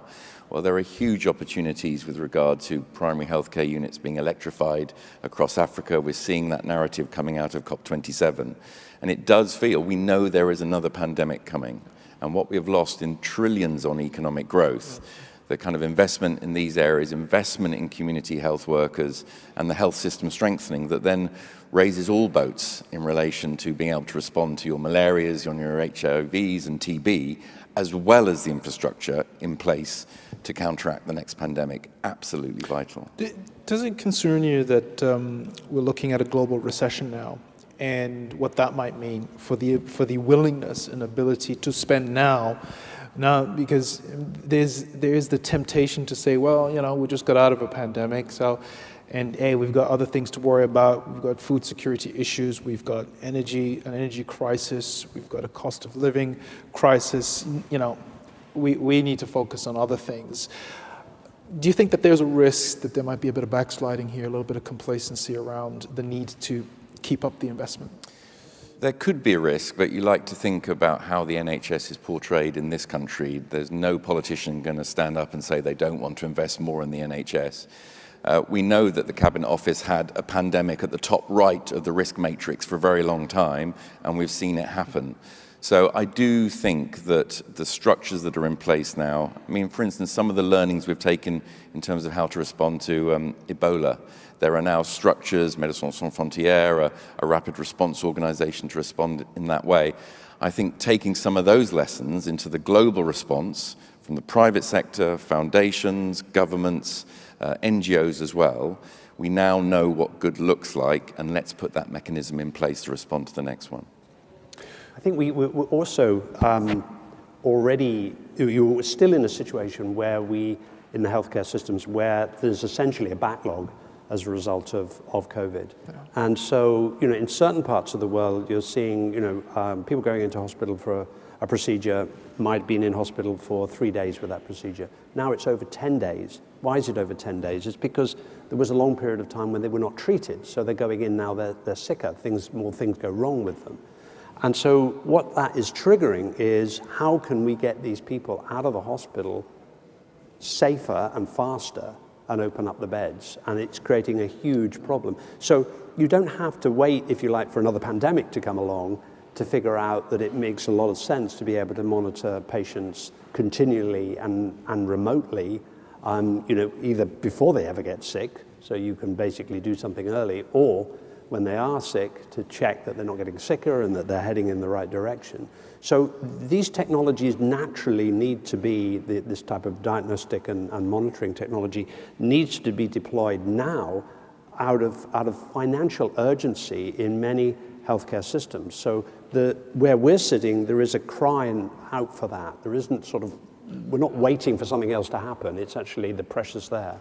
It's a good point. If you had to put a timeline on when you would see this becoming a mainstream phenomenon, is that something that you can do at this point, or is it too difficult to tell? I think it's already happened there, because we do have wearable devices out in the market. You've got Fitbits and Garmins and Apple Watches and so on, and they're measuring some of the key biomarkers that you need to measure, and you get some useful information. And more medical systems and medical professionals are keen to know the information from those devices from their patients.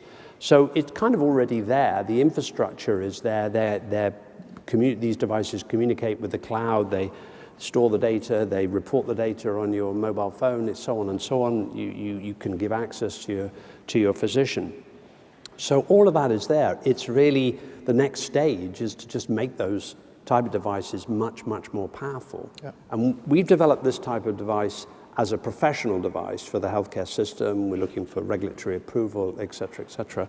But over time, the functions in here will most probably become standard functions in all wearables anyway.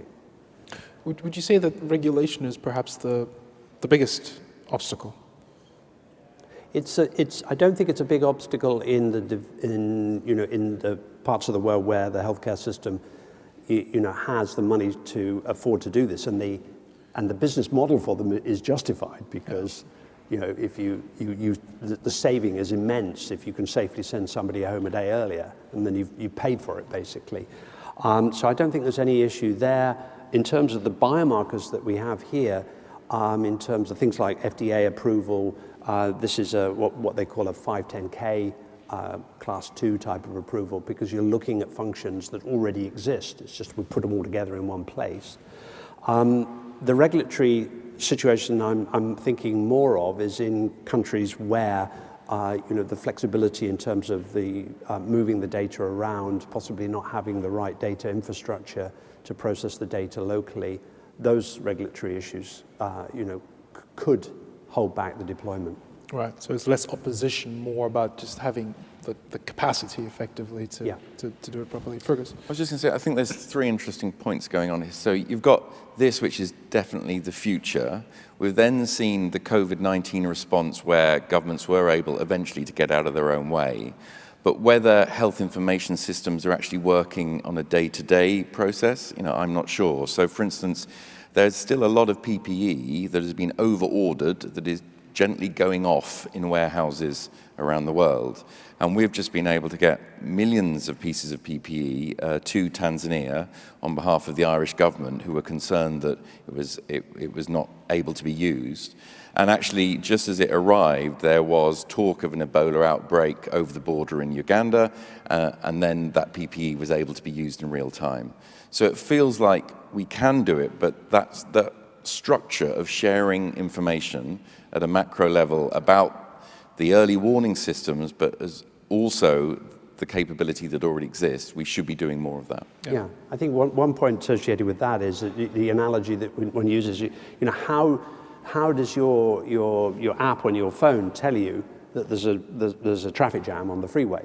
It's because all the phones with, let's say, Google Maps are stationary in a particular location. So that is anonymized data that comes back. Now, today, that's about your location, but it's anonymized. But in principle, there is you've given up that information to say where you are, which is to the sort of, if you like, the good of your fellow men and women in that traffic jam, or we want to avoid the traffic jam. But when you talk about medical information and aggregating that medical information, that equally is, to some extent, is comparable in terms of the privacy associated with your location.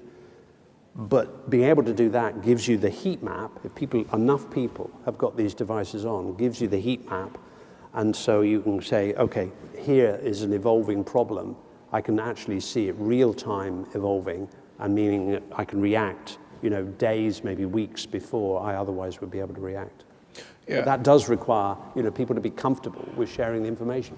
I'd echo what Fergus said. It seems kind of obvious that this is the future in some fashion. And if I had any money, I'd be looking to invest. If you do have some money, you might want to think about investing now, because it's very intuitive. Right? You can just kind of see it. It kind of makes sense. Fergus, did you want to come back on anything? No. Okay, then I'll switch to just one more thing to touch on. Vaccines. We know the story.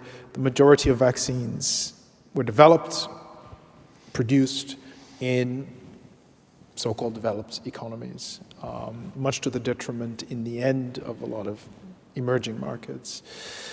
Are steps being taken? Do we need to take steps to change that picture? So next time around, the production of it is, well, one, more efficient, two, much, and of course, much more importantly, more equitable, and that the production and distribution isn't this lopsided affair. Yes, so it is happening, but I think it's going too slow for comfort at the moment. So everyone involved in the COVAX response, it was very difficult when the Serum Institute had to stop producing and had to focus internally, understandably, on their own population needs in India. And that really stopped the massive rollout that was happening. I love that Barack Obama quote that says, before you start doing interesting new things, stop doing stupid stuff. So, the three stupid stuffs are: let's prevent export bans on life-saving vaccines and other treatments. Let's facilitate the sharing of intellectual property, that's absolutely vital, and don't disband those COVID-19 task forces. They've been really useful, but let's mainstream them into that health system strengthening narrative we've been talking about. Then you can get into better co-funding of vaccine manufacturing sites, particularly across Africa, improving regional cold chain infrastructure, and investing in the World Health Organization and some of these rapid deployment funds they have. So you might wonder what this technology has to play in terms of the development of vaccines. It's further down the line, you would think, but no. I mean, in the development of vaccines, you've obviously got to go through the clinical trials before you start to apply it, and it was done in lightning time.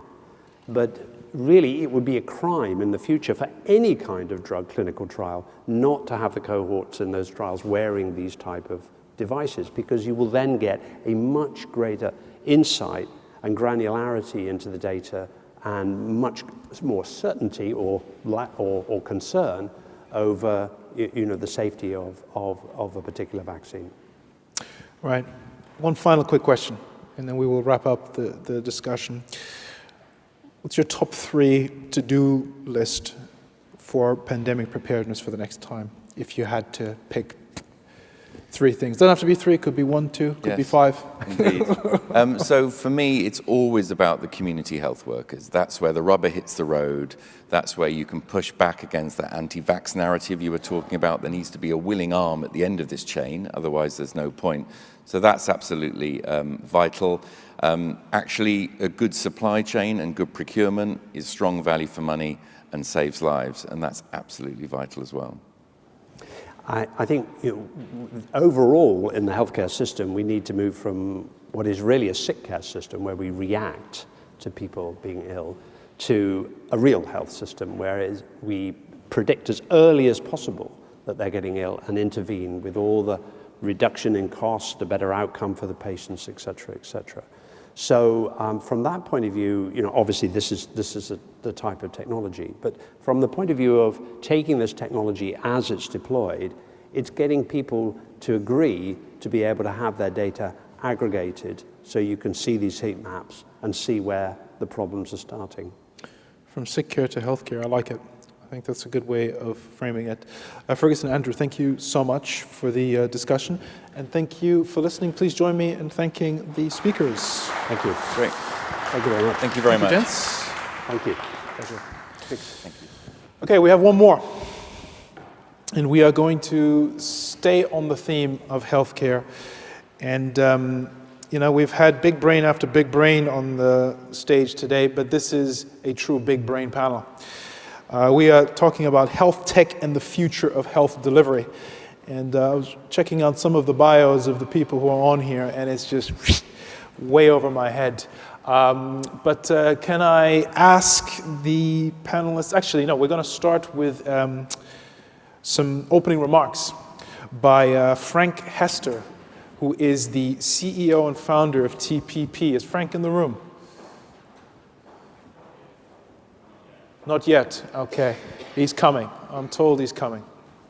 So we're gonna expand the discussion. We're gonna very much now take a forward-looking perspective on this and get an insight into what kind of technology is reshaping and transforming.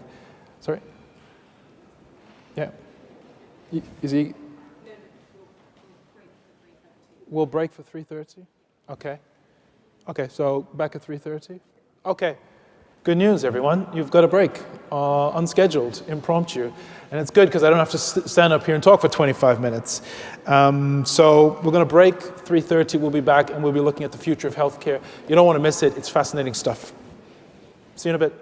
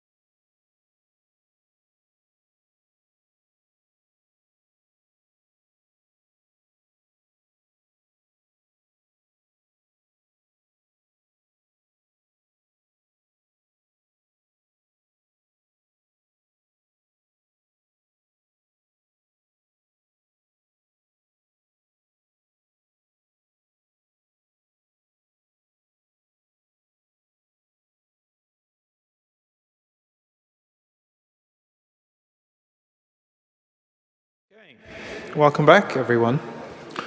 And thank you for being part of the diehards that have stuck around until the very end. It's much appreciated. Okay, we're going to go into the final session of day one. And we're looking at health tech and the future of health delivery. The session is going to take place in two parts. We're going to have some opening remarks by Frank Hester, who is the CEO and founder of TPP. And then I am going to be joined by a panel of specialists who've just given me a crash course in the future of health tech. And we'll see if I picked any of that up, and we'll have a bit of a discussion around what the future of healthcare might look like, should look like. But without further ado, I'd like to invite Frank Hester to the stage for some opening remarks.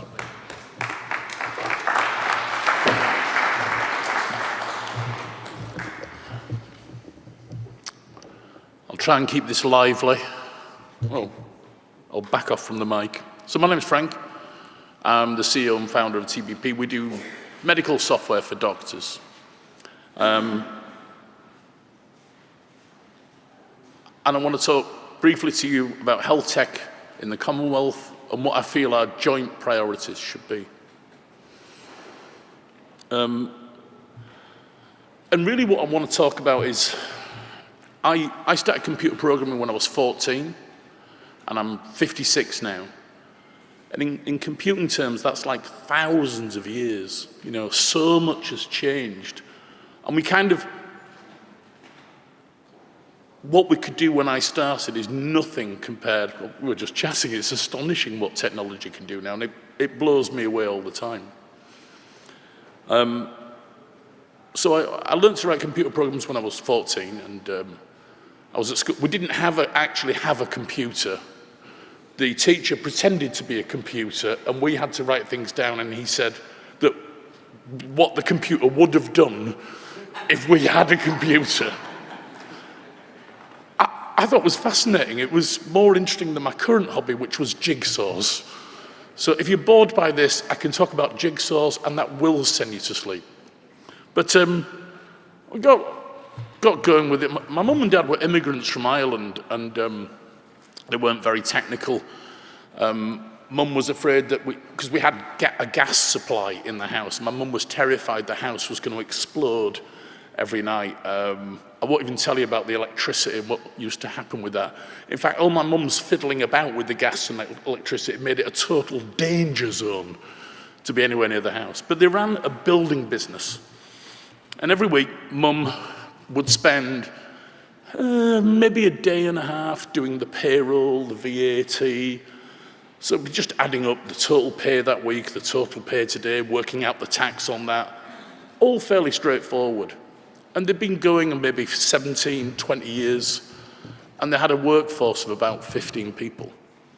And I just thought it would be an interesting project to computerize some of this.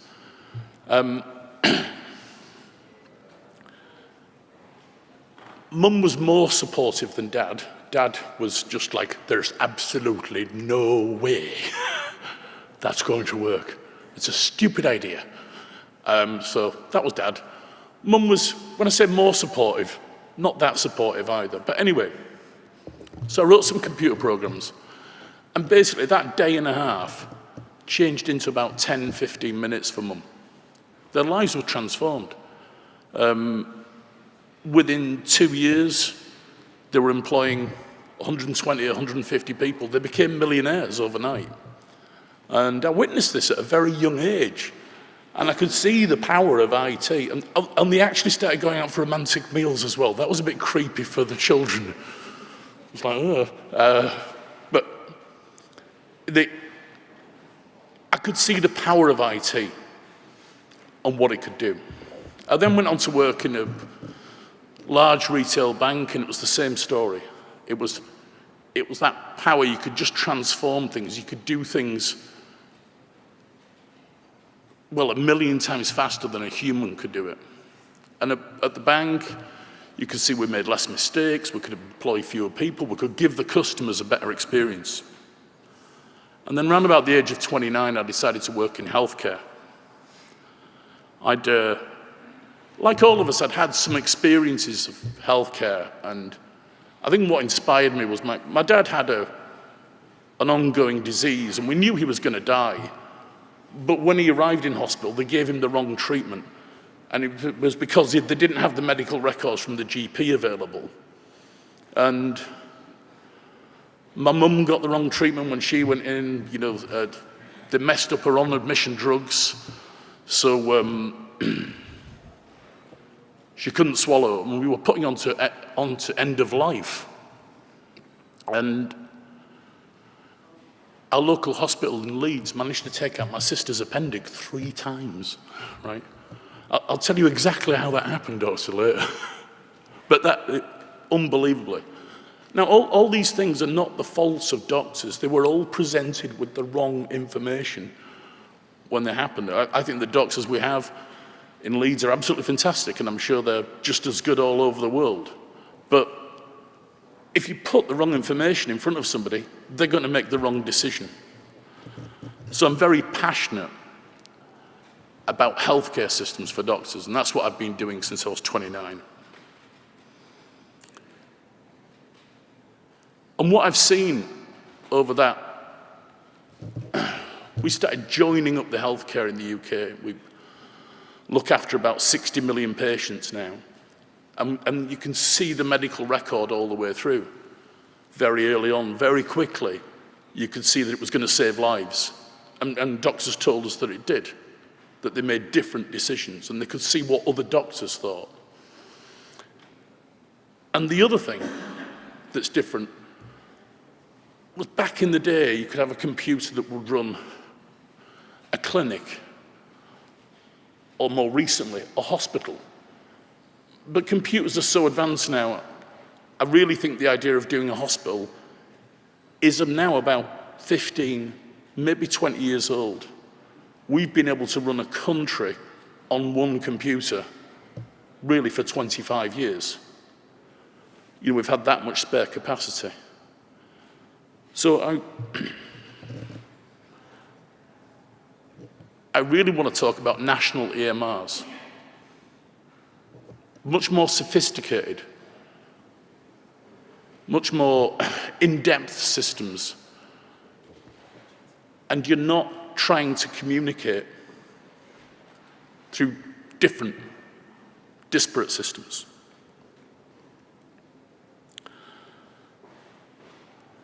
And what comes with that, if we look at what's happening in the UK at the moment, you have the data. We have it. And about 2 years before COVID, we started building artificial intelligence. And I was just mentioning there, and it was an unbelievable, fantastic moment. We were able to predict ovarian cancer, bowel cancer, prostate cancer, and lung cancer about 50, 60% of the time before or the need for a cancer referral, I beg your pardon, before a GP would spot it. We're able to predict about 60% of what a GP would ask you. We can replicate the consultation up to 60%. The possibilities for this are astonishing, especially in parts of the world where, well, in fact, it's every part of the world where we don't have enough doctors. There isn't a country in the world that says, oh, it's fine, you know, we've got loads of doctors here, we've got loads of nurses. Nobody's got too many doctors. And the AI can sit with the doctor.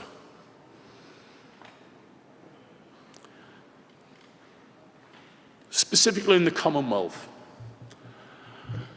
I know a lot of projects where the WHO come in, they sponsor something. It's to work on diabetes or a particular thing, newborn babies.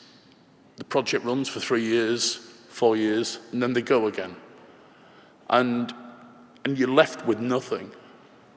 And what I really want the Commonwealth to think about is having a national EMR. When you've got a national electronic medical record, you can run any project you want. You can run any surveillance that you want. Disease outbreaks. You don't need to build an outbreak reporting system. It's inbuilt into the system. The research is already there. You just pass the research to your universities. The ability to research is already in it. In fact, I'm looking at Ben Goldacre here. When COVID broke out, we managed to set up a research database for COVID in a very, very quick time. And we didn't do much in my organization, but we just made sure the university got the stuff. And they did a marvelous job researching. It was the biggest COVID research database on the planet. And these are the sort of things that come for free. I'm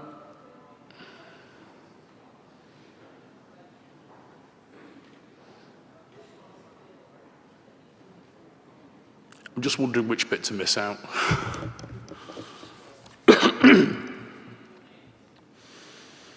And the other thing that's changed, although you might not have noticed, is in all areas of technology for the past 20 years, technology's got cheaper and cheaper and cheaper, and it's more efficient, you can do more.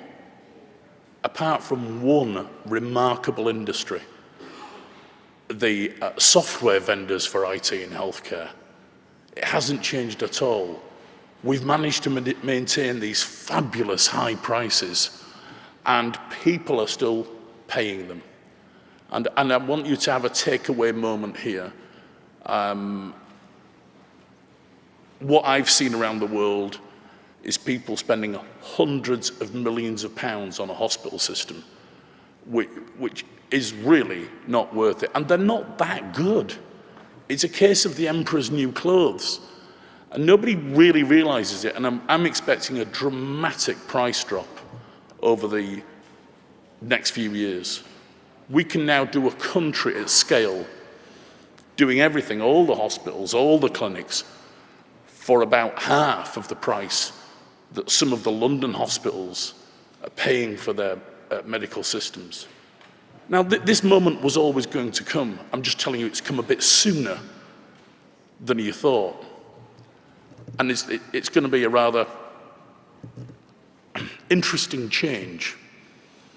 A little bit like, everybody knew Kodak. Kodak was there.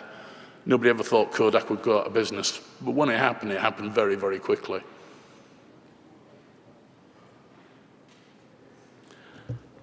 So, we're talking to Cameroon. Jamaica are just taking a national EMR across all of it. We've got about 5 other countries lined up we're in late stage talks with. And I think it's something that you might want to consider. You don't have to get one from us. We just happen to be the only people doing it. But I wanted to think about it. It will give you more opportunities. You will end up saving more lives just by the fact that you're connected. They're cheaper to run and they're more efficient.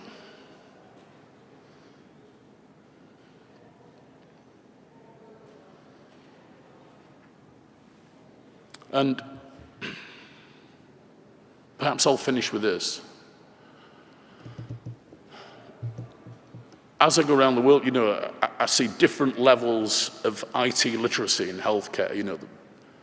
Singapore's, quite high, or Malaysia's a different level, But what I would say to you is, no matter what you've got at the moment, you've got the opportunity to have it a whole load better than the USA. Yeah. And I think what's been delivered over the past 20 years is absolute rubbish. And I think it takes doctors and nurses more time. They don't even know it yet. They think it's okay, but it takes time, and their time is precious. And we need better systems for them. So I've tried to be a little bit controversial. I hope that was controversial enough for you. And I will give the panel some things to bounce off there. So that's it. Thank you very much.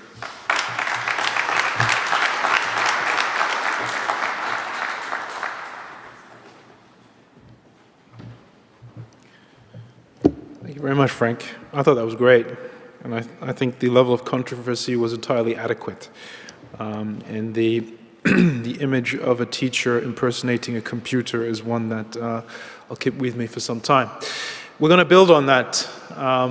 Lots to digest there. At this point, I would like to invite up on stage to join me Dr. John Perry, who's Clinical Director with TPP, Dr. Ben Goldacre, who is Director of the Barnard Institute for Applied Data Science at the University of Oxford, Dr. Desi Raja, who is the Director and Chair of Malaysia Digital Economy, and Professor Asif Chowdhury, who's a surgeon at the Royal Marsden. All right, gents, thank you so much for joining us. Pleasure to have you. I think Frank has set us up quite nicely to have this conversation looking at the future of healthcare. One of the things that really stood out for me, and this is very much from a layman's perspective, is, well, to some extent, he was suggesting, do we really need hospitals? And when you hear that, you kind of think, well, of course we do. How else are you going to do healthcare? But of course, a few years ago, you would have said the same thing about a bank branch. Right? Do we really need a bank branch? Yeah, of course you do. How else are you going to do your banking? When was the last time you were in a bank branch, right? I can't remember the last time I visited my bank. Point being, technology can and does transform systems. And another thing that really stood out for me in Frank's comments is, the power of information and knowledge, knowing and what that does and what that potentially can do. So those are some of the things that really stood out for me. What I'd love to do with this panel is to expand on some of that and get some of your perspectives on what else is driving the future of healthcare and specifically technology. Now, to get that ball rolling, here's what I'll do. I will just throw a fairly simple, open question at you. I'll give you a couple of minutes each to respond, and that's also an opportunity to provide any more context that you want to add in terms of the work you're doing, where you're coming from, where you see some of the exciting, important trends and changes that are redefining and reshaping the world of healthcare. And the question is quite simple, is in a few simple sentences, what is the future of health tech and health delivery to you? John, you are sitting next to me, so you're going to be picked on first, and then we'll go down the roster. 2-3 minutes, and if you want to add any more context or perspectives, please feel free to do so. Okay, thank you very much. Yeah, certainly I do have to add the context that I work with Frank. I work for TPP as clinical director, and I've had enormous privilege and pleasure of traveling around the world and seeing how healthcare is delivered. And I think there is a great deal of disruption of healthcare, hugely accelerated by the COVID pandemic, of course, because of the need to deliver healthcare in a safe way. And so I think, yes, your premise, do we still need hospitals? Do we need healthcare provider institutions? What is it that should be central to how healthcare is delivered? And I think my experience is that what we must put first and foremost is the patient record.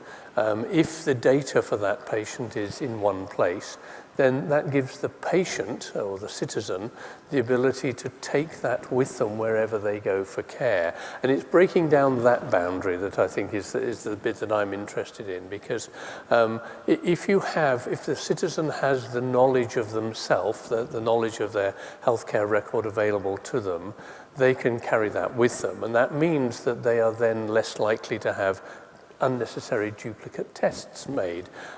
They're going to hopefully receive safer care because the drug allergy that they have had recorded in the past is available, they know it, and they can pass it on to the health carer. So I think what I see is more around where does a fully interoperable shared medical record, where does that put us now? And I think it needs obviously to have benefits for everybody. It needs to benefit the patient. I think that goes without saying. It needs to benefit the payer. Well, I think that goes without saying as well, because whoever is paying, whether it's the government or a private insurance company, they're going to see the benefit of reduction in cost, more efficient care. And also, I think the provider. I think many providers are concerned, should we be sharing medical records? Does that expose what we are doing to more scrutiny? Well, it does. It makes care more transparent. But I think that actually it will make provider care, again, more efficient, because they will have the benefit of what has gone before, what treatment has been tried before, what has failed. Later, I'm sure we might get on to a little bit about genomics and how pharmacogenomics, for example, is an incredibly important area where information that you know about the patient will change the way you treat them. It will change your prescribing. It'll make care right first time. And I think all of those things together mean that we are seeing disruption to healthcare delivery. We'll still need hospitals. I'm sure we'll come to that conclusion eventually. But yeah, so that's what I'm going to say so far. But probably not as many. Yeah. Right, great, John. Great way to kick things off. Ben, over to you. So I think the interesting challenge in this space is to make better use of data and evidence not an exceptional thing that we do occasionally, but to embed it in routine clinical activity, to make it the boring humdrum every day. So medicine tells a story about itself to itself and to other people. We say that it's a profession that's driven by data and evidence. The problem is that tends to be in little isolated pockets. So you'll have one beautifully conducted randomized trial, which is the gold standard of which treatment works best, comparing two things head to head, but it'll be needlessly expensive. It'll be constrained by a lot of unnecessary red tape, but also it'll be logistically overcomplicated. And so we don't do all of the trials that we should be doing on head-to-head comparisons that allow us to iteratively improve care. You'll get an isolated audit monitoring the activity or the infection rate in one surgery, or looking at the variation in use of antibiotics or use of high-cost drugs, done manually for one question once a year in a small set of practices or hospitals. What we should be leaping for, and what is actually, I think, harder than doing some sort of theoretically highfalutin artificial intelligence, what we should be leaping for is driving down the cost of every trial, driving down the cost of every audit, making it an everyday part of healthcare in the same way that we have an expectation that there'll be chairs in the waiting room and a person to greet you when you check in for your appointment. I think we have to make it boring and humdrum. And I think the interesting thing about that is, I'm a prof at Oxford. It's a research university. It's ranked the best research university in the world. Dare I say it, not to go on about it. But I can honestly say, as somebody who does logistic regressions and thinks about machine learning and complex statistical analyses for a living, that is not as difficult as embedding gold standard best use of data and evidence in everyday routine care. That kind of practical applied use of data and evidence is harder, and it's probably also where all the biggest opportunities are to save money, improve care, and reduce errors. Why is it so hard? It's hard in part because, so the way that you do it involves better organization of care, so management and leadership. It requires that you have people who understand medicine, but also people who understand software. Software is really hard. Medicine's really hard. You need people who understand a bit of both. And those people are unicorns. We don't have enough people like that. We haven't trained enough people like that. I think it's also hard because it's easy to fake. So we don't have a rational market that recognizes and rewards when people have done it well. You can throw a lot of money at pretending to build a data-driven health service. You can get the graphs with a nice color palette that convince your boss or your health minister or your chief exec that you've done a great job. But if they don't have the technical skills to tell the difference between real delivery and pseudo-delivery, then you won't have a rational market that rewards people who've done a good job and gradually edges away from people who are just faking it.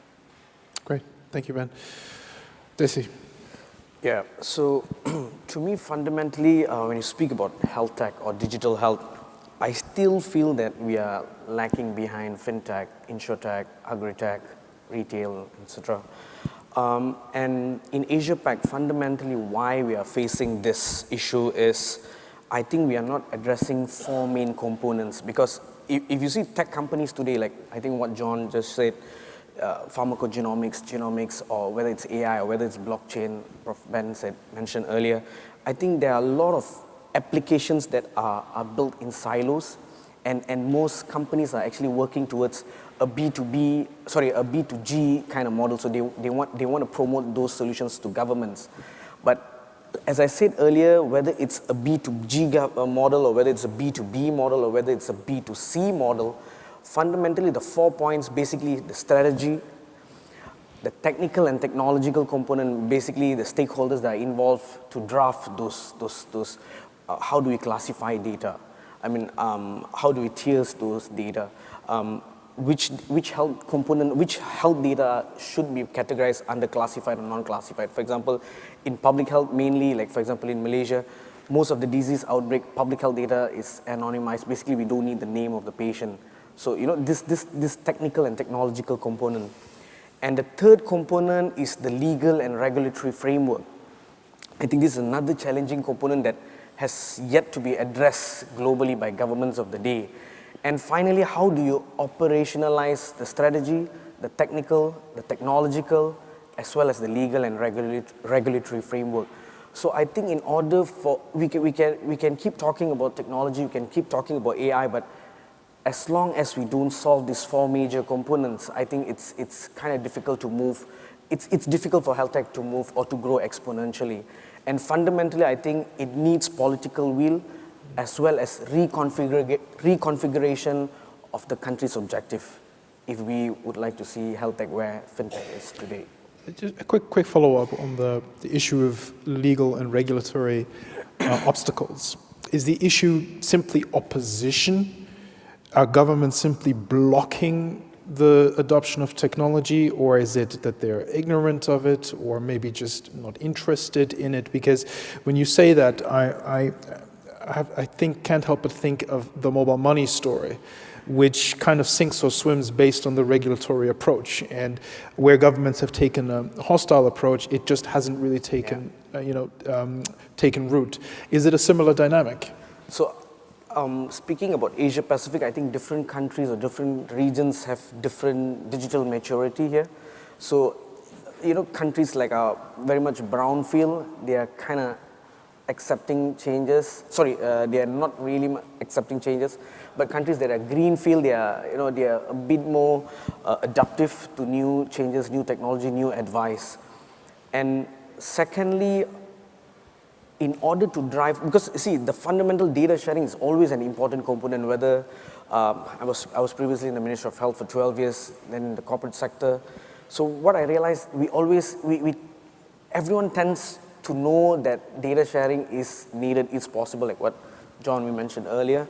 But to actually drive that is very difficult because even Prof.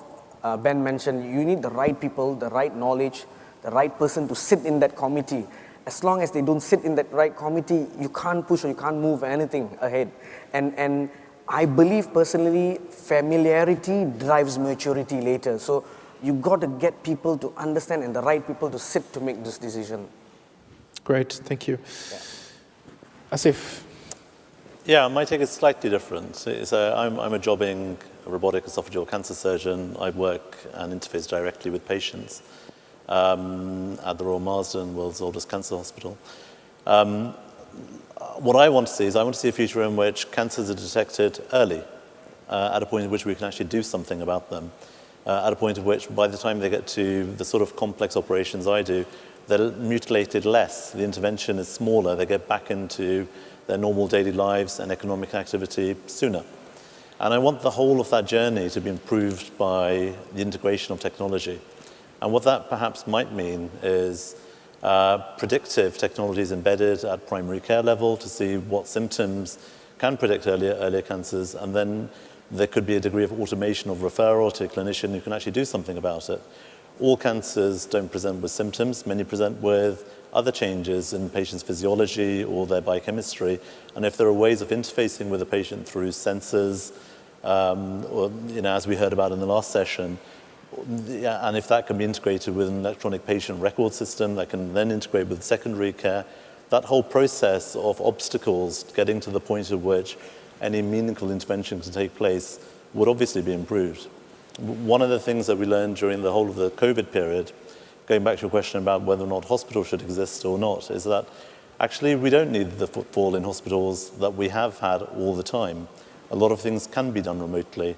We can have virtual consultations, we can have advisory consultations, we can work in a multidisciplinary way with all of our associate specialists and nurses and dietitians and everybody else together with the patient whilst they remain in their home or ambulatory environment without bringing them into the hospital and disrupting their daily life.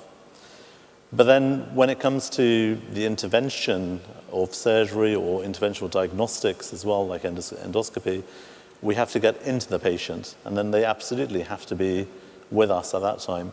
But the hope I have is that when we do carry out surgery, it can be as minimally invasive as possible. And so as a robotic surgeon, what I'm witnessing is really now the sort of third or the fourth generation of technical evolution and the convergence of optics, mechatronics, digital technology in general for me to be able to look into the individual's body, see a three-dimensional view, and have my movements outside the patient miniaturized and myself magnified, looking closer and closer to the tissues that I want to preserve inside the body and the pathology that I want to remove whilst disrupting things as little as possible.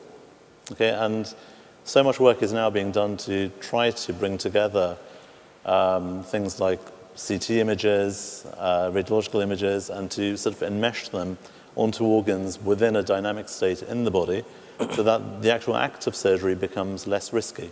So it's not just about a proficient expert with their authority predicting where they should go, causing a disruption, and then dealing with it later, but actually preventing that problem from starting. And I think that in the future there will be a lot more opportunity to gain data from the actual act of surgery within the body, textural, visual information that can then be codified, and then people can develop the appropriate algorithms to extract some sort of data from that can help novice surgeons or trainee surgeons or surgeons who aren't the super specialists who at the moment can only ever treat a small proportion of all patients. I think it's a great vision. What are the big obstacles that you see? Obstacles. So I think with any technology, it has to be safe in its integration. And convincing the right people, as Deshi said as well, like having the right people around the table, the influencers who are going to actually allow you to take the next step or put the money in for integration within your physical hospital is always difficult. Making that case when you're an innovator or an early adopter, a pioneer or an early adopter is often difficult without evidence. But often continuing with the same evidence base that we actually have can be restrictive. So perhaps we need to take sort of small steps and gather more real-time evidence. So, the difficulty we've had in medicine for a long time is having big-scale head-to-head trials is very expensive, cumbersome. Organizationally, it's very difficult to answer a question that by the time you actually get the answer, the technology has already moved on, solutions are already better, and you could have just continued with the same, almost sort of dinosaur attitude of persisting, but you don't necessarily get change that ultimately improves health for patients by doing that. Great. Thank you so much. Now, quite a few things have come to the fore here. One of the threads that seems to be running through a lot of the comments that you've made is data. Now, we live in the age of data, right? The age of big data. The likes of Google and co. are hoovering up more data than we can get our heads around. What makes medical data and data in the medical profession so tricky and complicated? Isn't it, and I'm sort of asking a deliberately simplistic question here. Don't you just call up Google and say, can you sort this out for us? I mean, doesn't the capacity and technology exist? What makes it so hard? And it's a general question to the whole panel. Would anyone like to kick off? Yeah, even volunteered. While you draw breath, the quintessential thing for me about the difference that we always have to remember, which is blindingly obvious, is that if the bank makes a mistake with your data, they can just put some more money into your account, fine. If we make a mistake with your data and the next door neighbor finds out that you've got something wrong with you, you can never recover from that position. And for me, that sets the scene for all the data security stuff we talk about, or all the cyber security, all the storage, all the problems potentially of re-identifying even anonymized data. And Dr. Goldacre, Professor Goldacre knows a lot more about this than I do. But once you start to accumulate a lot of data, it's very easy potentially to find out who that individual is because of the amount of stuff we put on social media. You know, I had a good experience in my local hospital last week with my operation, and I know you're 43 and I know where you live, and actually by triangulating that, you could start to unpick the data and find out what's going on with that individual. So for me, it's the quintessential nature of medical data that once it's out, you can't recover from it. Sorry, Ben. No, I think that's all very true. The big challenge with health data is, on the one hand, an entire nation's detailed electronic health records are an absolute goldmine. You can use it to understand which treatments work best, which have side effects, and in which patients. You can help it to spot failing surgeons or brilliant surgeons and hospitals that others should learn from. You can use it to innovate in your life sciences sector. But the challenge is the same data you use to do all of that good stuff also contains the deepest medical secrets of every single citizen in your country. And so you have to manage it very carefully. Now, in collaboration with TPP, we built Open Safely, which is a way of managing privacy whilst also giving access to data for research, and it's all free and open source software that sits on top of TPP's data center. That's one way of approaching it, but I think what was unusual about that collaboration is that we recognized the problem in the first place and set out to engineer around it rather than trying to persuade government. Because I think one of the problems in this space is that people often think people who are raising worries about privacy are just irritants who are in the way, whereas actually they've got very reasonable concerns and you need to build good risk mitigations to manage that risk. I think, lastly, one of the most dangerous myths that's taken root with health data and with data in general over the last 10 years is that people have talked about data as being the oil of the 21st century. I think it's actually more appropriate to say that it's the nuclear material of the 21st century. So you can buy uranium on Amazon, you pay about $35, and you get a flask of water that contains 2 atoms of uranium, and element collectors buy it. That on its own is not powerful and it's not dangerous. Uranium becomes something that is qualitatively different when you refine it, when you compress it together. You get something that is incredibly powerful. It can generate energy, it can blow up buildings, but it's also incredibly dangerous. Once it leaks, it can't be unleaked. And I think one of the problems that we've seen in the role of government to provide a kind of fertile pond for people to innovate in is that they haven't, in most countries, worked out the right place to put the guide rails. They haven't had enough people with technical skills to be able to understand which things to block and which things to nourish. And so I've seen in many countries, including in the UK, things which were manifestly safe and wise get bound up in lots of anxiety and not happen for many years and sometimes get blocked outright. At the same time, I've seen many things which I personally thought were very unwise get nodded through. And I think if government can just develop the technical expertise around managing the benefits and the hazards of data in the same way that we have with nuclear material, then we'll get a lot further.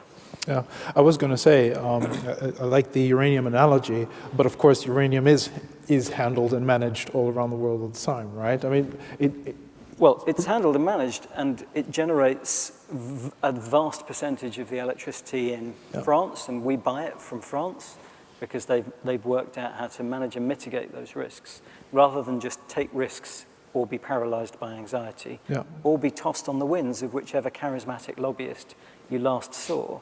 It is possible to manage these risks, but you need clueful people to do it. I think just add a very small point on the uranium thing. So in the surgical world, we have a lot of visual data that comes from operations in which we use cameras and so on. But it's being mined by data mining companies, the producers of the machines that actually are the interface between the surgeon and the patient. And it stays in silos in hospitals, and no one quite knows what to do with it after that, or how we can actually extract any value out of it.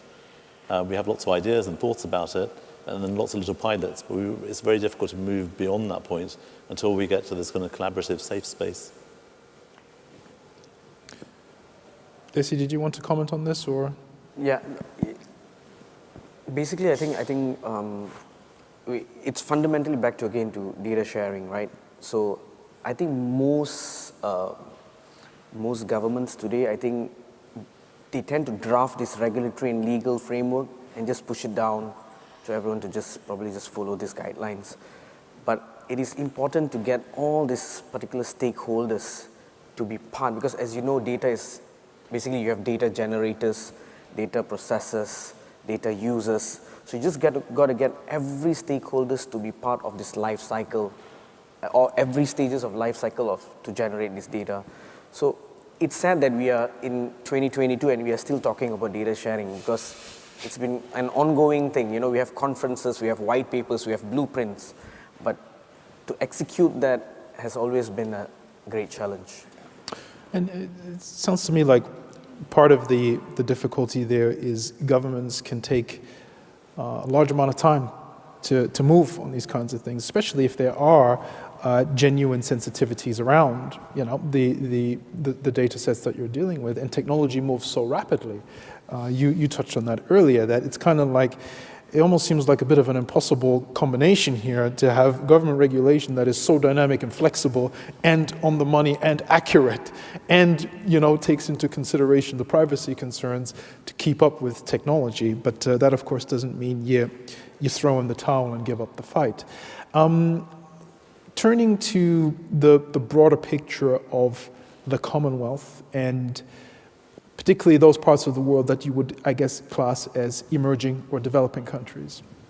Because on the one hand, it seems to me fairly self-evident that there are tremendous benefits to, potential benefits to healthcare systems in less developed economies on the back of digitalization, digital communication.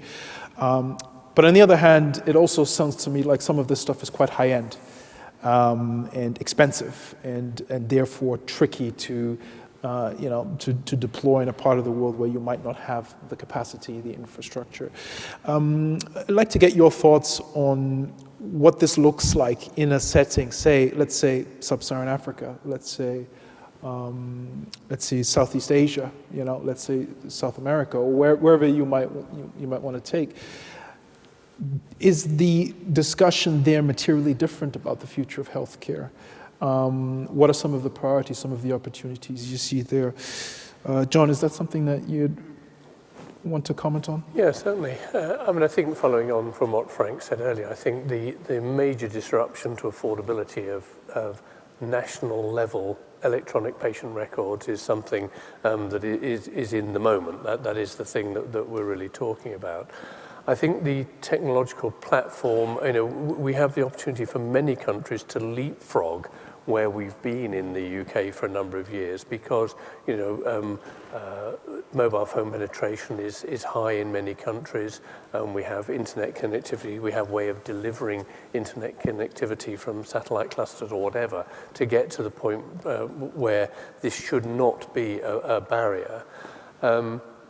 I think what is fascinating, of course, is, especially for the Commonwealth, the very young age of very large numbers of the population. So we've used that terrible expression, the burden of disease of the older population, the diabetics, the people just living a very long time and developing more cancers.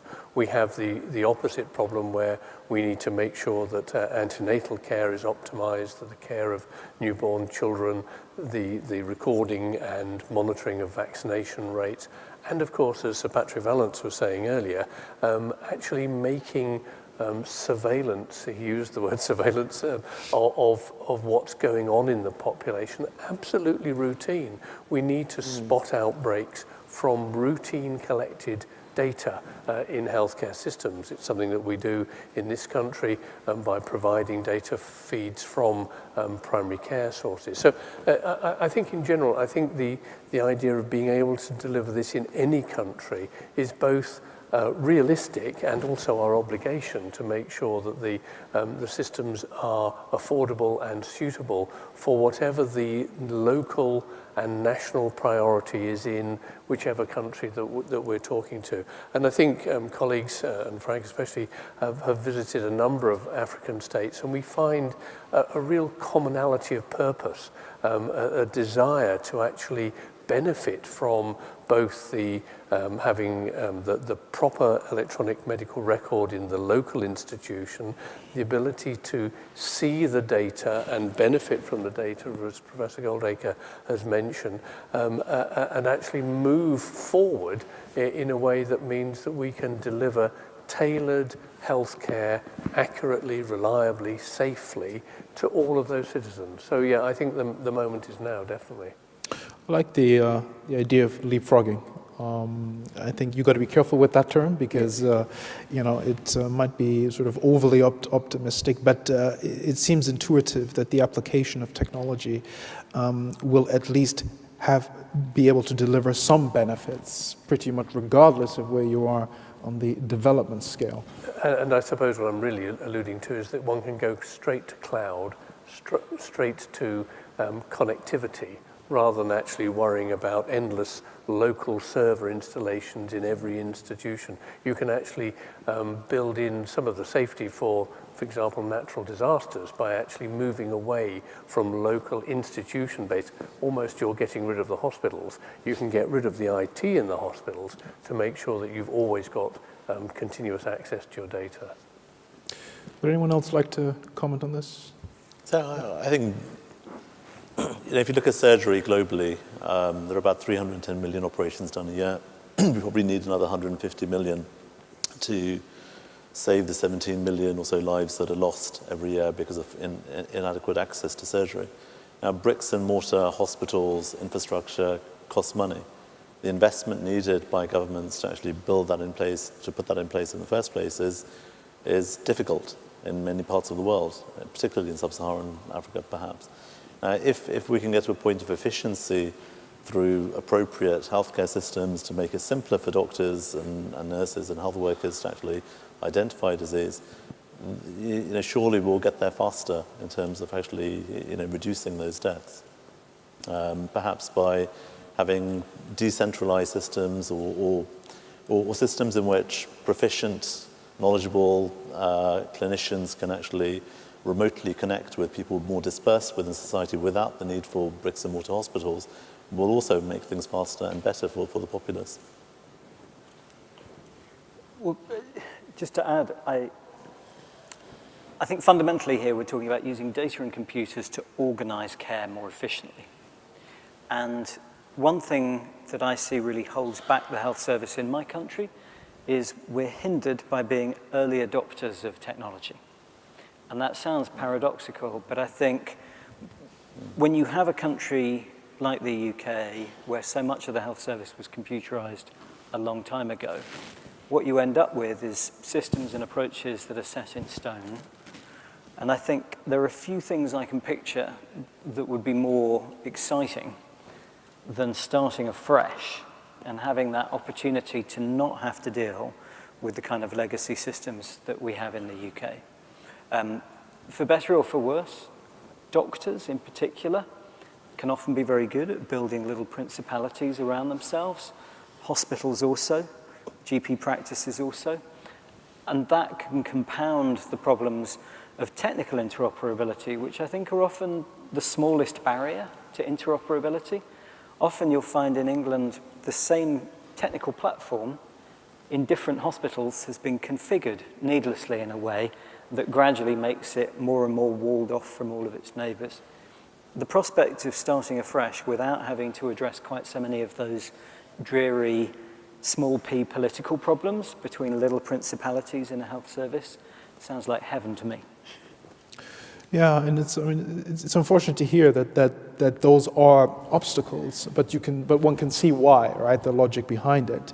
But it's a pity because it seems to be holding back some fairly important changes.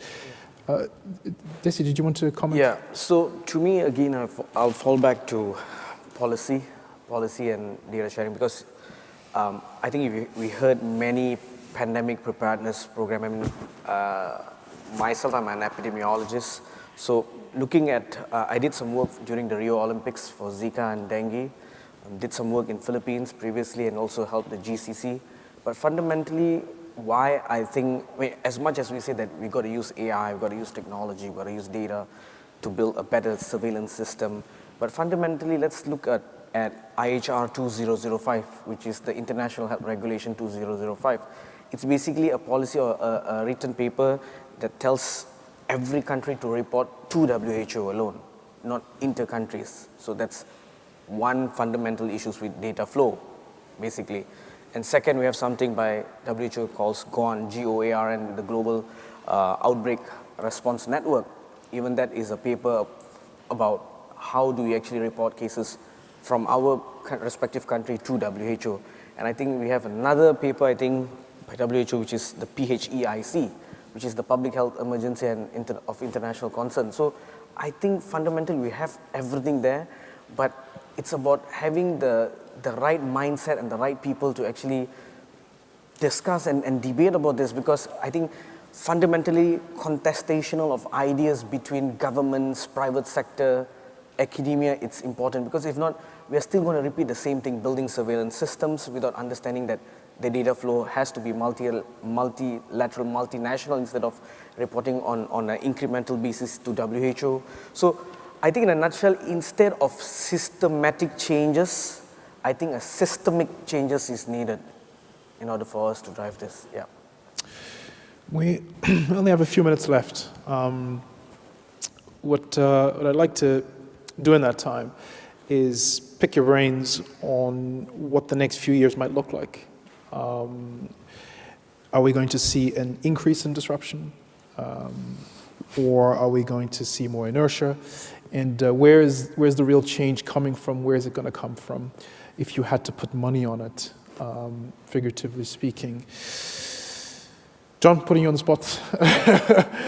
Well, the future's already here. It's not evenly distributed, I think, is what we always say, but it is true.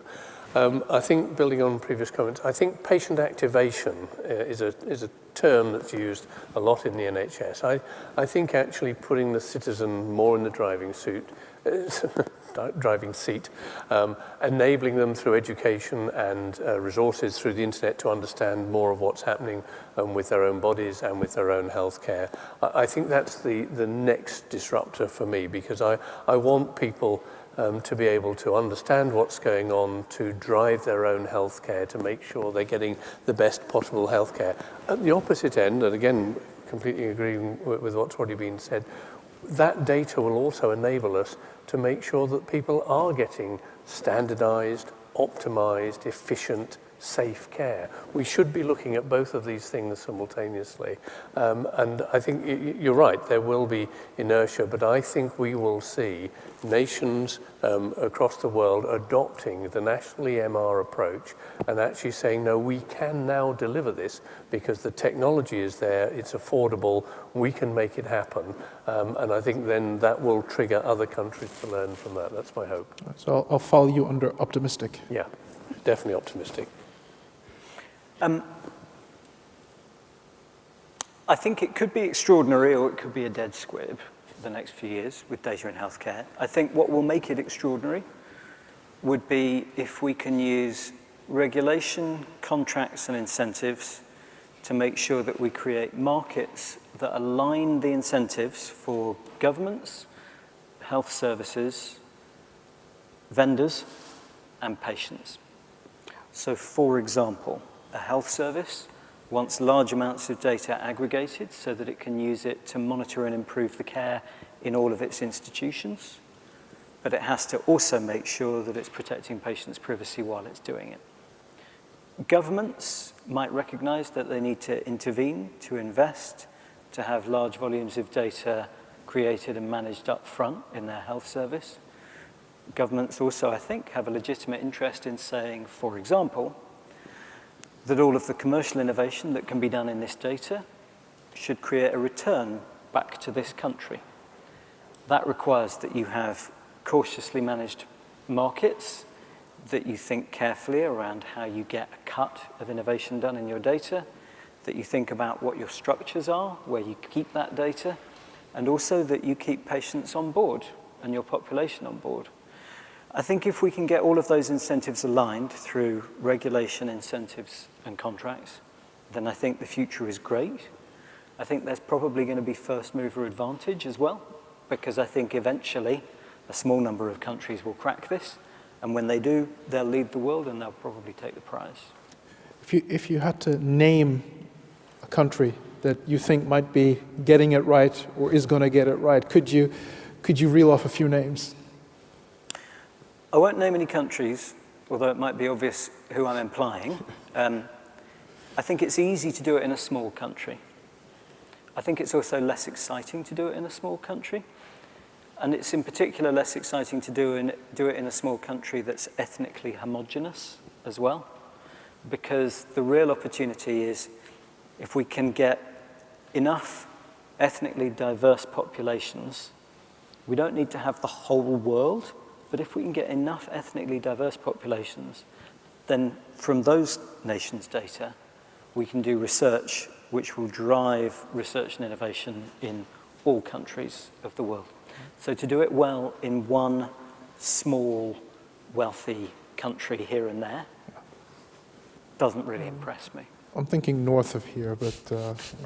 Oh, I'm thinking south of here, but Yeah. in any case... I thought you were thinking east of here. Oh, well, okay. But that's kind of encouraging, right? That it doesn't have to be everyone, but if you get in the right place, you can kind of change the whole thing. Yeah, I mean, I think the first few to go will set down templates. I think the other interesting thing is that doing it is sufficiently hard that in doing it, you also develop a workforce that have skills that will generalize and be mobile around the world.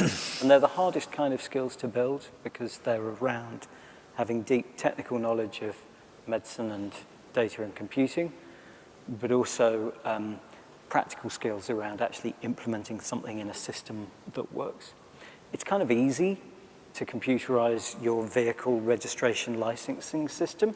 The software to do that's quite hard, but vehicle registration is very simple conceptually. Medicine is conceptually very complicated, so is software. So this is a hard one to crack, but whoever cracks it first 5 will take the prize for the globe, I think. Desi. Yeah. So, to me, I think in order for us to achieve the ultimate goal in digital health, I think it's important to achieve, every government to achieve the single record, one citizen, one record. Why I'm saying that is because if you do not have data at a personal level from cradle to grave, from womb to tomb, because only when countries have this data, you can meaningfully use, meaningfully make decisions, meaningful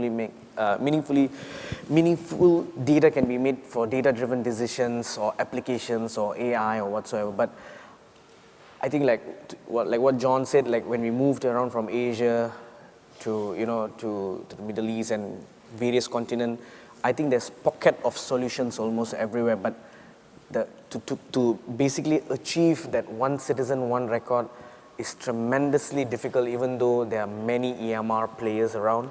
But to achieve that dream of having every of your citizen online, I would say, is still very challenging. So I think until we achieve that, the other pockets of solutions like, I want to create the best surveillance system, I want to create the best genomic center, I think it's kind of difficult because you don't even got the fundamentals right yet. Basically, you can't even get the patient records online yet. So I think it's going to be very challenging, yeah. Thanks. Thank you. Final word. I'm hopeful that the only way is forward with this, because the end drivers of any change in health tech are the end recipients of that health intervention, and they are the patients. And our patients are progressively more tech literate on a daily basis, and that's like there's only one direction that's going to go in. And the same is the case for the providers, the same is the case for the policymakers, where the whole of the planet is normalizing to a more technologically advanced state. And all of the red tape and the regulatory issues will come along with that, I think. And from a technical perspective, in terms of surgery and the rest of it, the degree of convergence is taking place in all of the disciplines that need to come together for that step of eradicating disease are just forever getting better and simpler. So I'm very hopeful. All right. On that note, I will draw proceedings to a close.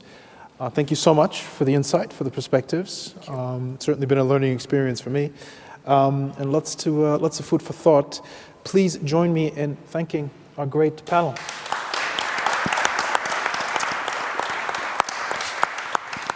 And that concludes day one. Once again, thank you so much to everyone who has stuck around until the bitter end. Yeah. You're all heroes in your own way. And we'll see you tomorrow morning. Have a good evening and good afternoon. Thank you.